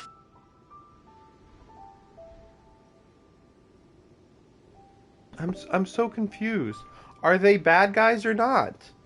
Because here we get the Fatui get what they deserve, and also politically abusing them by being like, yeah, go and complain about how I beat the shit out of you. The courts will never side with you. We're good guys. Now go pick your berries, you piece of shit. And it's like, what? Like, what is happening? What a bittersweet... I made a laughingstock out of myself. I might have spent too much time away from work. No worries. It's always nice to... Let's keep moving toward... And what's that mean? Teach them a lesson. We were teaching you a lesson. What? You just beat me up. Yes, we were teaching you a lesson.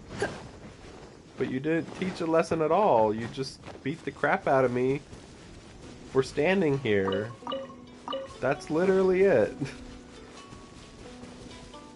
So yeah, like, which is it? Are the Fatui good guys or bad guys? So they certainly are treated like bad guys, but then they also aren't treated like bad guys. Like, anytime they do something bad, they get away with it. And anytime that they're not doing something bad, it's assumed they're doing something bad, but they get away with it. They get away with both doing nothing and doing something. It's so weird. And like, really, the guy couldn't say that it was like monsters? Whatever. So this is the warehouse.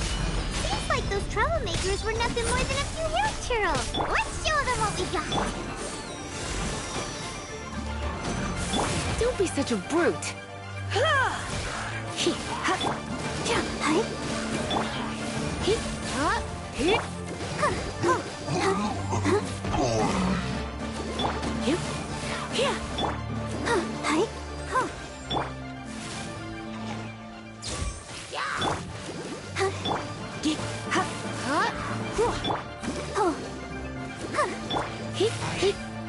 Come a little closer.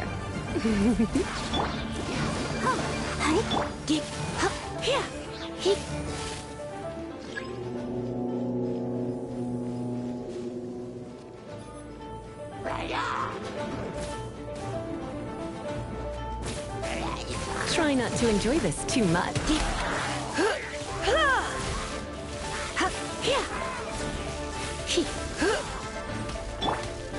You can't run!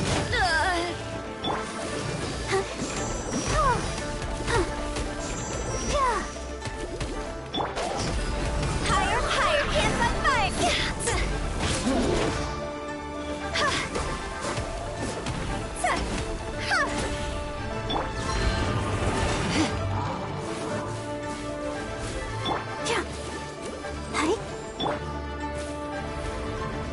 You've been a naughty boy.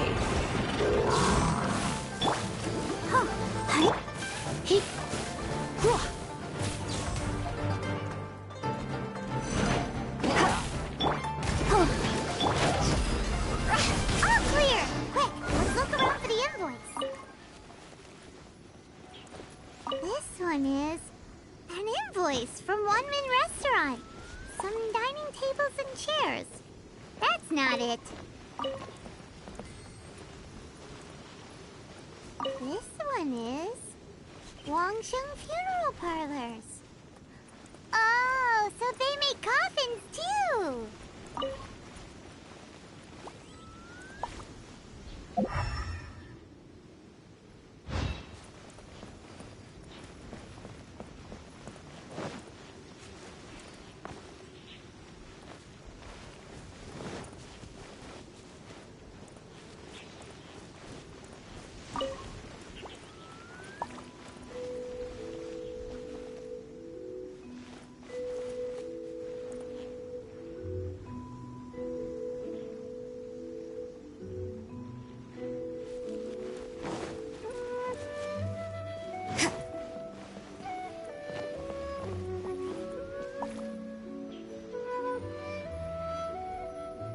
Why couldn't we just go to the door and then where they would keep documents?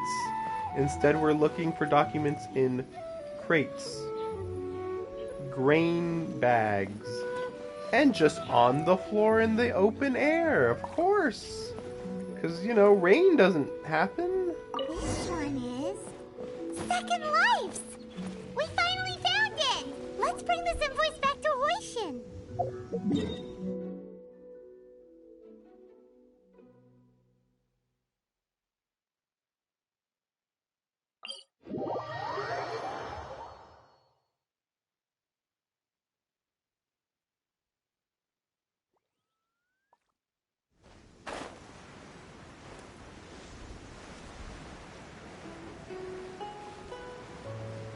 I wonder when we'll be able to travel faster. Like, I don't see any reason why we couldn't have been allowed to just fly. Just straight up fly. Just fly, you know? Hey, maybe I'll stop teleporting once we can fly. Like, hey, I wouldn't teleport if I could just fly up there. Assuming you could fly slightly fast. I mean, I don't know why we even have... Oh, wow, that's cool. I don't even know why we have stamina gauge. Like, it just limits you, and that's it. And it's going to be really hilarious once we have stamina gauges, and we're in, like, the 5th country. And remember, every time you improve your status, your stamina gauge increases. So by the time we're at the 5th place, the 5th country, the stamina gauge is going to be, like, double what it used to be. So it's just going to be hilariously pointless. Unless you're a new character, basically. So, just random annoyingness. Ah, Ms. Ganyu, I hope it wasn't too much. I promise to help you, and I'll keep my... Look, it's the invoice for the transaction. Oh, thank you. Agreed. How about we go to Second Life?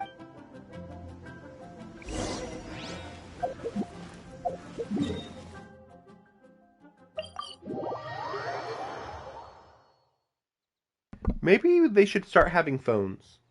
Because, like, I just went over there just to talk for, like, 15 seconds or less. Just to meet over here. Like, this is the epitome of busy work. Except normally, when you would go and retrieve documents, you don't have to go halfway across the country. You just do a whole bunch of stuff inside of a building. And so you, like, walk upstairs, walk downstairs, walk over to this person, talk to that person, and then it'd be like, okay, now let's go to the person. And then you leave the building and you would walk over here. Instead, you gotta just go back and forth and up and down and everywhere.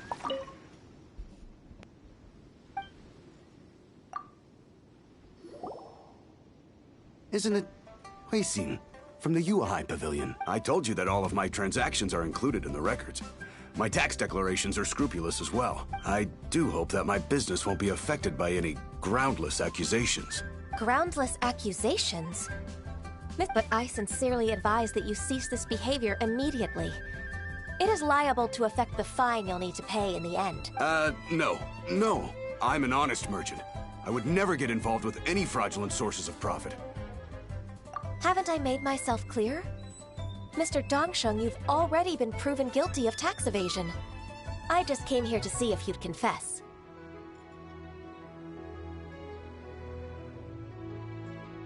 If he confessed... I mean, he's already lied, already. But now we are here, and now you're like, oh, but now will you confess? And is this how tax work works? Hey, if you admit it, we won't penalize you that bad, or something. Also, I'm very confused. Like, he bought some furniture. I don't know. I feel like this is some other type of weird thing. Because he bought some furniture. He paid for it.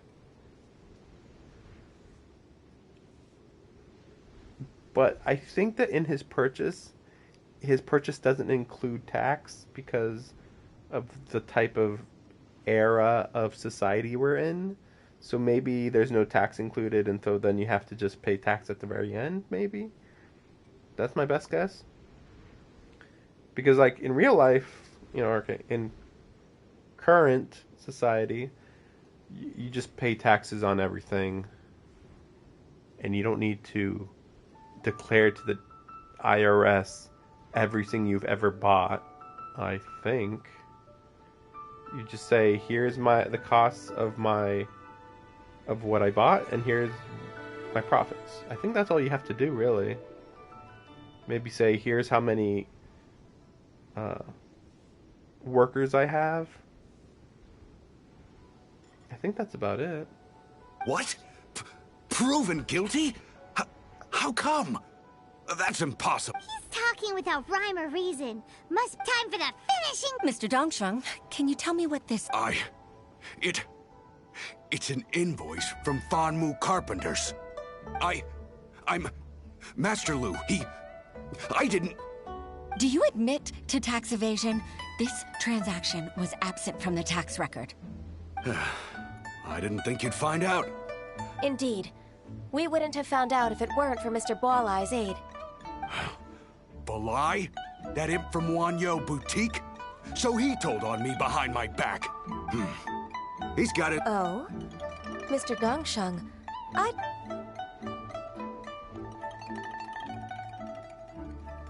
don't think you'll need my guidance for what comes next. Yes, thank you, Ms. Ganyu. I can take it from here. That's good. I must say, you're truly impressive, Ms. Ganyu. Your enemy knows you best. To think, you came up with this plan and executed it so masterfully. It's actually one of your father's, the Tianshu's, old tricks. I just took some inspiration from it. My father? Pitting your opponent against their enemies and watching them drag each other down from an advantageous position, that's how Uncle Tian managed to keep his position in the Qixing secure for so many years. I figured that as Uncle Tian's daughter, you'd naturally grasp your father's strategies. So, I decided to use one of your father's tricks and play it out for you to see. I can see it now. Clearly, I still have a lot to learn about my father. I'm really grateful, Ms. Ganyu. You're the kindest mentor I've ever had. Thank you. Ganyu solved both Huixin's work and family... Oh, you've helped me so much. That's not necessary. Then let me treat you to a meal. All right, come on, Ganyu. Just say yes. Let's eat. If it's just a meal, there's no reason for me to decline. It'll be my pleasure, Huixin. Actually, I've already booked Senor Kiosk. I need a moment to prepare everything first. Let's meet there in a while. All right. We dare not refuse such generosity.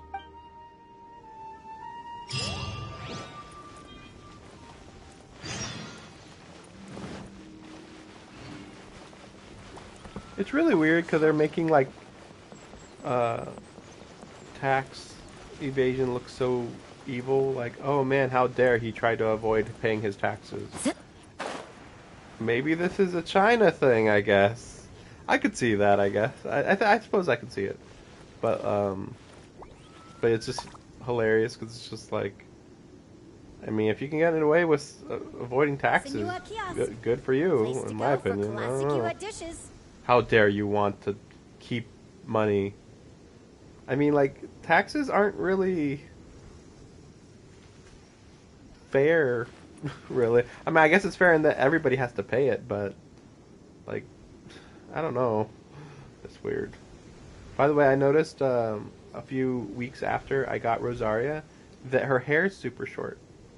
Like, cause I don't know, like, since her thing looks like hair, like that looks like her hair shape, I thought it at least would kind of look like that. But then, like, you look closely and it's like, no, her hair is literally as short as it could be, pretty much. Which is also weird because, like, her hair comes down, like, this far, you know, it's like, you know, like, pretty long in the front, you know, like, in every way it's long here. But then in the back, it's completely short, like, I feel like I've never seen that hairstyle. I mean, I guess I have, just people don't cover their faces very often, I suppose.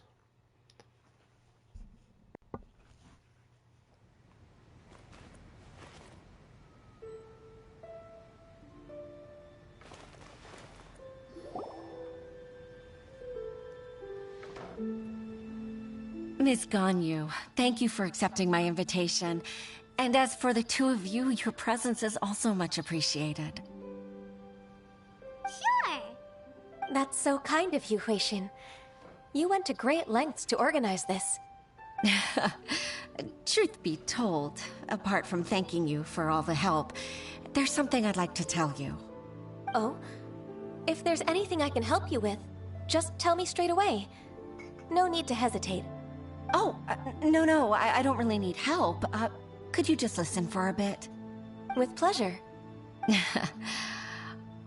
When I was a little girl, my father used to tell me many stories about you, Miss Ganyu.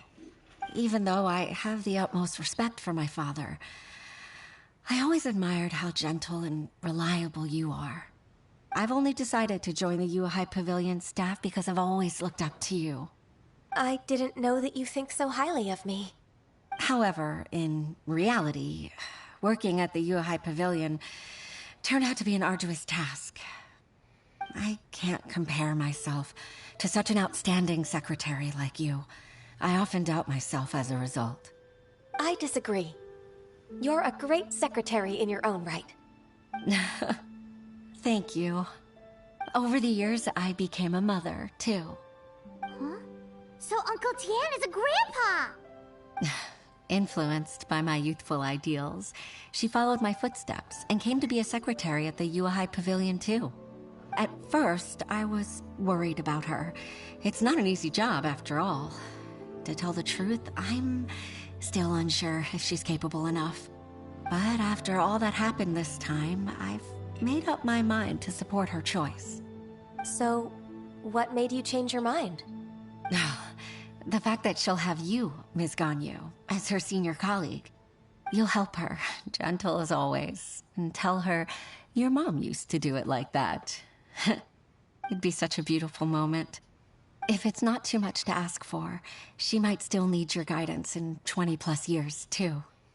Huixin, I never thought that I meant so much to you. Just like when you showed me my father's trick.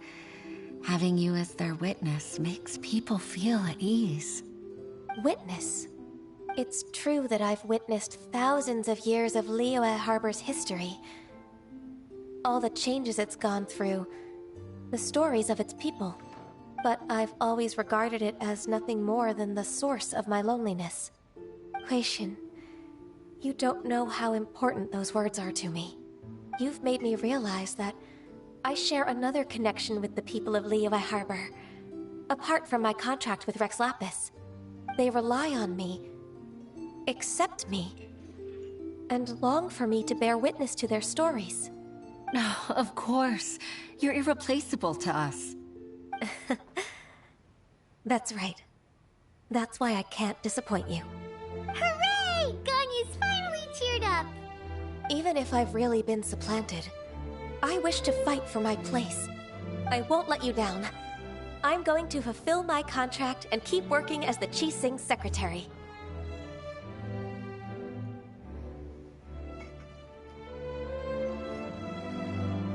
Regardless, I'll go back and see for myself. I'm afraid that it might have all become a mess during my absence. No time to waste. Let's get back to work. Good luck, Miss Ganyu. We're leaving already? Paimon's still hungry.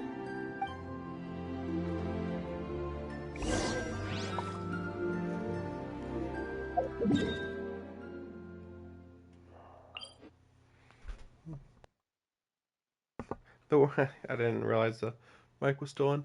But yeah, the worst part about this is that like you can't even like get back to the spot where you have to get back to really quickly. You have to teleport on top of a mountain to get back to the door that they want you to get to. What the heck? Which makes me think about how like in Fallout and Skyrim, you can teleport to so many places. Why can't they just add more teleport points? Is there any downside to doing that? Baisha, are you okay? Did you fall asleep standing up? Look! Look who's back! You even have enough time for leisure? It seems you three are a suitable replacement for me after all. Not at all. We've been working for too long. If we didn't take a break... We wouldn't have survived long enough to see you again, Miss Ganyu. Miss Ganyu, we've... That's so kind of you all.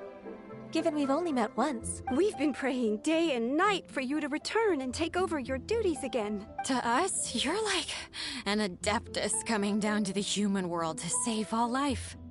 Forget all our envious complaints from before. Just free us from this strenuous work, please. All right, I see. Please divide the matters at hand into government affairs, business affairs, and civil affairs. Mark out the tasks that haven't been started, and those that are in progress. I'll take care of the rest. Of course. We'll do it right away. Oh, finally. We're saved. Yes. There's one more thing. I'd like to earnestly thank you, Traveler. If it weren't for your companionship, I would still be embroiled in my inner conflict right now. To think that I'd gained a human friend outside of work. It makes me happier than I could have imagined. I'd like to repay you when I'm done with the work at hand. What would you say if I accompanied you on one of your trips? Sure, but are you ever done with work, Ganyu? Let's cross that bridge when we come to it, shall we?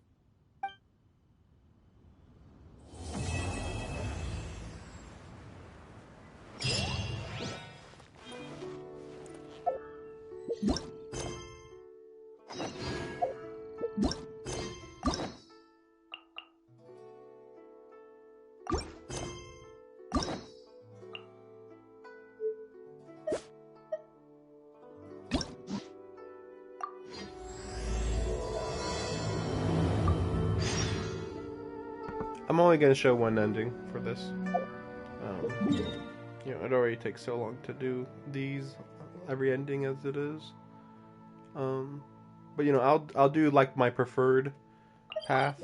That's basically what I do the first time. The first time's just, this feels like the normal, like the ending that I want to go for, and then every other one's just clean it up kind of thing. But it can be a little annoying though, just because, like, when I did Noelle's first one, it was literally, yeah, okay, let's go train. And then we went and trained, and we broke rocks. And I mean, like, Noelle showed how strong she was, but it was, like, so basic. But, like, then you go and do it again, and there was a lot more variety for her.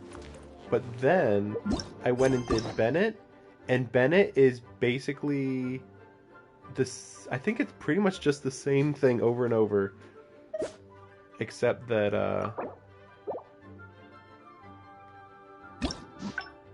yeah, it's like, it's pretty much the same thing. I mean, the only difference is that, like, you still go to the okay, these two were a little different, but they were also pretty short, I think. You just kind of go and, like, you go and try to go to a store, and then he can't get to any store. Then here you kind of just run into some guy, and then the quest is over, so it's really lame. And then all of these are inside of the ruins, and yeah, so you're just in the ruins for 4 out of 6 of the endings, and then the other 2 are practically throwaway endings. Compare that to Barbara. Yeah, that's right. You know, I just haven't done that many. But with Noelle, it was like, talk to different people, prevent espionage in one, run into some guy and help him out or something like that. Or, yeah, this is the one I got first was, can I do it? Can I do it? Well, it's this one where it's that one right there, where she's killed everything. So, yeah, and then one was studying and one was this. I don't remember these. These 2 were, like, wildly different, I think. So that was nice. And then Barbara, I don't remember. I've only done one of hers. But, which one was it? It was, well, yeah, look at this. Look at how much it branches out. That's ridiculous. You get so far in, and then it gets to 3 branching paths. Which is good. It's better than Bennett. Maybe Bennett is just that bad. Yeah, this one was just like, hey, let's hang out and do some random stuff. And that was about it, I think. Something like that. But I'm not looking forward to Diona. In fact, she's the last one I'm going to do. I'm going to... Yeah, like, basically I'm going to do this one and Barbara. And then unlock Chongyun. Well, actually, no, I have to... Actually, before I unlock Chongyun and Diona, first I have to unlock Zhongli and Venti. We'll see how long it takes to do this stuff. Yeah, I mean, I'll need 1, 2, 3 keys. I assume this is only 1 key to do it. So, wait a second. That's 1, 2, 3, and then... Yeah. Oops, I keep messing up. 1, 2, 3, 4, 5, 6, 7 keys. That would take 14 weeks, or no, 14 days of doing the daily every day. We'll see. I mean, I'll concentrate on just getting these guys. And we'll see from there. I don't know. Maybe we'll get an event, maybe? I don't know. Let me see, when does this end? Yeah. Even if there is some special event that's going to happen that might somehow give me more keys, somehow, it won't happen for another 14 days anyway. I mean, we're still pretty early in the months, I guess. So, yeah, maybe I'll just wait till then and then... Yeah, maybe. Because otherwise I'll just be doing dailies and then grinding to get 1 or 2 characters to level 80, is my guess.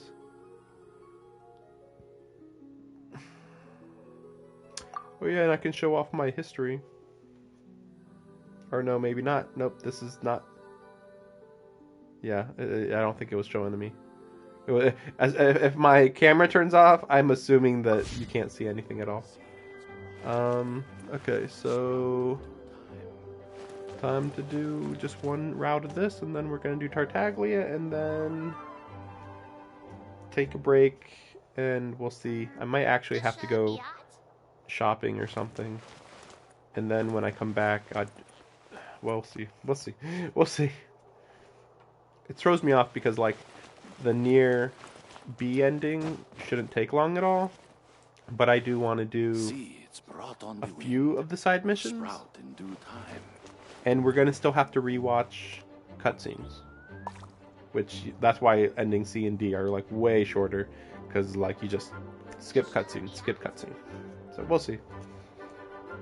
I'm also not sure whether I have to upgrade all my weapons in Nier. Because I have to do that. That just takes... That's the biggest grind of all. So hopefully I won't have to do that. But yeah, so even if I don't finish it all today... I mean, I should finish it by tomorrow. By tomorrow or the day after, I'll be done with Nier. And I'm gonna finish this here. So then I think I'll only have Valhalla to beat.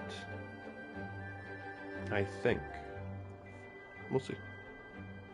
Also, I'm fine with doing multiple days in Valhalla, or at least as much as I can talk. I just thought, like, hey, you know what? I could just mark the stream as day 4, 5, 6, 7, 8, 9, 10, 11. You know, I could just do it like that. I don't know why I was thinking every stream had to be one day. Then again, it can be pretty exhausting watching a whole VOD of just that much talking. So, we'll see. Thesis on Chivalry. Favonia's Bladework Fundamentals. So much to learn before the exam.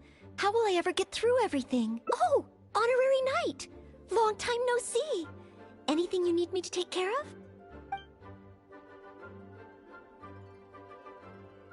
I don't? I'm sorry to make you worry on my account. I've been busy preparing for my exam. Other than for work and training, I've barely left the library. The exam is drawing nearer and nearer, but there just seems to be an endless amount of material to review.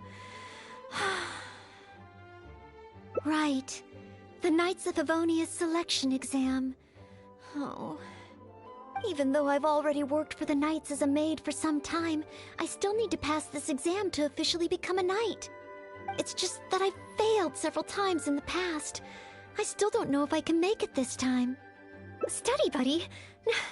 No, that won't be necessary. This is my exam, and I'm taking it to fulfill my dream. Any obstacles I face are mine to overcome. Plus, there is still some time to go before the exam arrives. Well, you're the honorary knight of Mondstadt. It won't do for me to take up so much of your time. But on the day of the exam, if you happen to be free... based on the night's schedule, I think it should be half a year from now. But it's just half a year. Don't you think that's quite soon? Even though there is still some time, if I don't make good use of it, it will disappear. So is it once every year, or more often, or less often, or what? I mean, I guess it'd have to be less often, not more often. Whatever. Wait! How many times has she failed if they only have the exam once a year? This is even more confusing. Because, like, if she's saying that she's failed multiple times, that would be minimum of 2... So she's been a knight in training for minimum 2.5 years. But perhaps more likely 3.5 years? Like, how old is she? It is very hard to tell. Like, she does give off the appearance that she could be in her 20s, but... I mean, it also feels like she could easily be 18 or 17. I don't know. Ages are weird in this game. More so than normal, because, like, even with Ganyu saying she's 1,000 years old, I wouldn't be able to tell what age they want her to appear as. My guess would be 23. And then you have Ningguang. She probably looks like the oldest one, but she, like, oldest looks 30, maybe? I've planned my schedule carefully. If I sleep 2 hours less each day and finish my work 1 hour earlier, then as long as I spend all the time I save studying, I should just about be able to finish these books. Well, there's always coffee if I feel sleepy, and I have some candy on hand just in case I ever feel low on energy. No, it won't. I've made sure to allocate time for training, too. After all, combat is also assessed as part of the examination. Did I get too worked up all of a sudden? My vision seems a bit blurry. No, I still have training tomorrow. I must freshen up. I apologize for letting you see me in such bad shape. I'm okay now.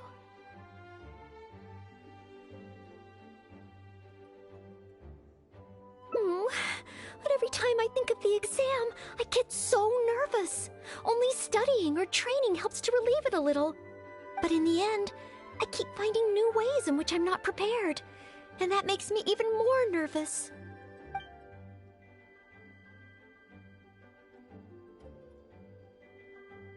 Oh, you mean studying isn't the only preparation I should be doing?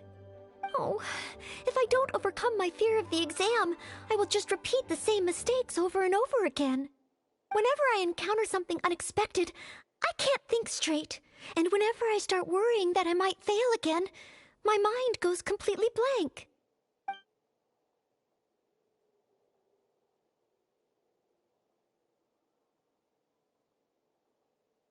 Take some more exams? Would that really help me? It's true that the more I study, the more unprepared I feel. It's inevitable that I'll run into something unexpected. But if I can simulate the atmosphere of an exam, then I can learn how to cope with it. But where would I even go to take one?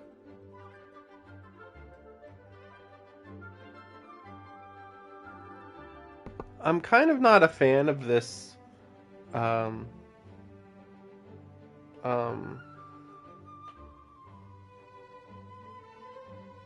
tutoring atmosphere.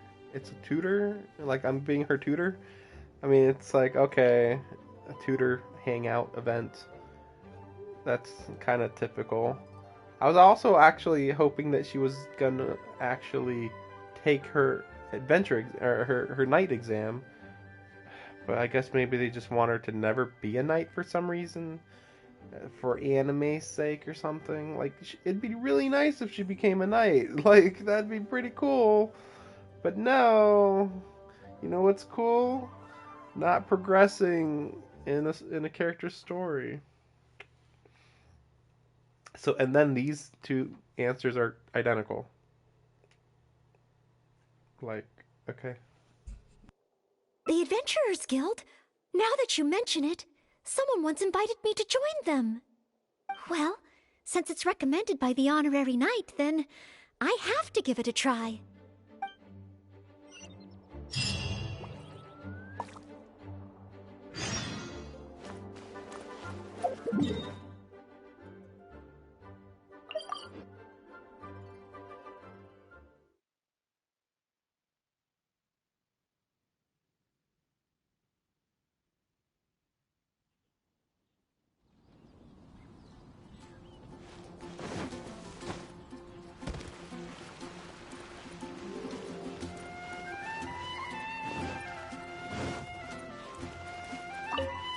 Ad Astra Abyssos, you wish to take an exam? Please wait while I verify your adventure record and the status of your recent commissions. Sorry, Miss Catherine. Actually, I am the one who wishes to take the exam. Oh, Noelle. You are finally ready to join the Adventurers Guild? Wonderful. I will process your application at once. No. I just want to take an exam for the experience. I mean, couldn't she be an adventurer and a knight? I don't know. Whatever. Right now, I don't have any plan to become an adventurer. I'm sorry. I see. What a pity. Our exams are only available to official members of the guild. The content of each exam is determined based on the adventurer's individual experience and commission status. As such, I am unfortunately unable to arrange for you to have an exam. However, since you just want to experience what an exam is like, perhaps you can talk to Cyrus, the branch master. As it happens, he has recently been working on a new entrance exam for the guild. It has not yet been approved for official use. Perhaps you could give it a trial run. Indeed, although the entrance exam does have something to do with you joining the guild. You can ask Branchmaster Cyrus if you require more details. He should be at Angel's Share right now drafting the syllabus. He said he gets more inspired when he's there. We don't yet know what's included in the syllabus. Others in the guild have produced several drafts, but all of them were rejected by Cyrus. It sounds as if I'll have a good chance of running into something unexpected. Yes, let's! Oh, I wonder what will be on the exam.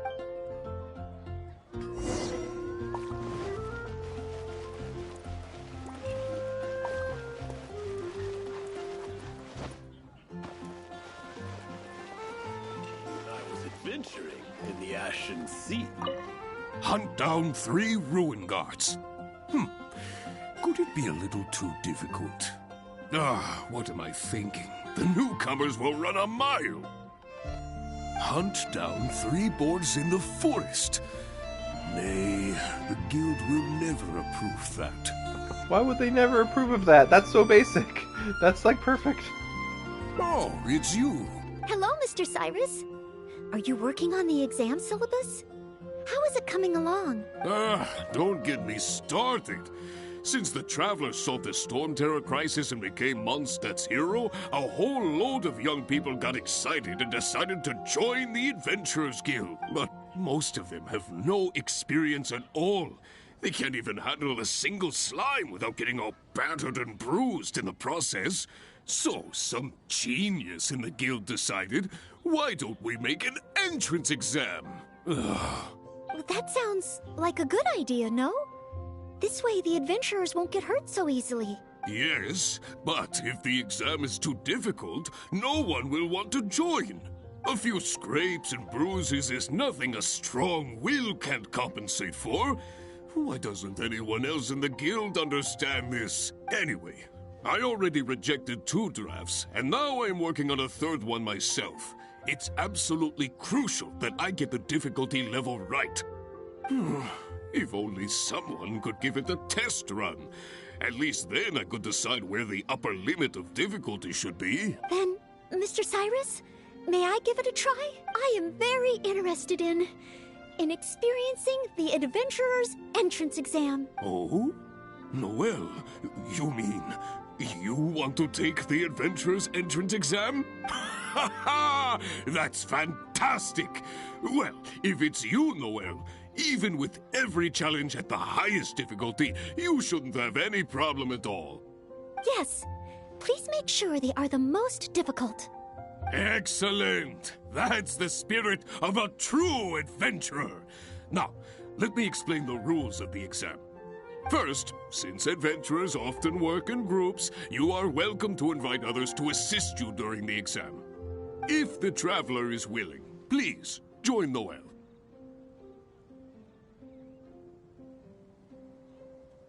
Indeed. Second, there are 3 parts to the exam, which are basic knowledge, survival skills, and a combat exercise. You only need to pass 2 out of 3 parts to succeed in the exam. But of course, Noelle should find she has no trouble getting a perfect score. And finally, remember at all times that being an adventurer takes courage and resilience. Ad Astra Abyssosk. Ad Astra Abyssosk. Ha ha! That's the spirit. Without further ado, let's start part 1. Basic knowledge. A true adventurer must be well versed in all sorts of relevant knowledge to handle whatever may come their way. I will ask you 3 questions. You may discuss among yourselves first before giving me an answer. Question 1. An adventurer must be well acquainted with their environment to make sure they can obtain any resources they need. Tell me, which of the following local specialties of Mondstadt cannot be found near Wolvendom? Dandelion seeds, calla lilies, windwheel asters, or small lampgrass? Wolvendom. I remember reading that there are wolf hooks everywhere. But the book made no specific mention of any other plants. No, I must approach this question differently. Is there anything here that requires specific environmental conditions in order to grow? Conditions that Wolvendom cannot provide?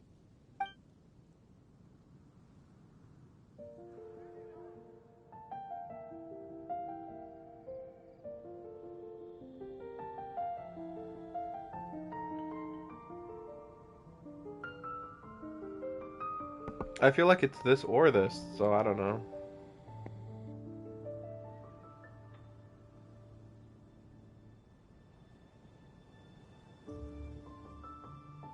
That's it! The windwheel aster mostly grows in Storm Terror's lair, at Windrise, and near statues of the Seven. All the others are much more widely found. Mr. Cyrus, our answer is windwheel aster. Correct! On to question 2.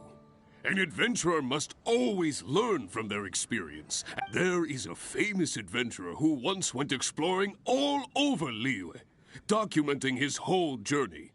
Thanks to the notes he took of each location that he went, young adventurers are now able to plan ahead and avoid the dangers there. What is the name of this adventurer? Learning from experience, writing diaries.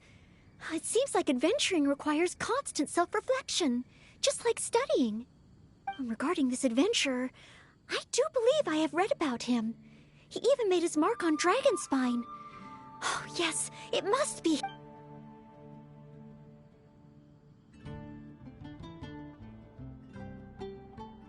Why should I know this?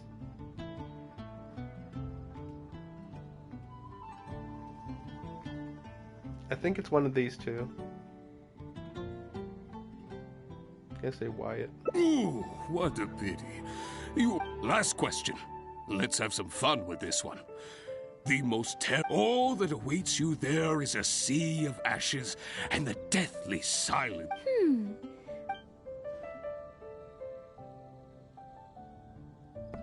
I have absolutely no idea. What the heck? And to make it even worse, they're trying to trick me with similar sounding names, so it's even weirder. It's like, well, clearly it's not this, because these three sound so similar. And I feel like I would have heard of Safari. So it's either Mare Jivari or Mare Javiri. Wrong answer. Huh. I don't know. Was that supposed to be some sort of joke? Are they Never mind. Don't worry too much. This was just testing your rote learning ability anyway. It wouldn't be much practical help on an adventure. It wouldn't be helpful to note in an adventure not to stay out of a certain area. Whatever. But be warned, things start to get a little trickier in the survival skills test. Now, go and prepare yourselves.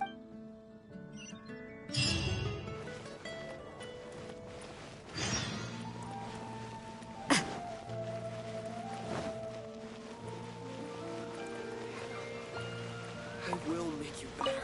Okay, let's begin part 2 of the entrance exam. Ready and willing, Mr. Staying well fed and making sure to prepare sufficient food supplies is a key survival skill for adventurers. That's why the second part of the exam is to prepare a food item fit for an emergency out in the wild.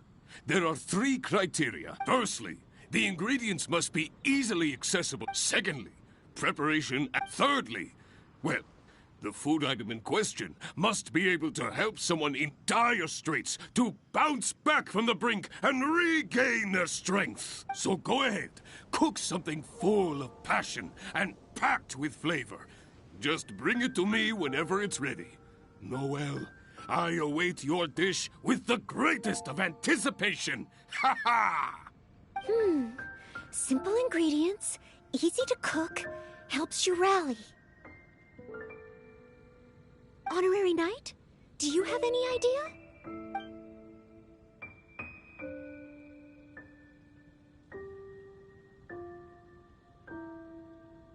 Mondstadt grilled fish. You have a point. All it needs is a fish fillet and some pepper. Okay then. Once it's ready, we can always change our minds if we have a better idea. The steak.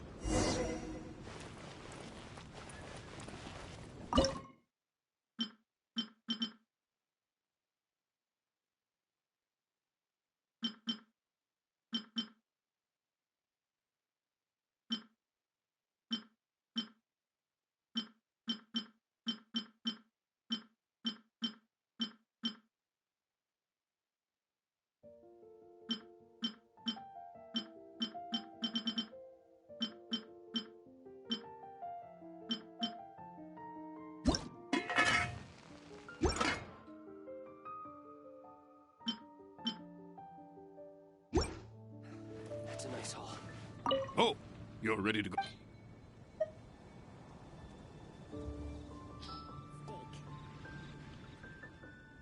Steak! Steak! Ha! Simple ingredients, highly... And when it's not an emergency, adding a bit of seasoning makes it even better. Succulent and juicy, crispy on the outside and tender on the inside. The perfect accompaniment to an alcoholic beverage. Really? If you like it so much, I can always make a few more. Not at all. I was merely contemplating having a celebratory libation on Noel's behalf. In any case, congratulations on passing part 2 of the exam. Up next is the final stage. Go get yourself ready. Then meet me at Bright Crown Canyon.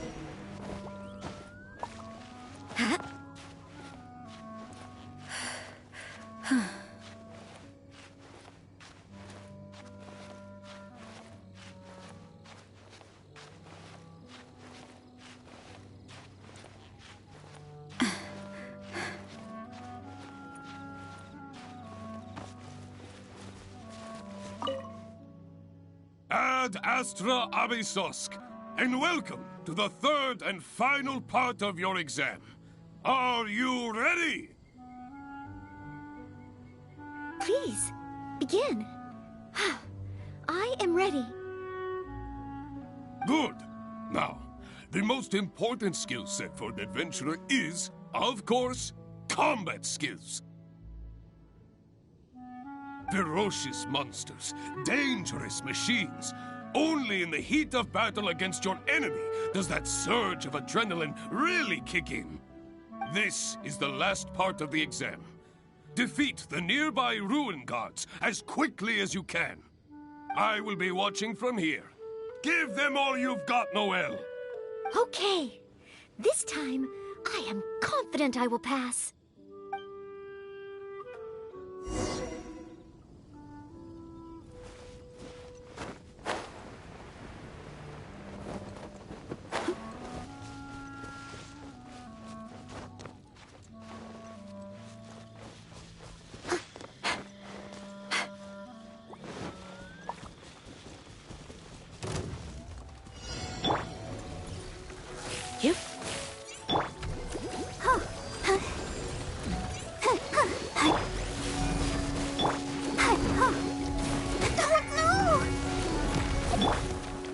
Steady as stone.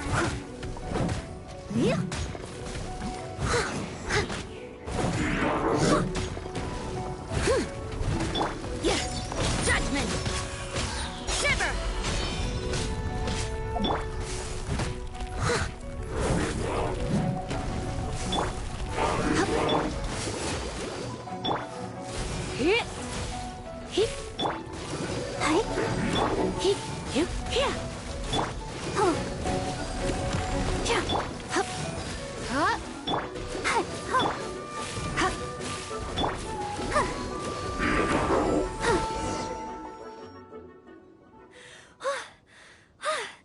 Honorary Knight! I did it! Not entirely. Whenever I've taken an exam in the past, I always get nervous and I can't control it. I know that it's just like in training, but I always end up worrying I might fail. But not this time. This time, it seems I was able to remain calm. Somehow, having you by my side is soothing. It must be because you are here with me that I was able to complete the exam.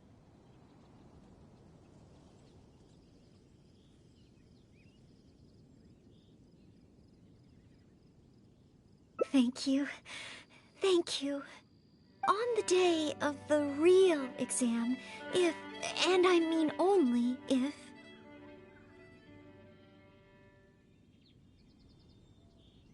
great. Oh, maybe, just maybe, things will be different this time.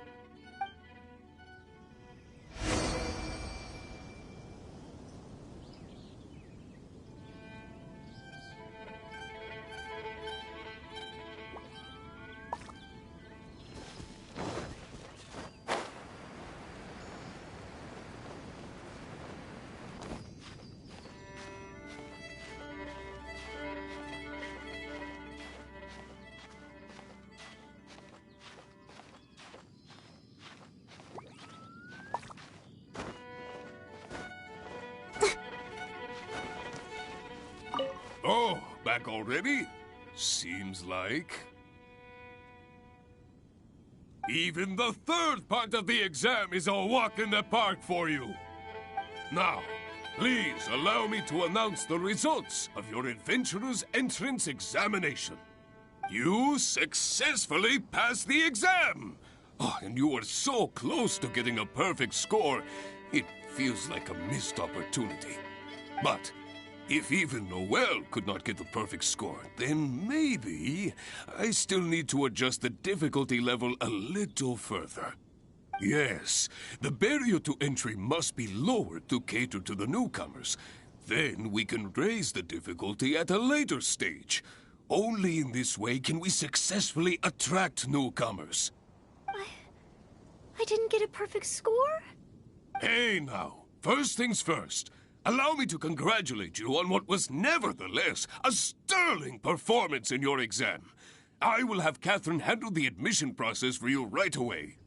Noel? Where did I go wrong? Is there any hope for me to improve? If I could start over. Oh, I'm sorry. Mr. Cyrus, what were you saying just now? I was a little lost in my own thoughts. I mean, it's really stupid that she says this, considering I'm the one that picked the answers to those questions. Whatever. I was about to ask whether you would have the time to visit the guild with me. I do apologize, Mr. Cyrus. I must get back to my exam preparation. If I don't review my mistakes, I will only repeat them the next time I run into the same problem. It seems I still have lots to learn. I will head back to the library now and continue studying. Noel, you already passed your exam. What do you need to study for? Sure, you made a few mistakes, but this is an overreaction. I see. Well, when you get back, would you mind going to the library and checking on Noel? I hope my exam hasn't affected her mood. How can I get the exam to the right difficulty level? I should go back to the Angel's Share and give this some careful consideration over an alcoholic beverage. Everybody is starting to sound really ineptly stupid in this. It's like, really? I mean, he's gonna think it over? There's nothing to think over. What's so hard? He was literally complaining about people getting hurt while fighting one slime. And also, isn't the problem that there's so many people trying to get in? So having everybody come out and fighting is kind of silly, maybe? Probably should just be like, yeah, fighting a boar seems like the most obvious. Like, just fight one boar. I don't know. And like the questions could be non-existent? Or easy?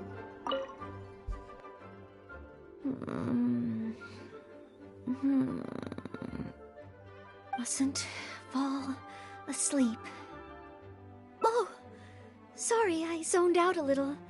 I didn't notice you there. I've summarized my experiences from the mock exam and created a new reading list.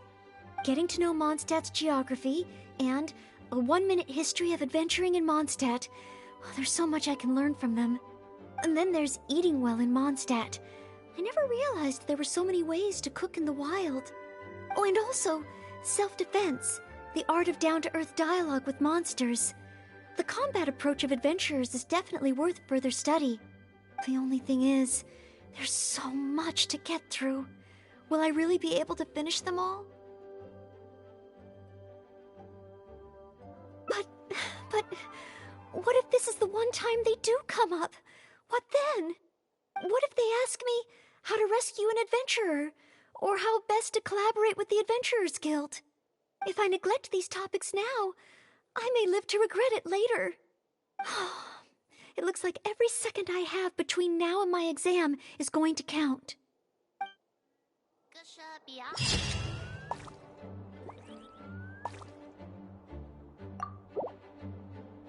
Well, that sucked. I'll consider that as complete shit, because I can't believe they asked questions like that on that one exam. Just like, why? Why are you asking about locations we've never heard of? And a person that we have only heard of like once or something? So basically, if you do a perfect exam, it's good.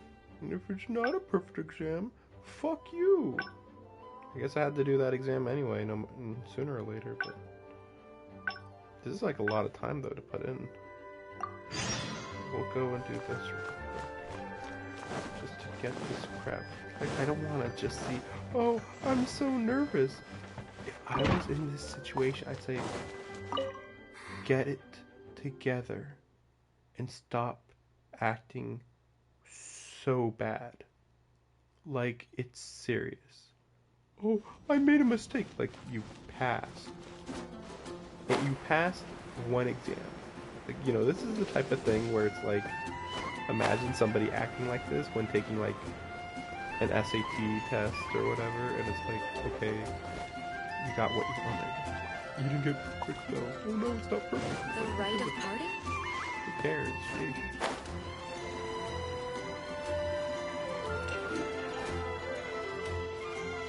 So yeah, I don't even know. My guess is, let me see. So where are you not allowed to go? Because see, this is how I determine locations. But apparently, they want to know about even smaller locations? No. Wait a second. Yeah, where is it? Was it over here, maybe? I didn't think it was, but maybe it is. Nope. So yeah, what location were they talking about? I have no idea. Hunt down 3 board. Oh, it. Hello, Mr. But that sounds. Yes, a few script. Anyway. Then I am very. Oh? Yes. Excellent. First, since and if the traveler is willing, indeed, you only need to pass 2. Add. A true. I will question what. Tell me.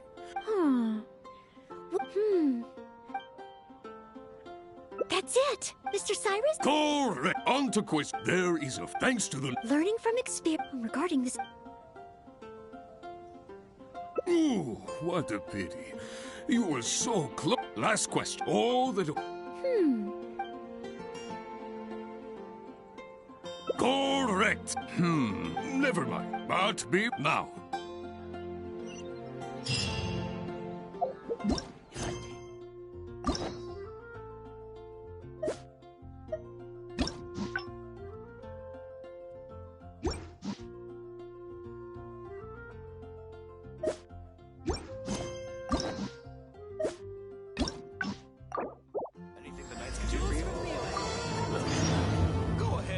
Some new pieces from shows.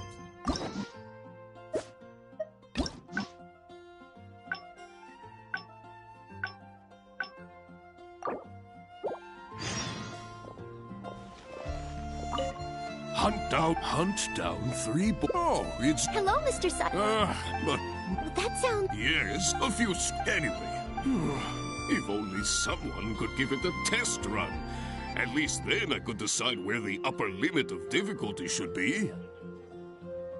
Then, Miss, I am there. Oh? Yes. Excellent. First, if the traveler is willing, please. Indeed, you only need to pass 2. Add. A true. I will question. Tell me. That's it, Mr. Cyrus? Correct. On to question. There is a thanks to the note. Learning from regarding. That's it! Correct! I had thought this question would be a little more challenging to adventurers from Mondstadt. Once again, no way. Last question. All that. Correct! That's but be warned. Now. Jewels from Liyue. Come take a look. Ancient alchemy truly is a fountain. Okay. Ready and willing. Staying wet. That's why. Firstly. Secondly. Thirdly. So go ahead. Honorary emergency food? The steak. Good point. Okay then. We can always change our minds if we have a... It's been getting quite busy. Oh, you're ready to go?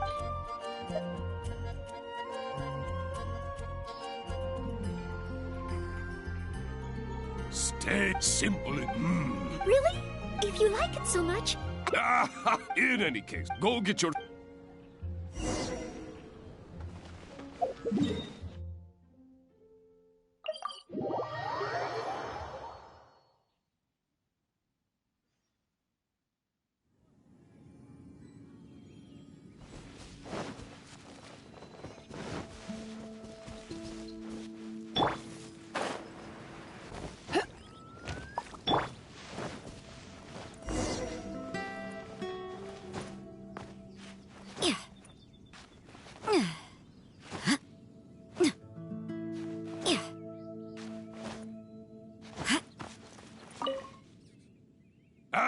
Please. Good. Ferocious. This is... I will be... Okay.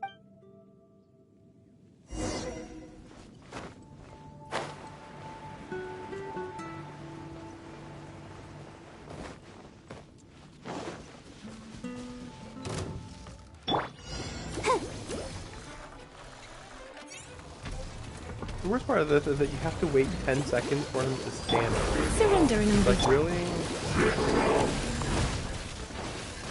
And this is actually, like, really challenging, too. Time to go! I mean, yeah, I'm, like, doing everything here, but, like, you know, before this, I was doing electricity and water. Honorary knight! And that was taking, like, tired. forever. I know that it's... But not this time. Somehow, it must be because you are... Thank you. On the day of the real... Great.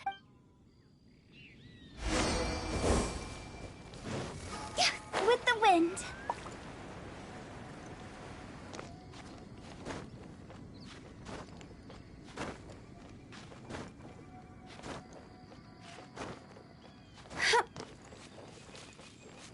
Oh, back already? Even the third part of the exam is a walk in the park for you. Now, please allow me to announce the result. You passed with a perfect score. Oh, well, it's all because I had an honorary knight by my side. Without further ado, it gives me great pleasure to officially grant you the title of Adventurer. May your days ahead be filled with adventure. And may you boldly explore the star... My. I never thought I'd see the day when Noelle would finally come around to the idea of joining the Adventurers Guild. Oh, Mr. Cyrus, There's no need to talk like an outsider anymore. From now on, you can call me Branch Master. And I will call you Adventurer. I'm very sorry, but I actually wasn't planning to join the Adventurers Guild at all. I just wanted to take an exam so I could get used to the atmosphere. I thought it might help me better prepare for the Knights of Favonia's selection exam. You mean... Oh, how can this be? I was just about to recommend you to the perfect adventure team. Why not give it some more thought? Even if you're not ready to be a full-time adventurer, you'd be more than welcome to help out every now and then. Just think of it as... yes. Think of it as part of your exam preparation. You know, if you think about it, adventurers have a lot in common with the knights. Both want to defend Mondstadt. Exam preparation? Defend Mondstadt? Yes, precisely. I assure you it won't take up too much of your time. I believe it's only around 4 commissions per day. 4 commissions? Maybe if I can squeeze out some time from my breaks. Oh, if I'm not careful, the urge to accommodate just takes over. I'm sorry, Mr. Cyrus, but I'm afraid that my answer is still... Please, Noelle, I'm begging you. We need your help. Well, if my assistance is required... Oh, okay. Oh, sorry, Mr. Cyrus. Maybe next time.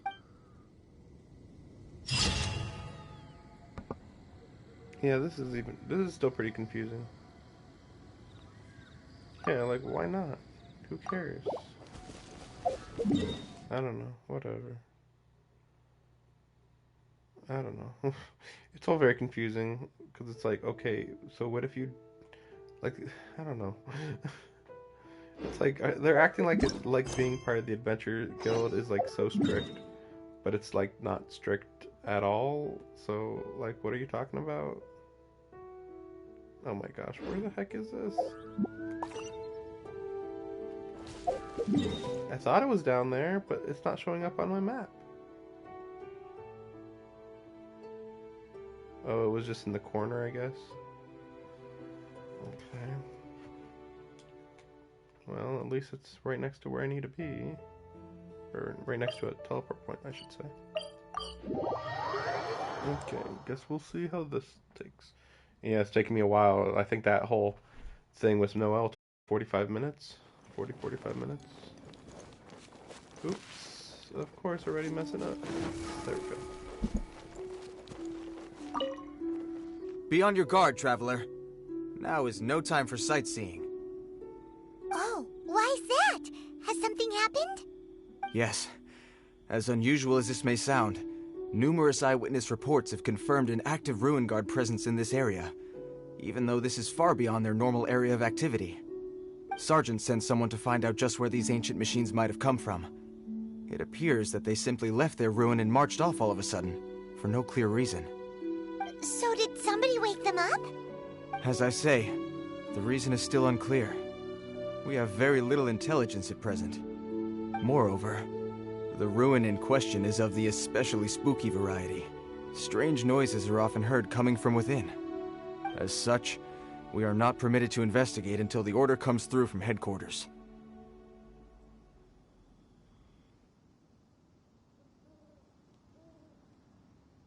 Sorry? Did you say something? Was that supposed to be your impression of Master Diluc talking about the Knights of Favonius? In any case, the only sensible strategy in the meantime is to increase Millilith patrols. We must not let innocent civilians come to harm. That's a good point. Ruin guards are probably pretty dangerous for regular folk.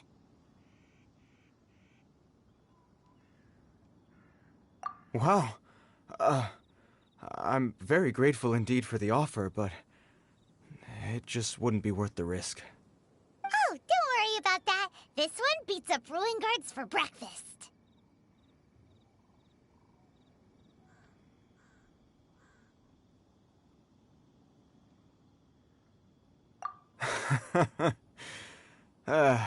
The self-confidence of young people is an extraordinary thing. Well, if you're I did see some Ruin Guard footprints on the hillside, but since then I've been too busy warning passers. Footprints, eh? While the Millilith stands guard, evil shall never prevail. On behalf of the Millilith, I salute you, traveler. You have my gratitude. I will rendezvous with you once I have finished my patrol.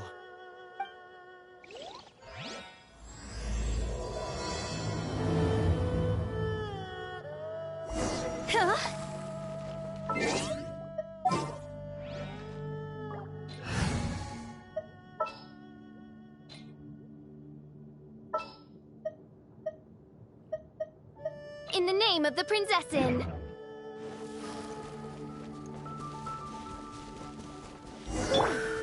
This footprint is huge! It has to be the one that guy was talking about.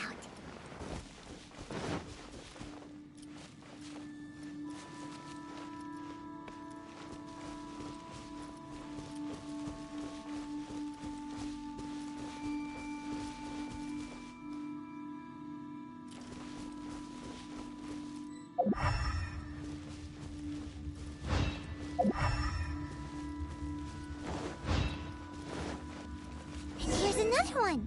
Yep. Seems the Ruin Guards did come out for a walk after all. The trail of Ruin Guard footprints leads us here to... Ah! A Ruin Guard! Over there! By royal decree! Yeah.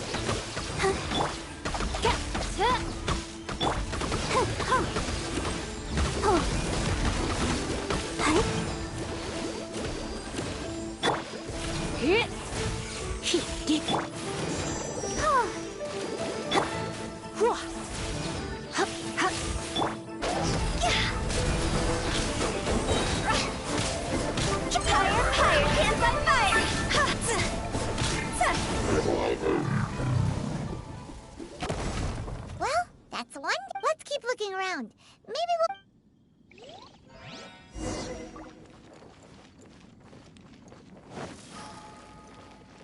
I'll protect us.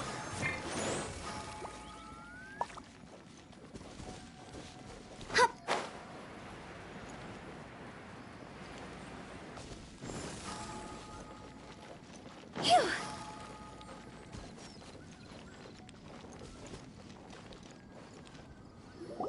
Hey you! Check this out! Isn't it awesome? What is he wearing? I've never seen one this close before. Have you ever seen one? You bet! Mr. Cyclopses are crazy strong. No bad guys can escape from these guys, that's for sure. Mr. Cyclops? Aw, that's cute! Wait, what? Do people seriously call them that? Yep, my brother said so. And he's the best toy seller in the whole world. It's his job to sell this kind of stuff. Right now, he's at the Institute for Toy Research in Liyue. That's where Mr. Cyclops has come from. It's always nice to meet someone else who likes toys. So tell me, where'd you get your toy from? Must be a pretty new kind, huh? I've never seen one that can fly and talk before. Hey! Just because you get to play with Paimon all the time does not mean that Paimon's a toy! Greetings. Have you found anything? Oh. A child? What's the situation here? We just, found him. You shouldn't be out here, boy. There are killing machines in the area. It's extremely dangerous. Killing machines? You mean ones that look like this? Precisely. And including this one. It's not moving now, but if it were to wake up, the consequences would be... You take that back! Mr. Cyclops is not a killing machine. He's one of the good guys.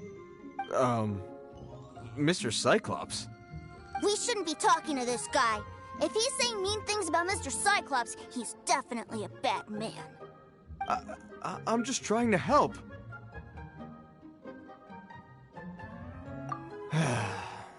I've always been... Well then, why don't you get back to your normal job and leave us...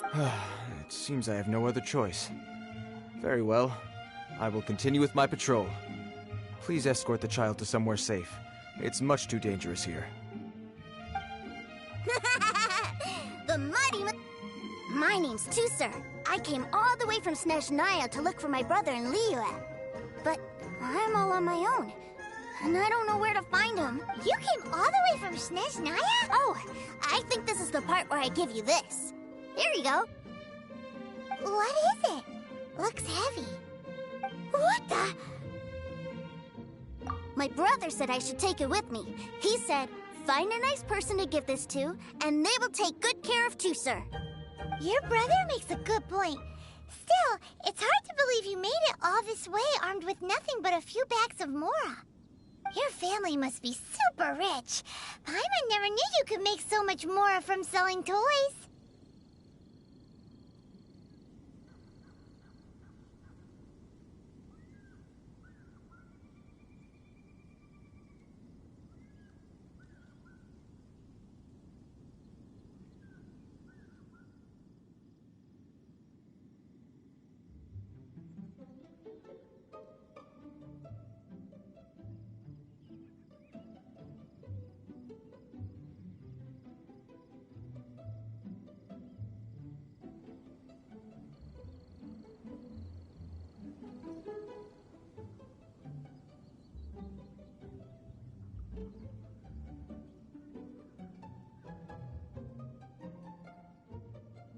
Yay!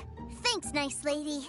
All right, now we gotta make a pinky promise. You make a pinky promise, you keep it all your life. You break a pinky promise, I throw you on the ice. The cold will kill the pinky that once betrayed your friend. The frost will freeze your tongue off so you never lie again.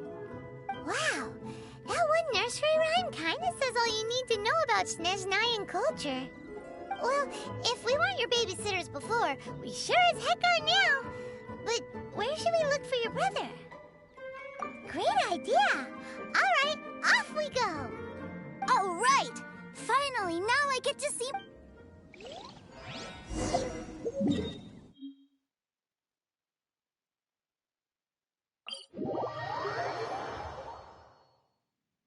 Why would he even be wandering the countryside? Like what?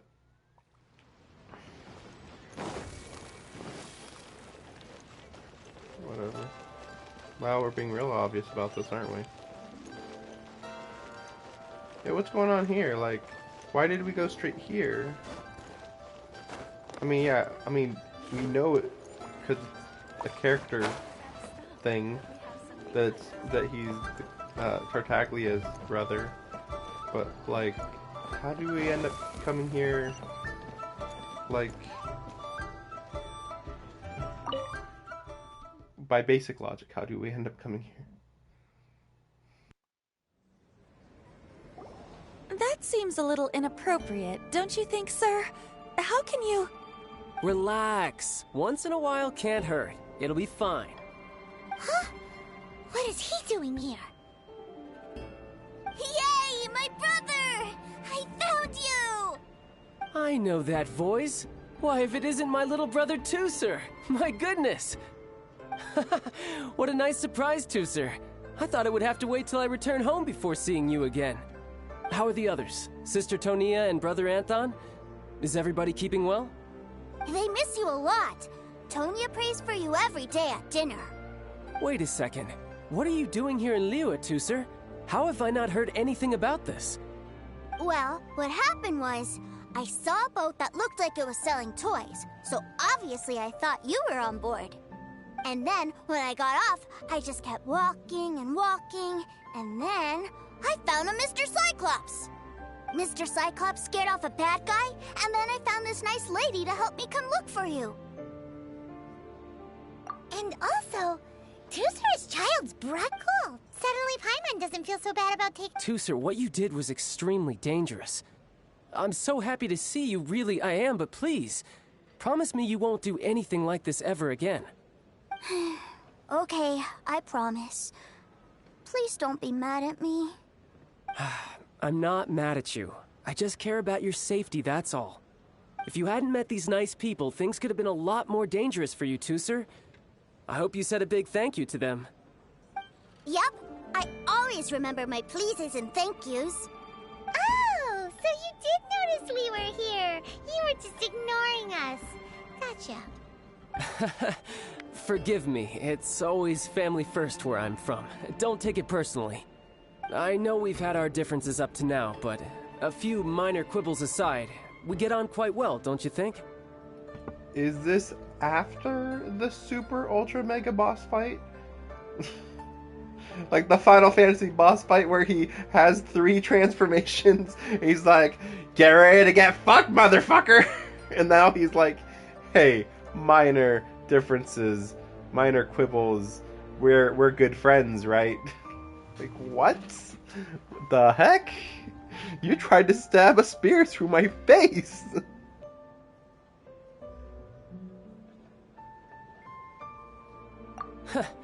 Come on, you know I'm just a pawn and all that, just doing my part. As for who wins, who loses, and how each side deals with the consequences, I prefer to leave all that up to the ones playing the game. So, he's not a player in this giant war conflict? I'm much more interested in who wins and who loses when it comes to our little sparring matches. Sounds like you're ready to get your butt kicked again. Ha! You're forgetting something about me. I, Tartaglia, spend every second getting stronger. Don't expect to have it quite so easy next time. Does he? I was under the impression that he was the laziest man alive. Whoa. You aren't gonna fight now, are you? Maybe not right now. Not while my kid brother is watching. Why do you want to fight the nice lady? Are you guys enemies?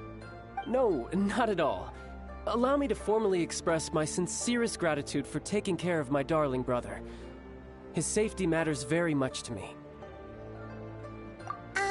So anyway, Paimon has a question. Tooser said something about you being a toy seller. What's that all about? Aren't you supposed to be one of the Fatui's harbinger? Yes, about that.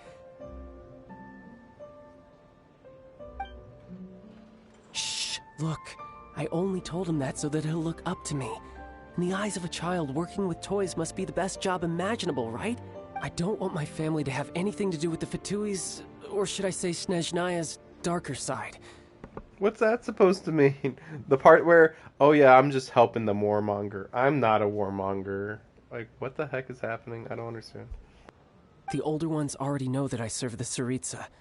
But Tusser is still so young, and in his eyes... Wait, isn't working for the king of your country, queen of the country, whatever, but like the god of your country, isn't that like really cool for a young kid too? As I was saying, I remain Snezhnaya's greatest expatriate toy seller, currently attached to the Liyue branch of our Institute for Toy Research. That's right! My brother's the greatest! He's Mr. Cyclops' bestest friend! Just humor me in front of Tusser, if you would be so kind. Yes, Ekaterina. I will deal with the issue of that outstanding payment right away. Hey! Slinking off, are we?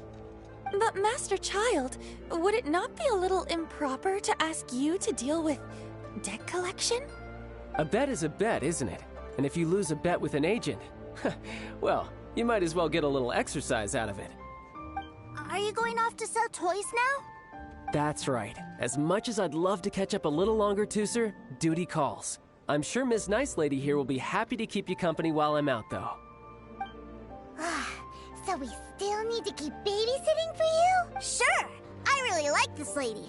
And anyway, she made a pinky promise to take good care of me. Ah, well, it sounds like Tusser really likes you, and that you've already made a pinky promise to take good care of him anyway. Then I'm in your debt. Here, take this as Tusser's entertainment fund. I want him to have a good time while he's in Liyue, so take him anywhere he wants. If need be, you may find me by the river near Qingshu Pool. I'll see you both around. Take the loan. Okay, so seriously, what the fuck? Like, this is Tartaglia's story? Babysit his kid brother. Really? Looks like we'll be hanging out with Child's kid brother for a while. Oh yeah, you know, I where guess the are we idea is going that to he play wouldn't first? want to reveal anything about... How about we start with the toy store? I guess he wouldn't want to reveal anything about himself normally, so we have to have somebody from his family come and reveal stuff, I guess? I don't know. Huh? What are those super colorful winged things? They're called kites. The kids in Liyue love them. Hello there, dear. You look like you've come a very long way. Let Granny guess. From what you're wearing, I would say... Snezhnaya. That's right. How do you play with these kite things, Granny? When the wind picks up, you let out the string, and whoosh! The kite will fly into the air. Up. Wow, that's amazing! Do you have any Mr. Cyclops ones? Mr. Cyclops? I'm sorry, I want to fly Mr. Cyclops high into the sky so all the kids can get to know him. Well, I can do custom builds. Will this picture do? I drew it myself. I bring it with me everywhere. I'll manage. Still, I must... We should be fine. Child was pretty generous with that entertainment fund. But then again, throwing money around willy-nilly is, you know, kinda irresponsible.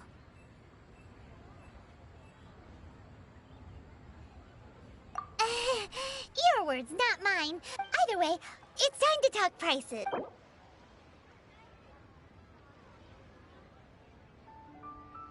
What the heck? Yeah, I forgot that this even existed in this game, because it's like, wait. Yes, between 2,000 and 15,000. Like, what?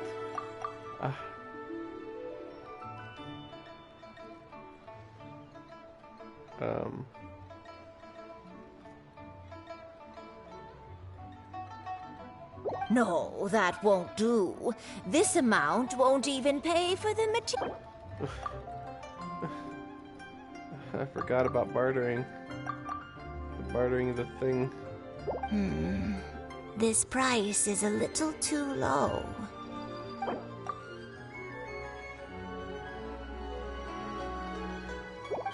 Fine, fine. I've neither the time nor energy to bargain with you at my That was a lot of money. That was a lot big difference in money. I suppose this price will do. Thanks, Granny. I have heard that in other countries, apparently you can bargain prices for some reason. I don't understand bargaining because it's like,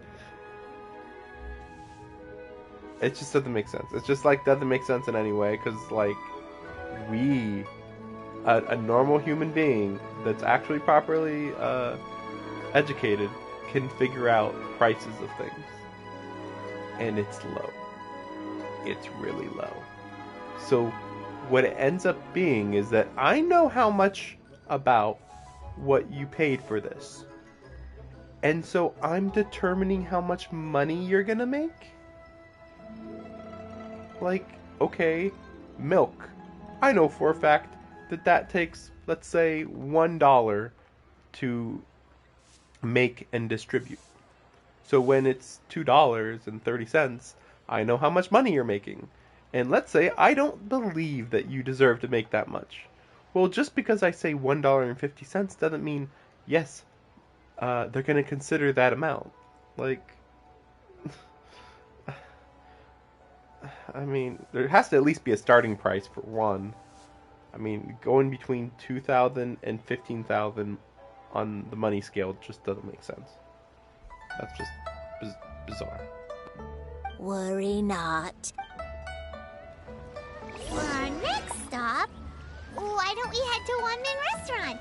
It would be a mighty crying shame to come all the way to Liyue and never try the food.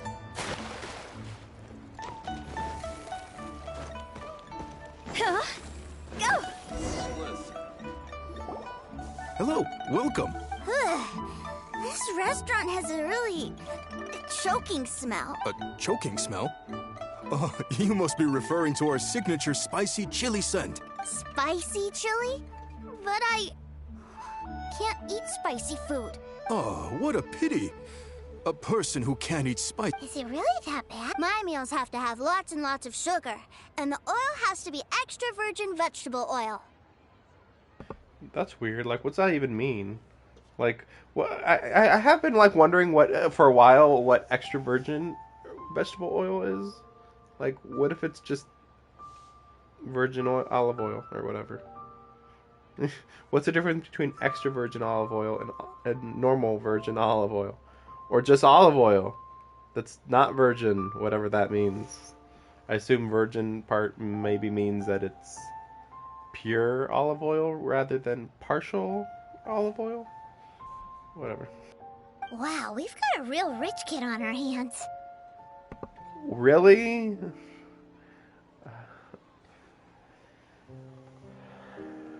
gotta be rich to have sugar.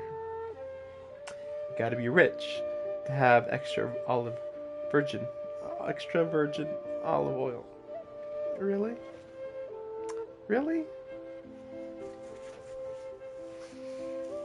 Asia for you there, I guess.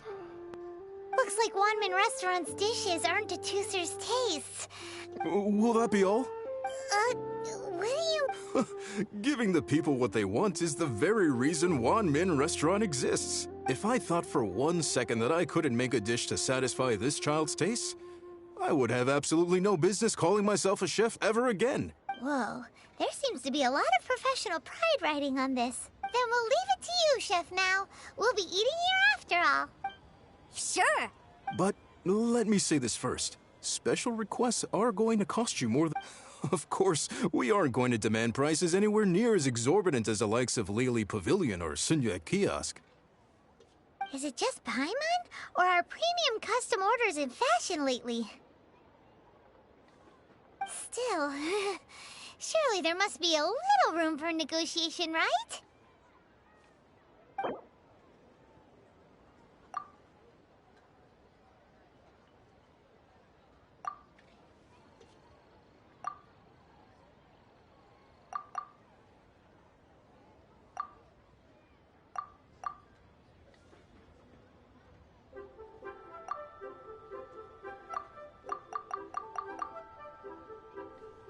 Hey now, come on. I can barely cover the cost of the ingredients at that price. We're using sugar, oil, and presumably meat and a few other ingredients. I mean, that's just so vague. Oh my gosh. I guess. That seems a bit on the low side. You do realize I'm gonna have to be putting a lot of sugar in here. Sugar's expensive, man. Have you seen sugar prices? Sugar's expensive. Ah, you folks. Thanks. Please sit wherever you like.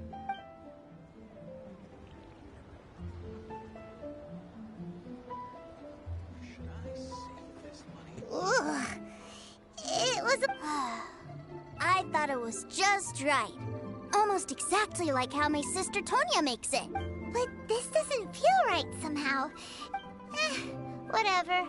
So where do you want to go next, Tuesday? I was so caught up looking for my brother when I first got... Good idea! The hustle and bustle at... Try something new at the Wan Ming restaurant.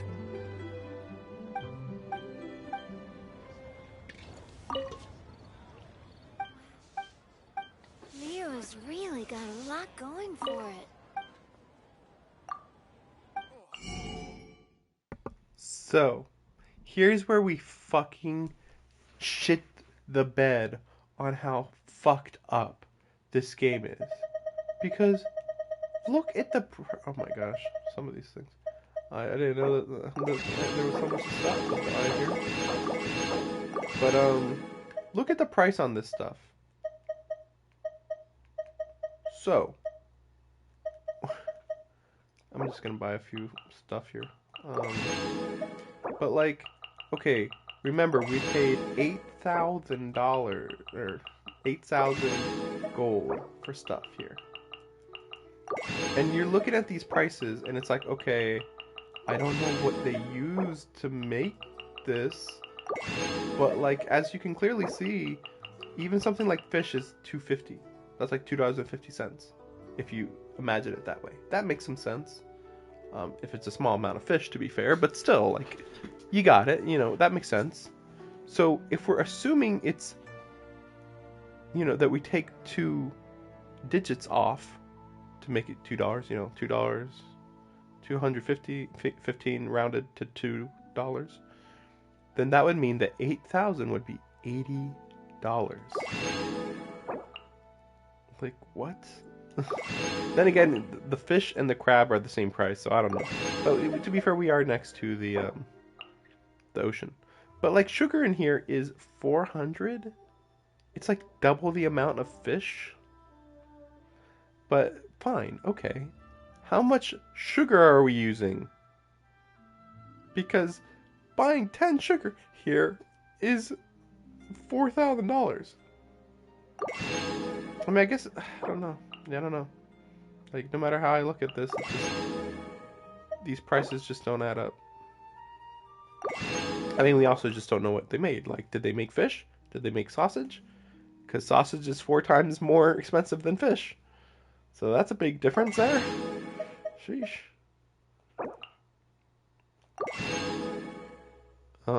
Yeah, I mean, and then you have crap like fisherman's toast, which is bread with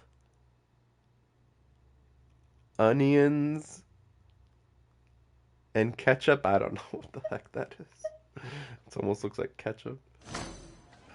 People must have This seems weird no matter how you look at it. Oh yeah, better do this real quick.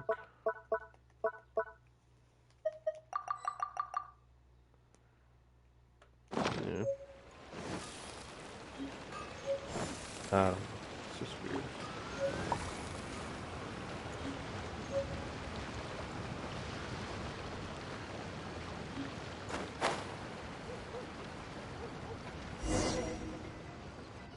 Wow, this place is huge! And there's so many people! Are the waves here always like this? Don't they ever freeze? Given Liyue's climate, the area around the harbor's mouth probably never gets cold enough to freeze. Paimon is kind of the traveler's exclusive personal tour guide. But since this is a special occasion, Paimon can make an exception to help Tusser. This place is Liyue's commercial hub, and it's been the biggest port in the Seven Nations ever since it was decided that Liyue would take on the world through trade. I just realized that this is supposed to be the biggest port. So remember that in future countries. Because how the heck is the next area, which is an island nation, going to have a smaller port than this? Like, this port only can have, like, less than 10 ships. I mean, far less than 10. I'm just, you know. It depends how big the ships are we're talking about, I guess. But, like, these ships, if this is, like, normal size, then any small boat, you really can't count that as a trade ship, really. Other than merchant vessels, many fishing boats and industrial transports dock here to replenish their fishery supplies and daily necessities, which, thanks to the immense throughput capacity of the wharf, yeah, Paimon can't. Well, guess Paimon will just have to explain this Paimon style. So all the nations float their boats over the sea into the mouth. The harbor goes nom nom nom nom and has a taste of each boat and the cargo it has on board. Then Liyue Harbor rubs its big round belly in satisfaction because it's all stuffed full of delicious mora. Hey, what's that big metal hook over there? I want to see. Wait, Tusser, don't run off. After all that,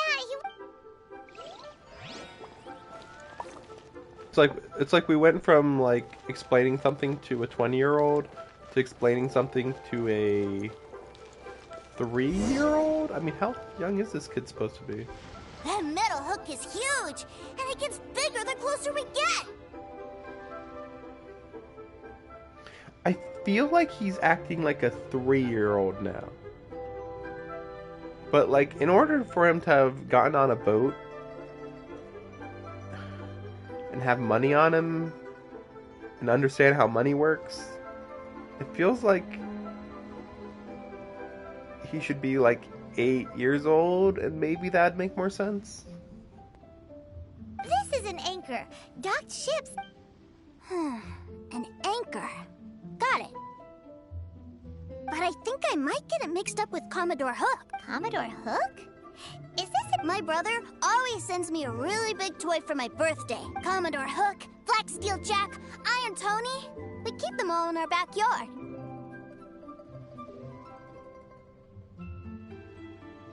Yeah, and that's why I can't bring them with me all the time.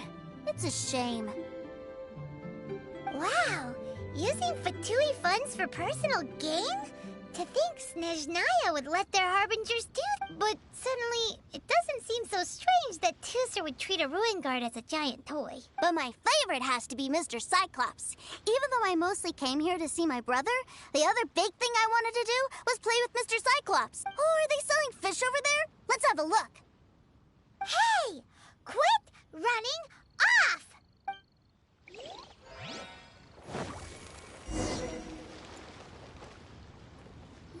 Is this where they sell fish? Wow, the fish here in Liyue are so small.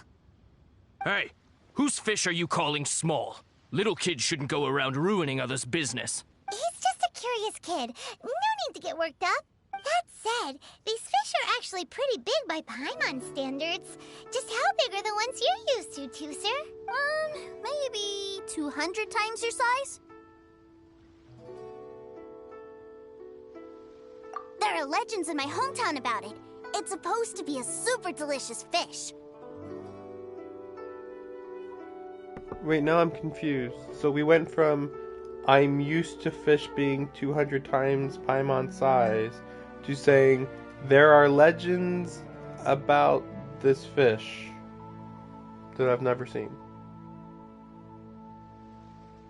So why is he calling this fish small? See what I mean? It's like, wait, what? I don't know. I told my brother about it, and he went out to sea to catch one for me. Okay, so he has seen one, I guess. But one. I mean, it's not common.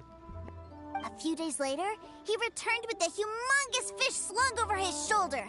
Anthon and I were so happy. Are you sure that was a fish? Paimon thinks it sounds more like some sort of leviathan.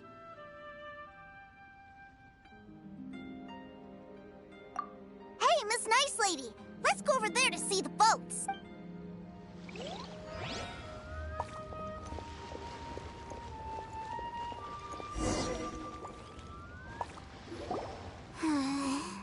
What's wrong, Tooser? Are you tired? I miss my brother.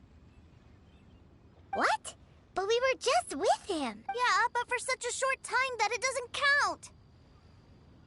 Take me to see my brother. I don't want to play anymore. Well, we've played with Tooser long enough, haven't we? Child said that he'd be by the river. Yay! Let's go! Let's go!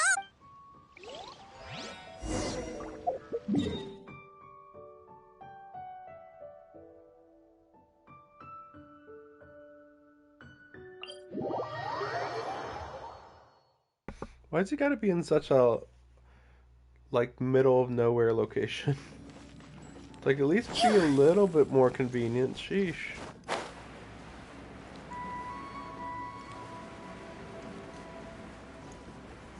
Just imagine once you can look in that direction and they'll actually have proper things.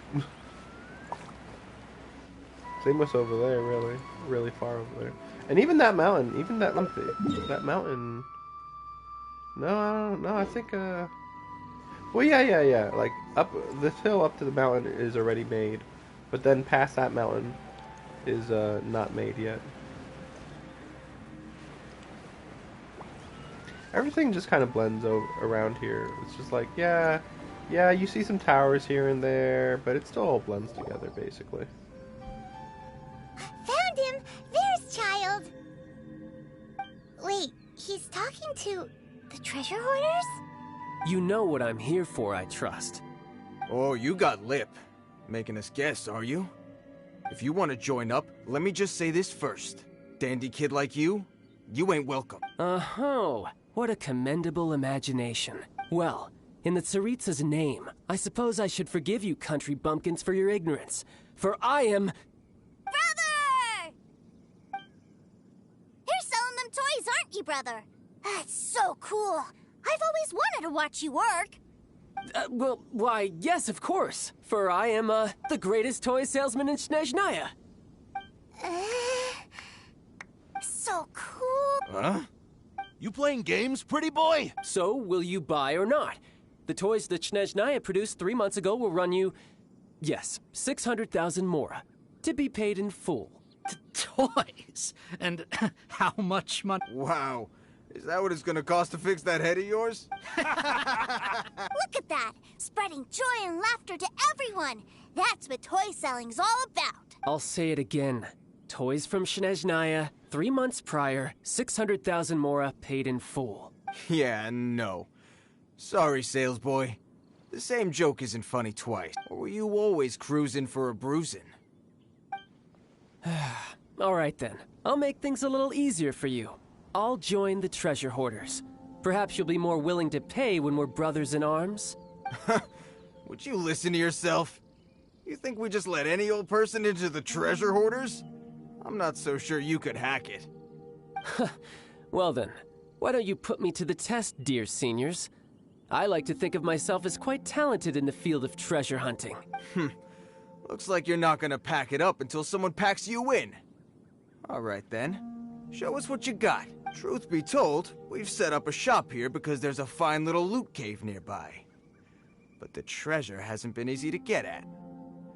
We've been at it for 2 days now. If you think you're up to snuff, why don't you have a crack at it on our behalf?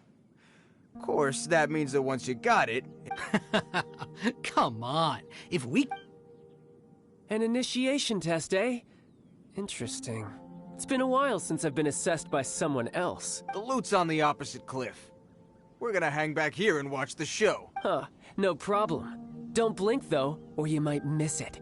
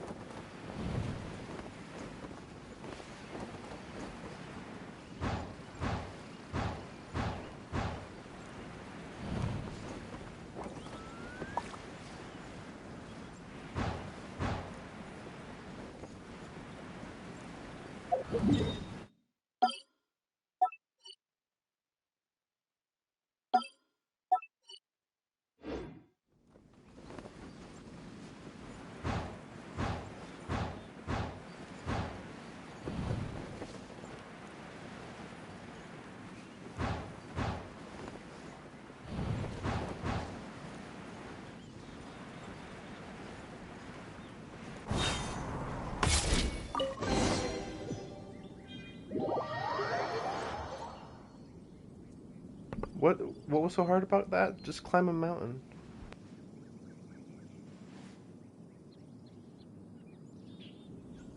Well, I have the goods. Here you go. So how'd I do? Pretty well, I'd say. Brother, what do we do? This fellow isn't normal. Please, hold on a moment, sir. We need to discuss something amongst ourselves. He ain't here for an initiation. He just wanted to show— Honestly, we'd be no match for him if he wanted a fight. Guys, do you think that maybe— So they don't know what he's talking about then?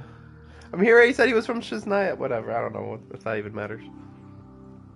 And then also, they can tell how good he is in a fight, even though all they saw was him gliding. We're being robbed? I don't know.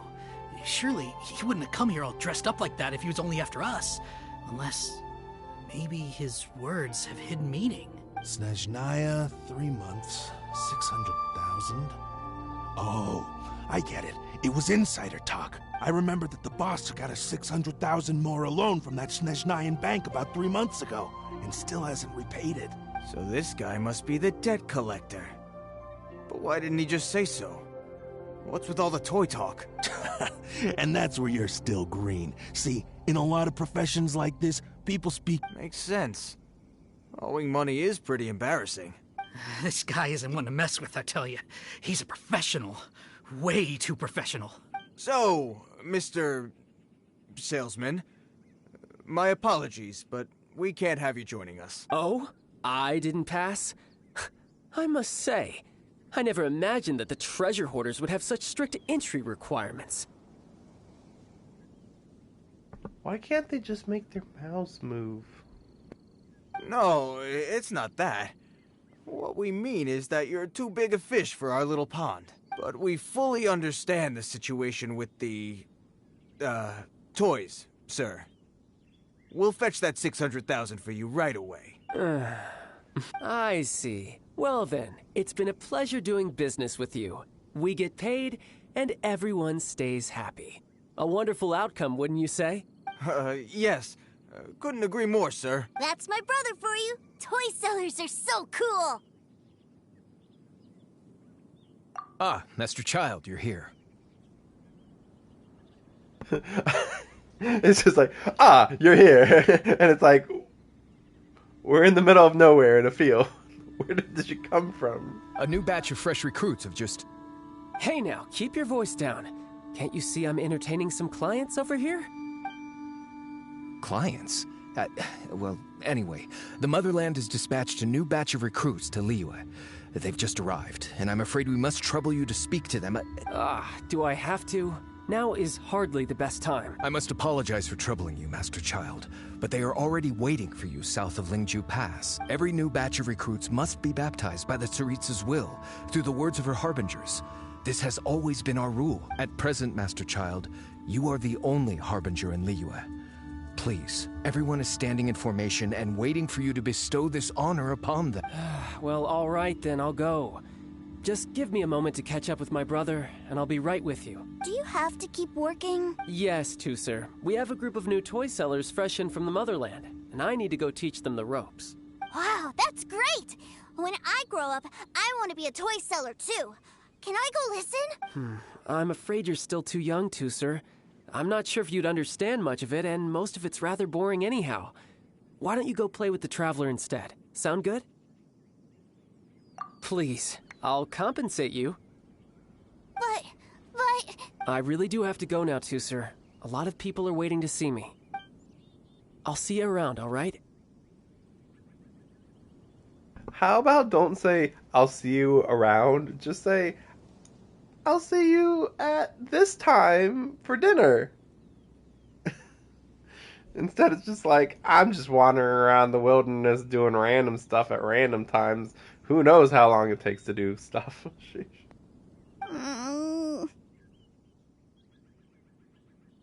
Child really dotes on his brother, but now he's gotta ditch him again. Must be a really tough job.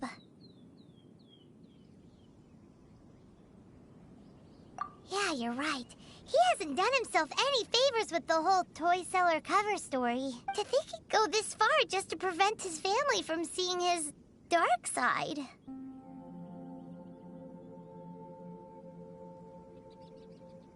Paimon wonders too. But hey, let's at least help him out while we're all in Liyue. I'm pretty sure the kid's gone. Wait! Where's Tooser? We were too busy chatting. Where'd he go? Seems either way. Let's head over there first.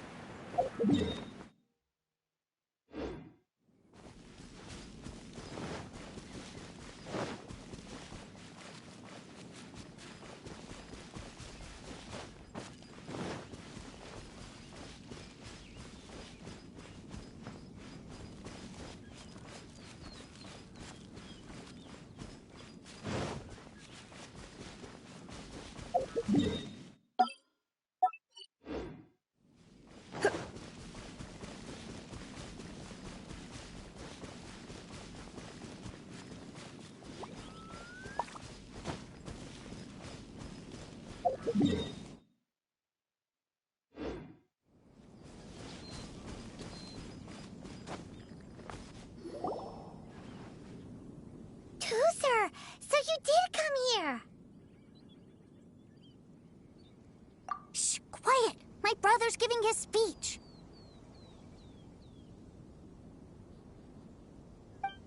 From this day forward, you will honor the oaths you have made to Her Majesty the Tsaritsa, and you will stop at nothing to bring Snezhnaya victory. You shall sweep through this land like the icy winds of the furthest north, as strong as the hoarfrost of Zeppeljärni Palace.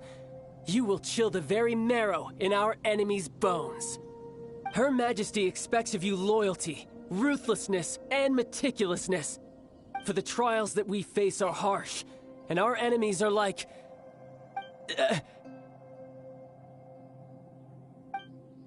like kites and rattle drums.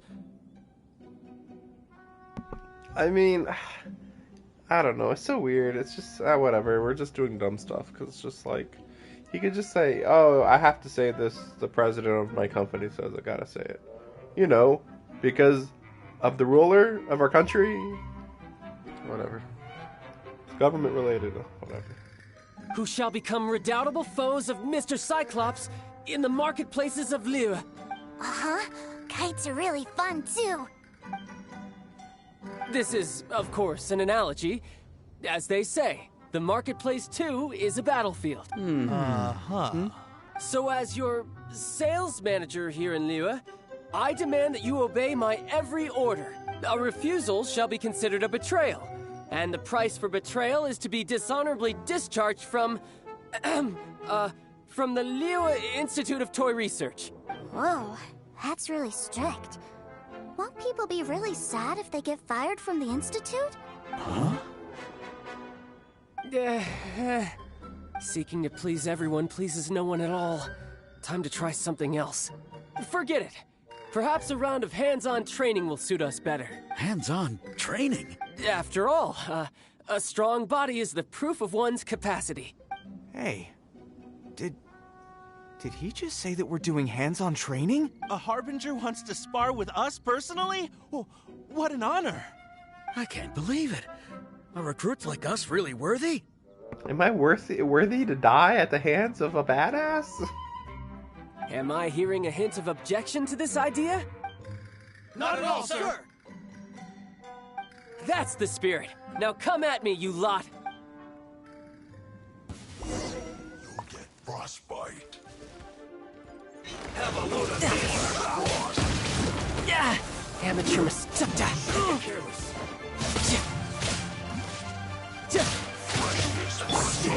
Try not to enjoy this too much.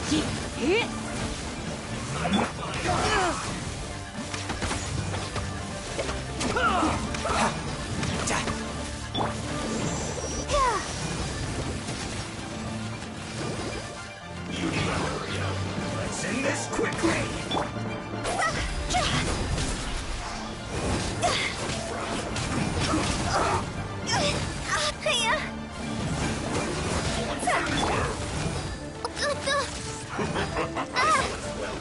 Oz, reveal thyself! Ready, steady, go! Let the show begin. Oh, hey.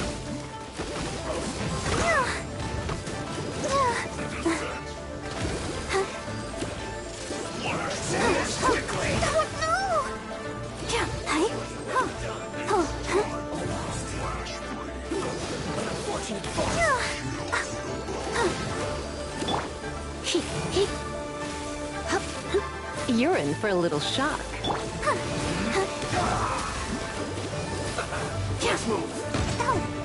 By royal decree!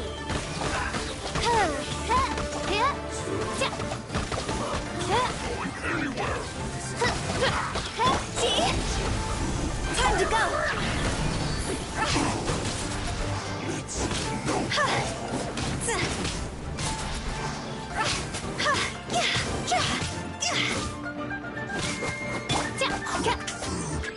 Disgusting.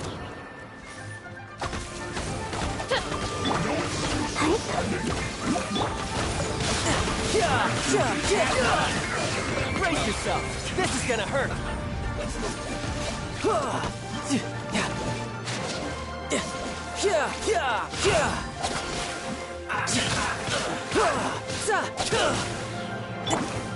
I guess that super attack was way too cool to see. Because his just went straight through the ground.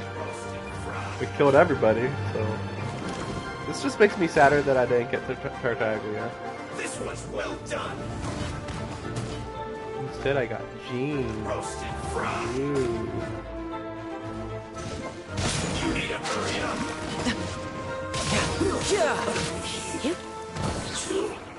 Oh well. Well then, do you all understand what I said earlier? Yes, sir! Excellent.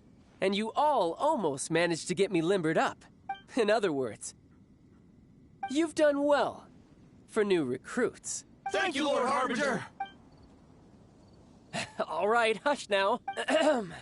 Now then, I wish you all glorious victory for Snezhnaya, for Her Majesty the Tsaritsa, and for yourselves. Dismissed! Brother! You were amazing! Oh, Tooser, what in the world are you doing here? There I was thinking that the Traveler had taken you to play at Wang Shuin. Yikes, that's some terrible acting. I told you, didn't I? I never pass on an opportunity to improve my strength. I'm not the man I was when we first met.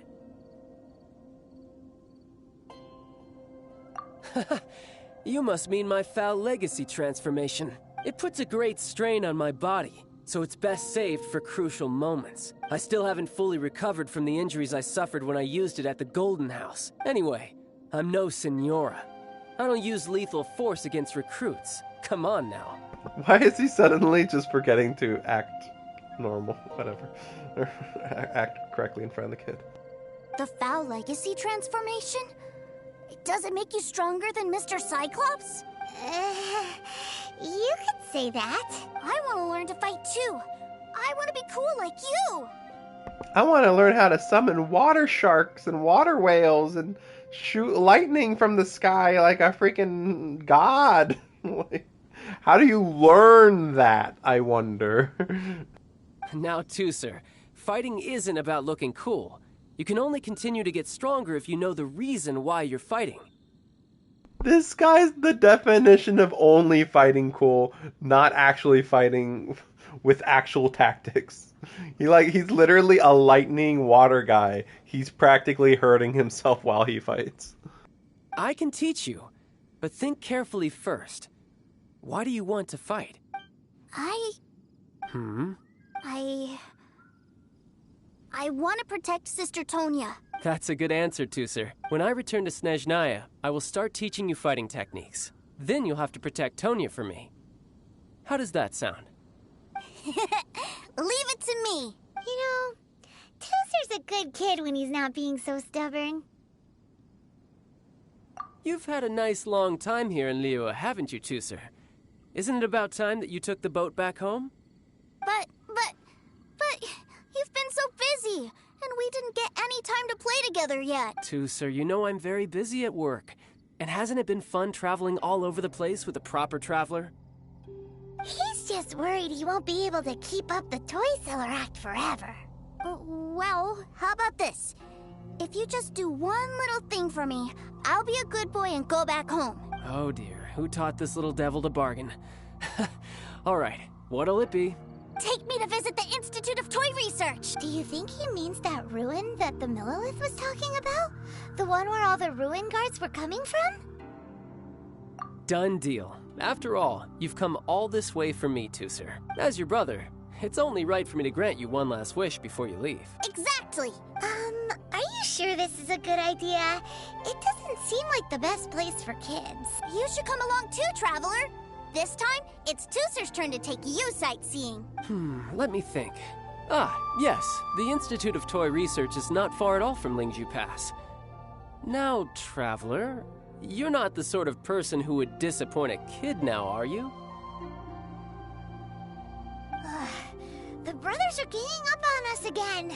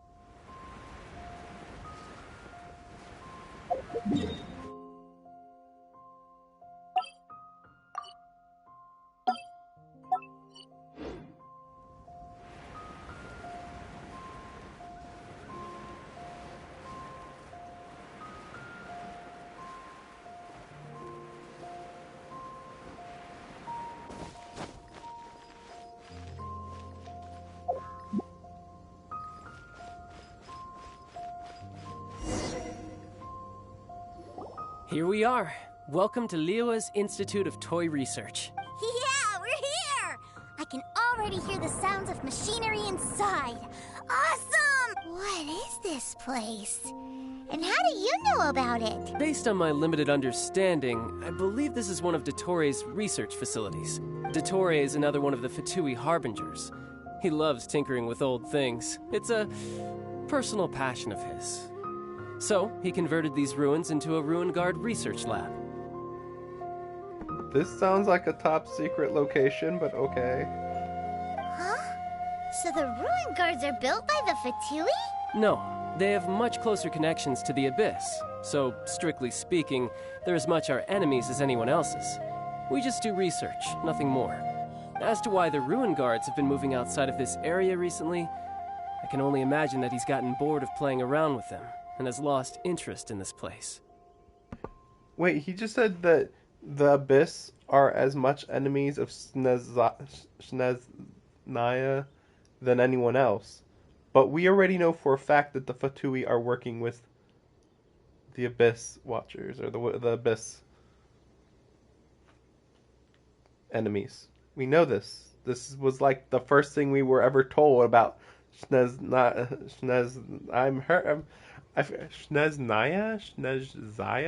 I don't know. But, you know, it's like the first thing we learned about them, which made it confusing, because it's like, aren't these basically the same enemy force? And it's like, technically not. And it's like, whatever. I don't know what Abyss things are, because they're not people. I don't know. They're weird. Wow, yet another Harbinger with a bad attitude. But at least this explains why you were totally okay with bringing Tooser here. Seems you did your homework ahead of time. Well, I wouldn't go quite that far. I actually have no idea what this place is like on the inside. Wait, so are you or are you not worried about your brother's safety? Of course I am. But no matter what the danger is, I will parry it. Isn't that what any older brother would do? Not block, I will parry. He's such a badass. He doesn't block anything. He just parries everything. He's the meme of parry the world. He could block everything, but instead he'll parry.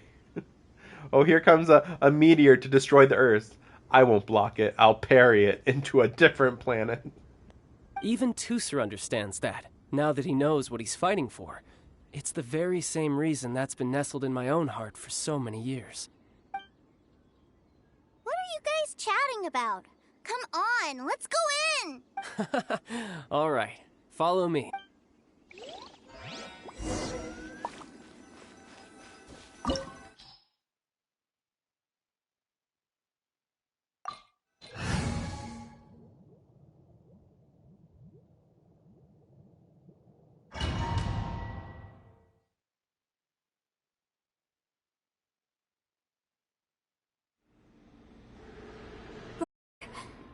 Someone was saying that Mr. Cyclops is a killing machine. Were they now? What a silly thing for them to say. And you shouldn't go repeating it either, Tooser. You're far too young to be talking about such violent topics. Yeah, I knew that they were lying anyways. Mr. Cyclops is here to defeat the bad guys and protect the world. He's my favorite toy. Right. With Mr. Cyclops around, the bad guys won't ever get you.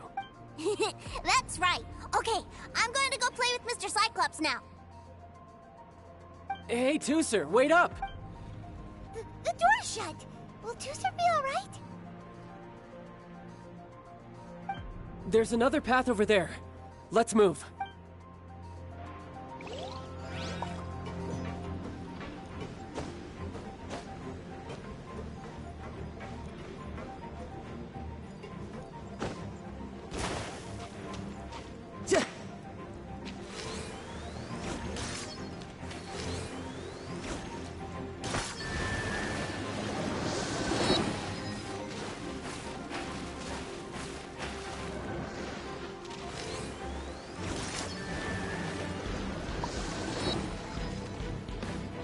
This is a very odd location.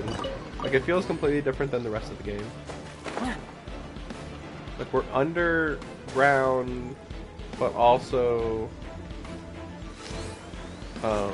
in a factory at the same time. And also we're doing like a puzzle that we've never done before. So that's also pretty weird. And like, this machinery is brand new assets. Like, I feel like this type of stuff won't be in the next in the Japan area. It's like the type of thing that will be in the like, well, obviously Snezhnaya, but also a lot of other locations.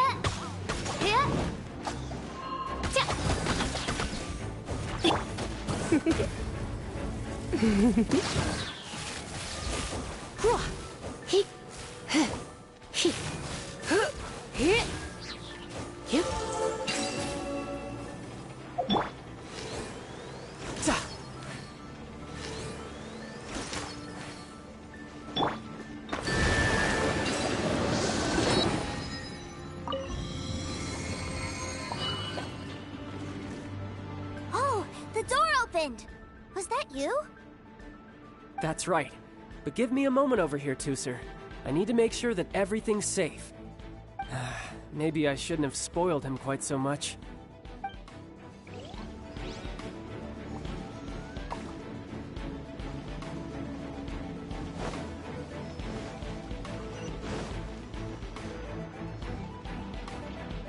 Those ruin guards have all been strung up. Where are they being taken to? I don't know, but if there's a chance it's where Tooser is, we need to stop this before things get ugly.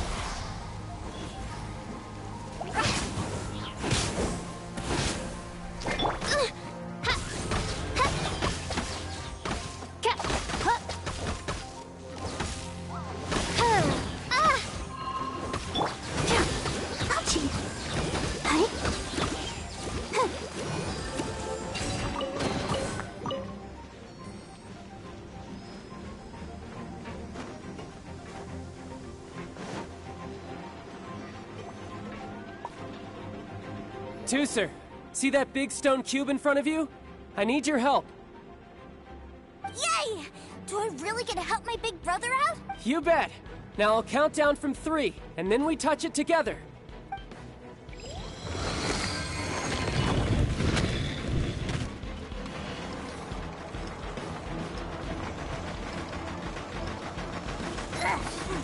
That's bright. What is that? It's a witch ray that will turn you into a little lamb if it hits you. So stay out of its way. That's scary.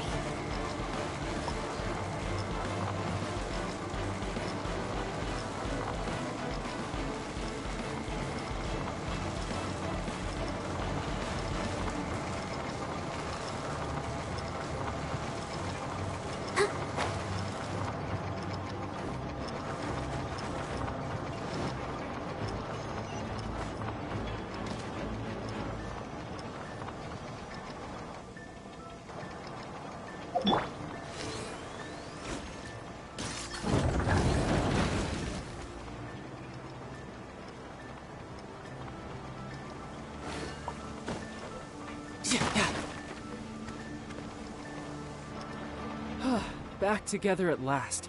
You're not hurt, are you, Tooser? Hurt? No way. This was really fun. Fun for you, maybe. We were all scared to death. What's over there? Wow, this room is huge. Is this where Mr. Cyclops takes his friends when they come to visit? It is. Impressive, isn't it? Now, how about a little game of hide and seek? Huh? Now? But... I have a surprise for you, you know. A surprise? Oh, what sort of surprise? Don't worry, you'll have the chance to look for it later. But before that, you have to close your eyes, turn around, and count down from 60. Okay. 60 is a really long time, though.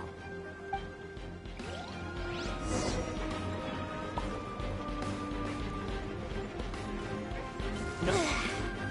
60, 59, 58... There's not much time. Let's clear all these hazards out. Run! Can't. 48, 47, 46, 45... Are you guys okay? What's all that crashing and banging? Don't worry, it's all part of the surprise.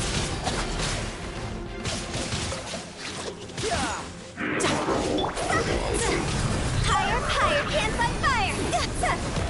16, 12, 10... Hey, no cheating! You skipped a few numbers, you little rascal. You noticed. All right. 15, 14, 13...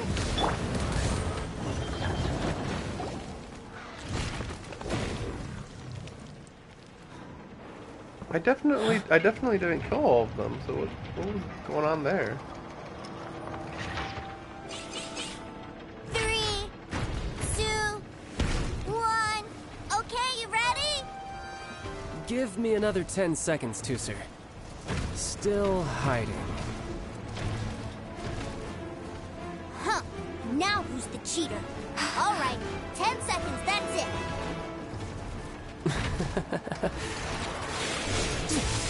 10, 9, 8,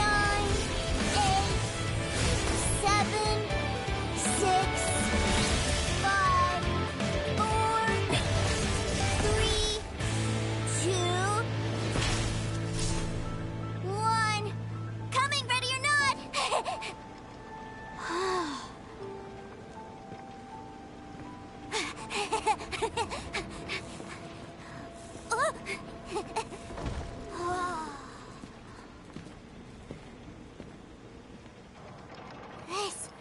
This is everything I've ever dreamed of! It's Mr. Cyclops' world! Wow, he actually pulled it off. And the way he knocked those ruin guards around was like they really were kids' toys. But Paimon wonders if he'll be alright after using the Valve Legacy transformation again. Awesome! Boy, if these Mr. Cyclopses weren't so big, I'd sure love to take one home.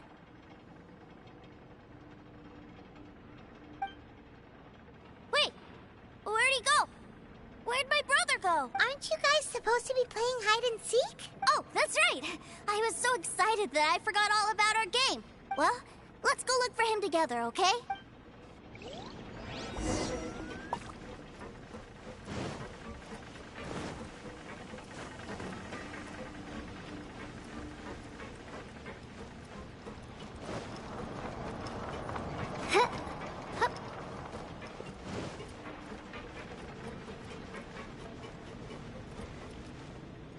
It's a good thing that you two found me first.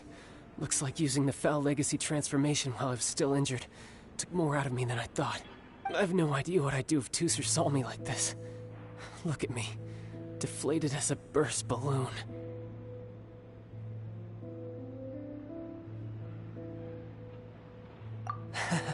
As I recall, you have siblings too, yes? I figured that you probably wouldn't take me out in front of my little brother. I don't think that's a good comparison, since he's like 20-something and this kid's like 3 or 5 years old, versus my brother in this game being the same age as me. Really milking this situation, huh? Like I said, I can never pass on an opportunity to test my limits. And that's why I, Tartaglia, am always getting stronger.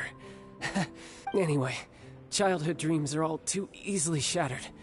Even if you just leave them be, they will fall to pieces all by themselves. So someone has to protect them, right? If you make a promise, you keep it. If you make a mistake, you apologize.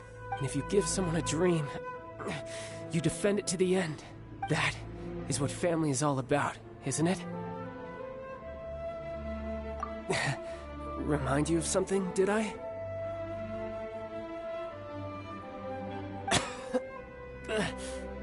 Quit the tough guy act already. You need to see a doctor right away, mister.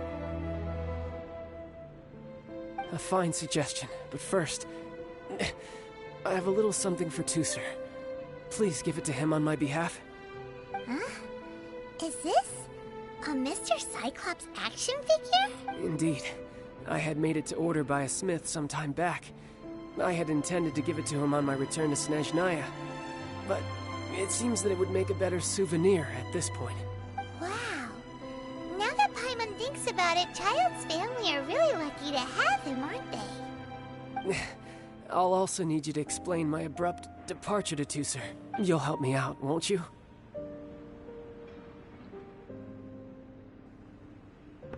I mean, just do it for him.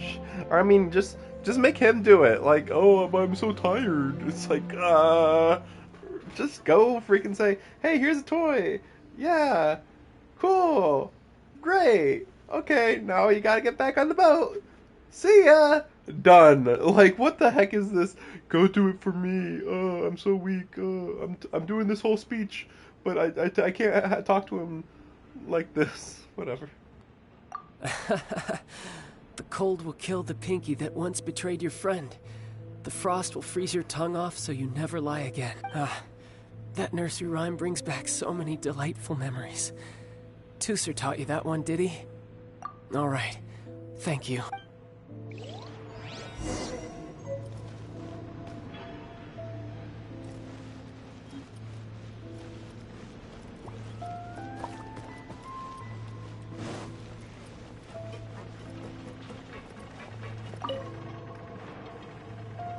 I can't find him anywhere. Where did he go? Really? Where is he? Yeah, so he had to leave in a real hurry. He didn't abandon you here on purpose. Oh. That's great. But still, I was kind of hoping we could play here a little longer. Wow, look at this! I never knew that they made Mr. Cyclopses in this size. Look, it even has my name on it. It's my very own Mr. Cyclops. You're really loving it, huh?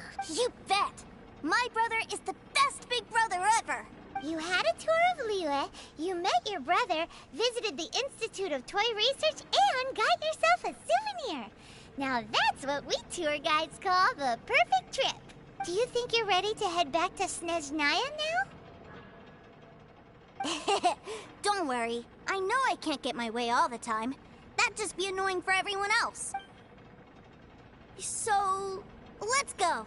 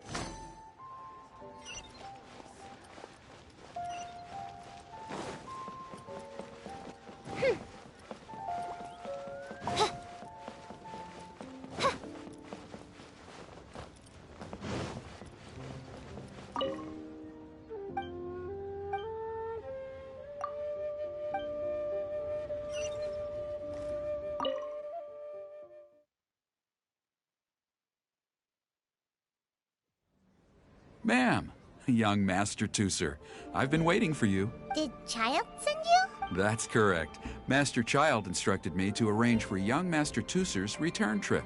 Please, come this way. Who are you? My big brother always tells me never to go off with strangers. But you've been following us around this whole time. Yeah, that's because I've known who you are all along. What? My brother told us all about you in a letter he sent back home. Sister Tonya read it to me. I actually recognized you the moment I saw you.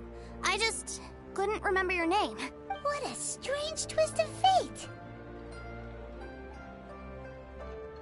Not at all. In fact, he said that if he ever had the chance, he'd quit his job and join you on your adventures. Young Master Tooser, the boat to Sneznaya will dock soon. We'd best prepare for boarding. Gee, time really flies when you're having fun. Well then, see you, Miss Nice Lady. I'll wait for you back home. You definitely have to come visit Sneznaya sometime.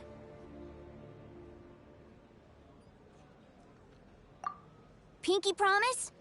You make a pinky promise, you keep it all your life. You break a pinky promise, Paimon throws you on the... Bye-bye, Tooser. Have a safe trip.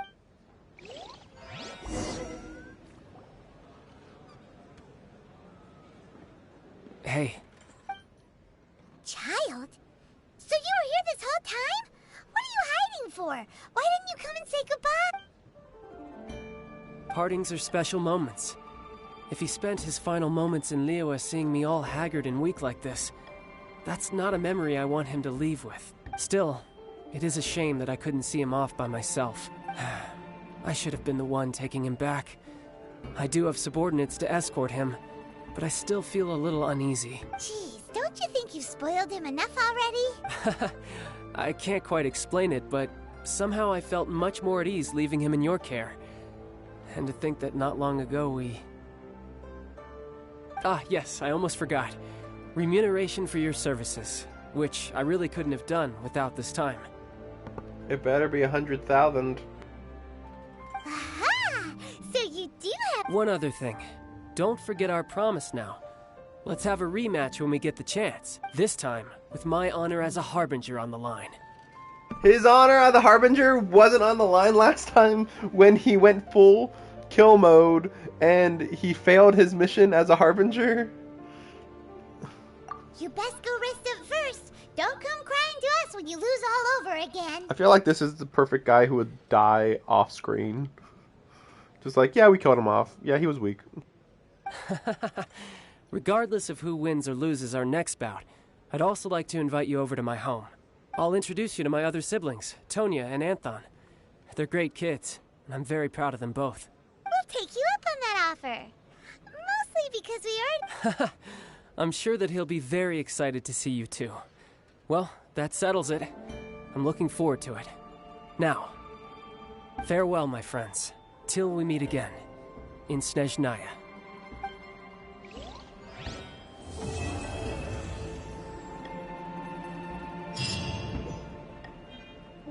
I find it hard to believe that the next time we're going to see him is actually going to be in Sneznaya, though. I'm pretty sure we're going to run into him at some point. I mean, Sneznaya, presumably, would end up being pretty close to the final location we end up going to, which will be 3 years from now, maybe, or something? In real lifetime. 3 years. Maybe longer, because, I mean, this game has been around for 8 months now, and we don't even have the first area yet. Yeah, it's hard to tell. Anyway. So...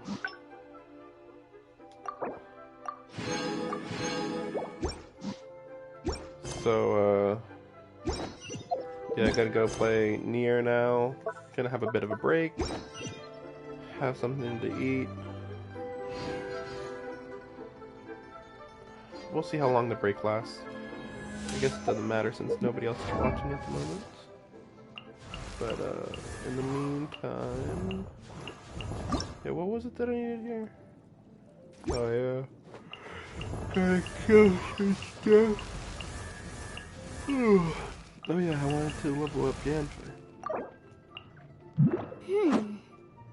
I don't know though. Maybe I should instead level up Jean. So 41 will give you 7 levels. I mean, that's not too bad, but yeah, not nearly enough. And then of course, what did I spend 500,000 more on? Actually, how much more do I have?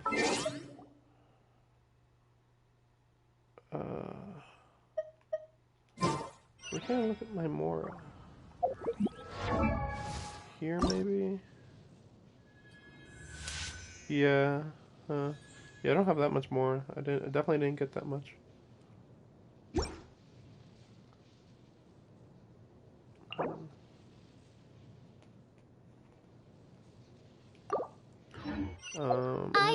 Let me double check. Yeah, I can't really. Yeah, I'm just really mixed on what I should do.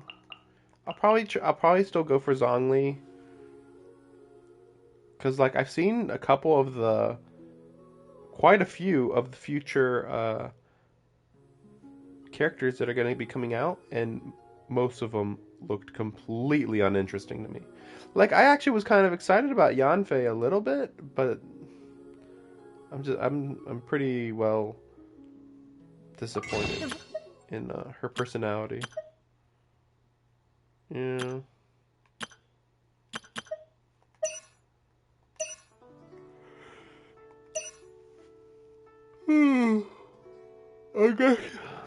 I guess I'll do some summons here.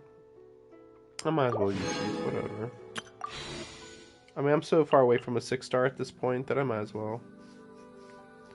The only problem is I'm not a fan of doing this because if you look at the at what I can get, I assume you can hear me right now. Like, I wouldn't even want a 6-star character. Yeah, you know what? I'm not gonna summon on this.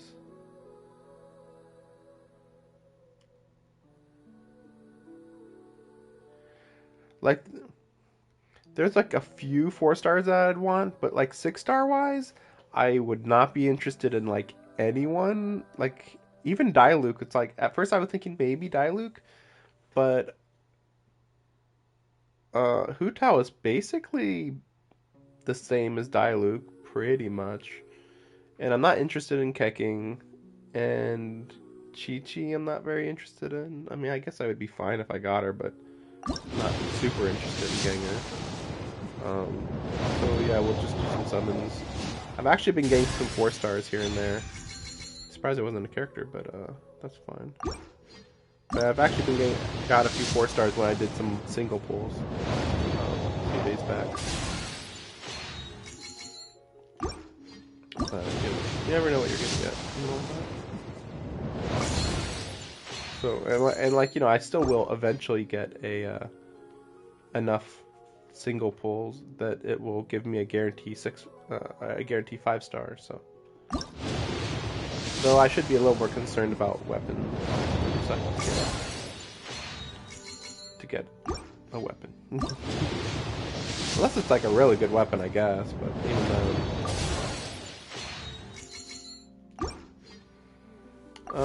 But yeah, hope that you liked all of those stories, and we'll see more stories in the future. You know, not too far in the future. Come on, we can do it. I guess that's it. I mean, it's kind of weird because like I'm kind of just completely caught up now. Oh, I guess that there's some minor quest over there. But yeah, I mean, yeah. In case you forgot, I have 100% on Dragon Spine, and like I'm kind of interested in going back to some of these locations to get some treasure chests, but I'll probably not bother too much. In the new area, I'm probably gonna focus on getting treasure chests, like as I pass by them. Because when I first saw the treasure chests in this game, I thought it was just like not possible that I was going to be able to find them all. Or, yeah, basically. But, I'm surprised. Like, they're pretty noticeable. Pretty much. So it's not too hard to get all of them. Mostly.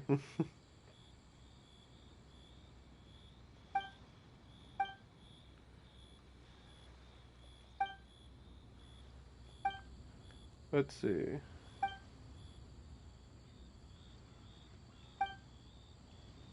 Talking about cleaning up the segments from the Jade Palace or whatever.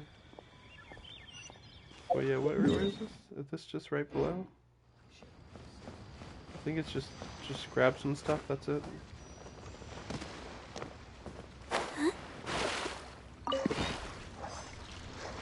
Okay.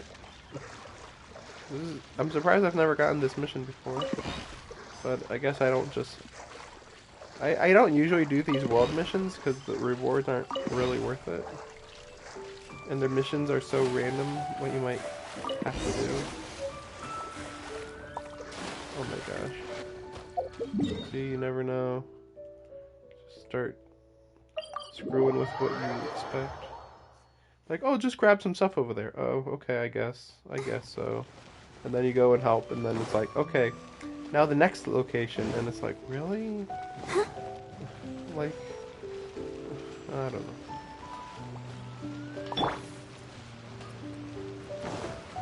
But yeah, I'm gonna probably focus on getting Lisa, and I don't know. I'm trying to think. Lisa.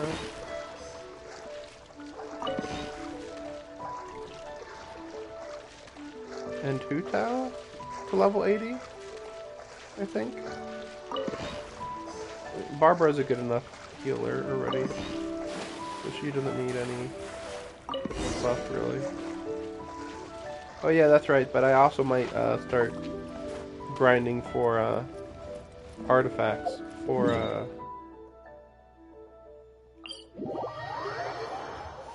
Hutao, because apparently she has kind of a whole dungeon dedicated to her in that graveyard where we did her graveyard story, or her character story, I should say.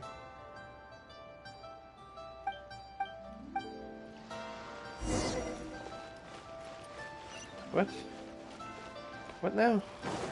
What's happening? Nice. I thought I was done, and then they're like, okay, now to the next location. Oh my gosh. Oh my gosh. Maybe if this was like instant teleportation, like I didn't have to wait any amount of seconds, maybe these teleportation points wouldn't be that bad, maybe?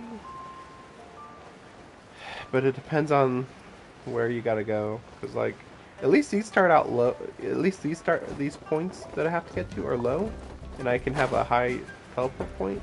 But if you have to teleport to a point that's lower, it's way more annoying. Just in time too, because my battery's running out on my controller. Documents and stuff. You saved our time. It's time for us on taking stuff. What do I get? 50,000? Okay. That was worth it. I'm surprised. That's really surprising. Okay. Thanks for watching. Yeah, like so few of these. I don't even give a crap about Albedo. But yeah, I'm gonna focus on getting these 3. Definitely Zhongli, mostly. Because he's the only one that has gotten an Act 2, which makes sense. But, you know, I say that, but Venti doesn't have an Act 2. So, like, what the heck? Why does Albedo get one? I guess maybe because he's on the mountain? But the mountain doesn't even matter, apparently, in the lore. Because apparently Albedo's just a freaking painter. Sounds not that important to me. So, probably instead of Albedo, they should have done Venti. And Hutao was kind of weirdly not that important either. So, yeah. But then, yeah, so... Yeah, we'll see. We'll see. Maybe I'll unlock these 3 and then whatever. It's gonna be like 2 weeks from now that I play this again, I guess. Hope you enjoyed the stream. It was longer than I expected it would be. See you later, whenever. See you later, whenever, blah, blah, blah, blah, blah. Bye.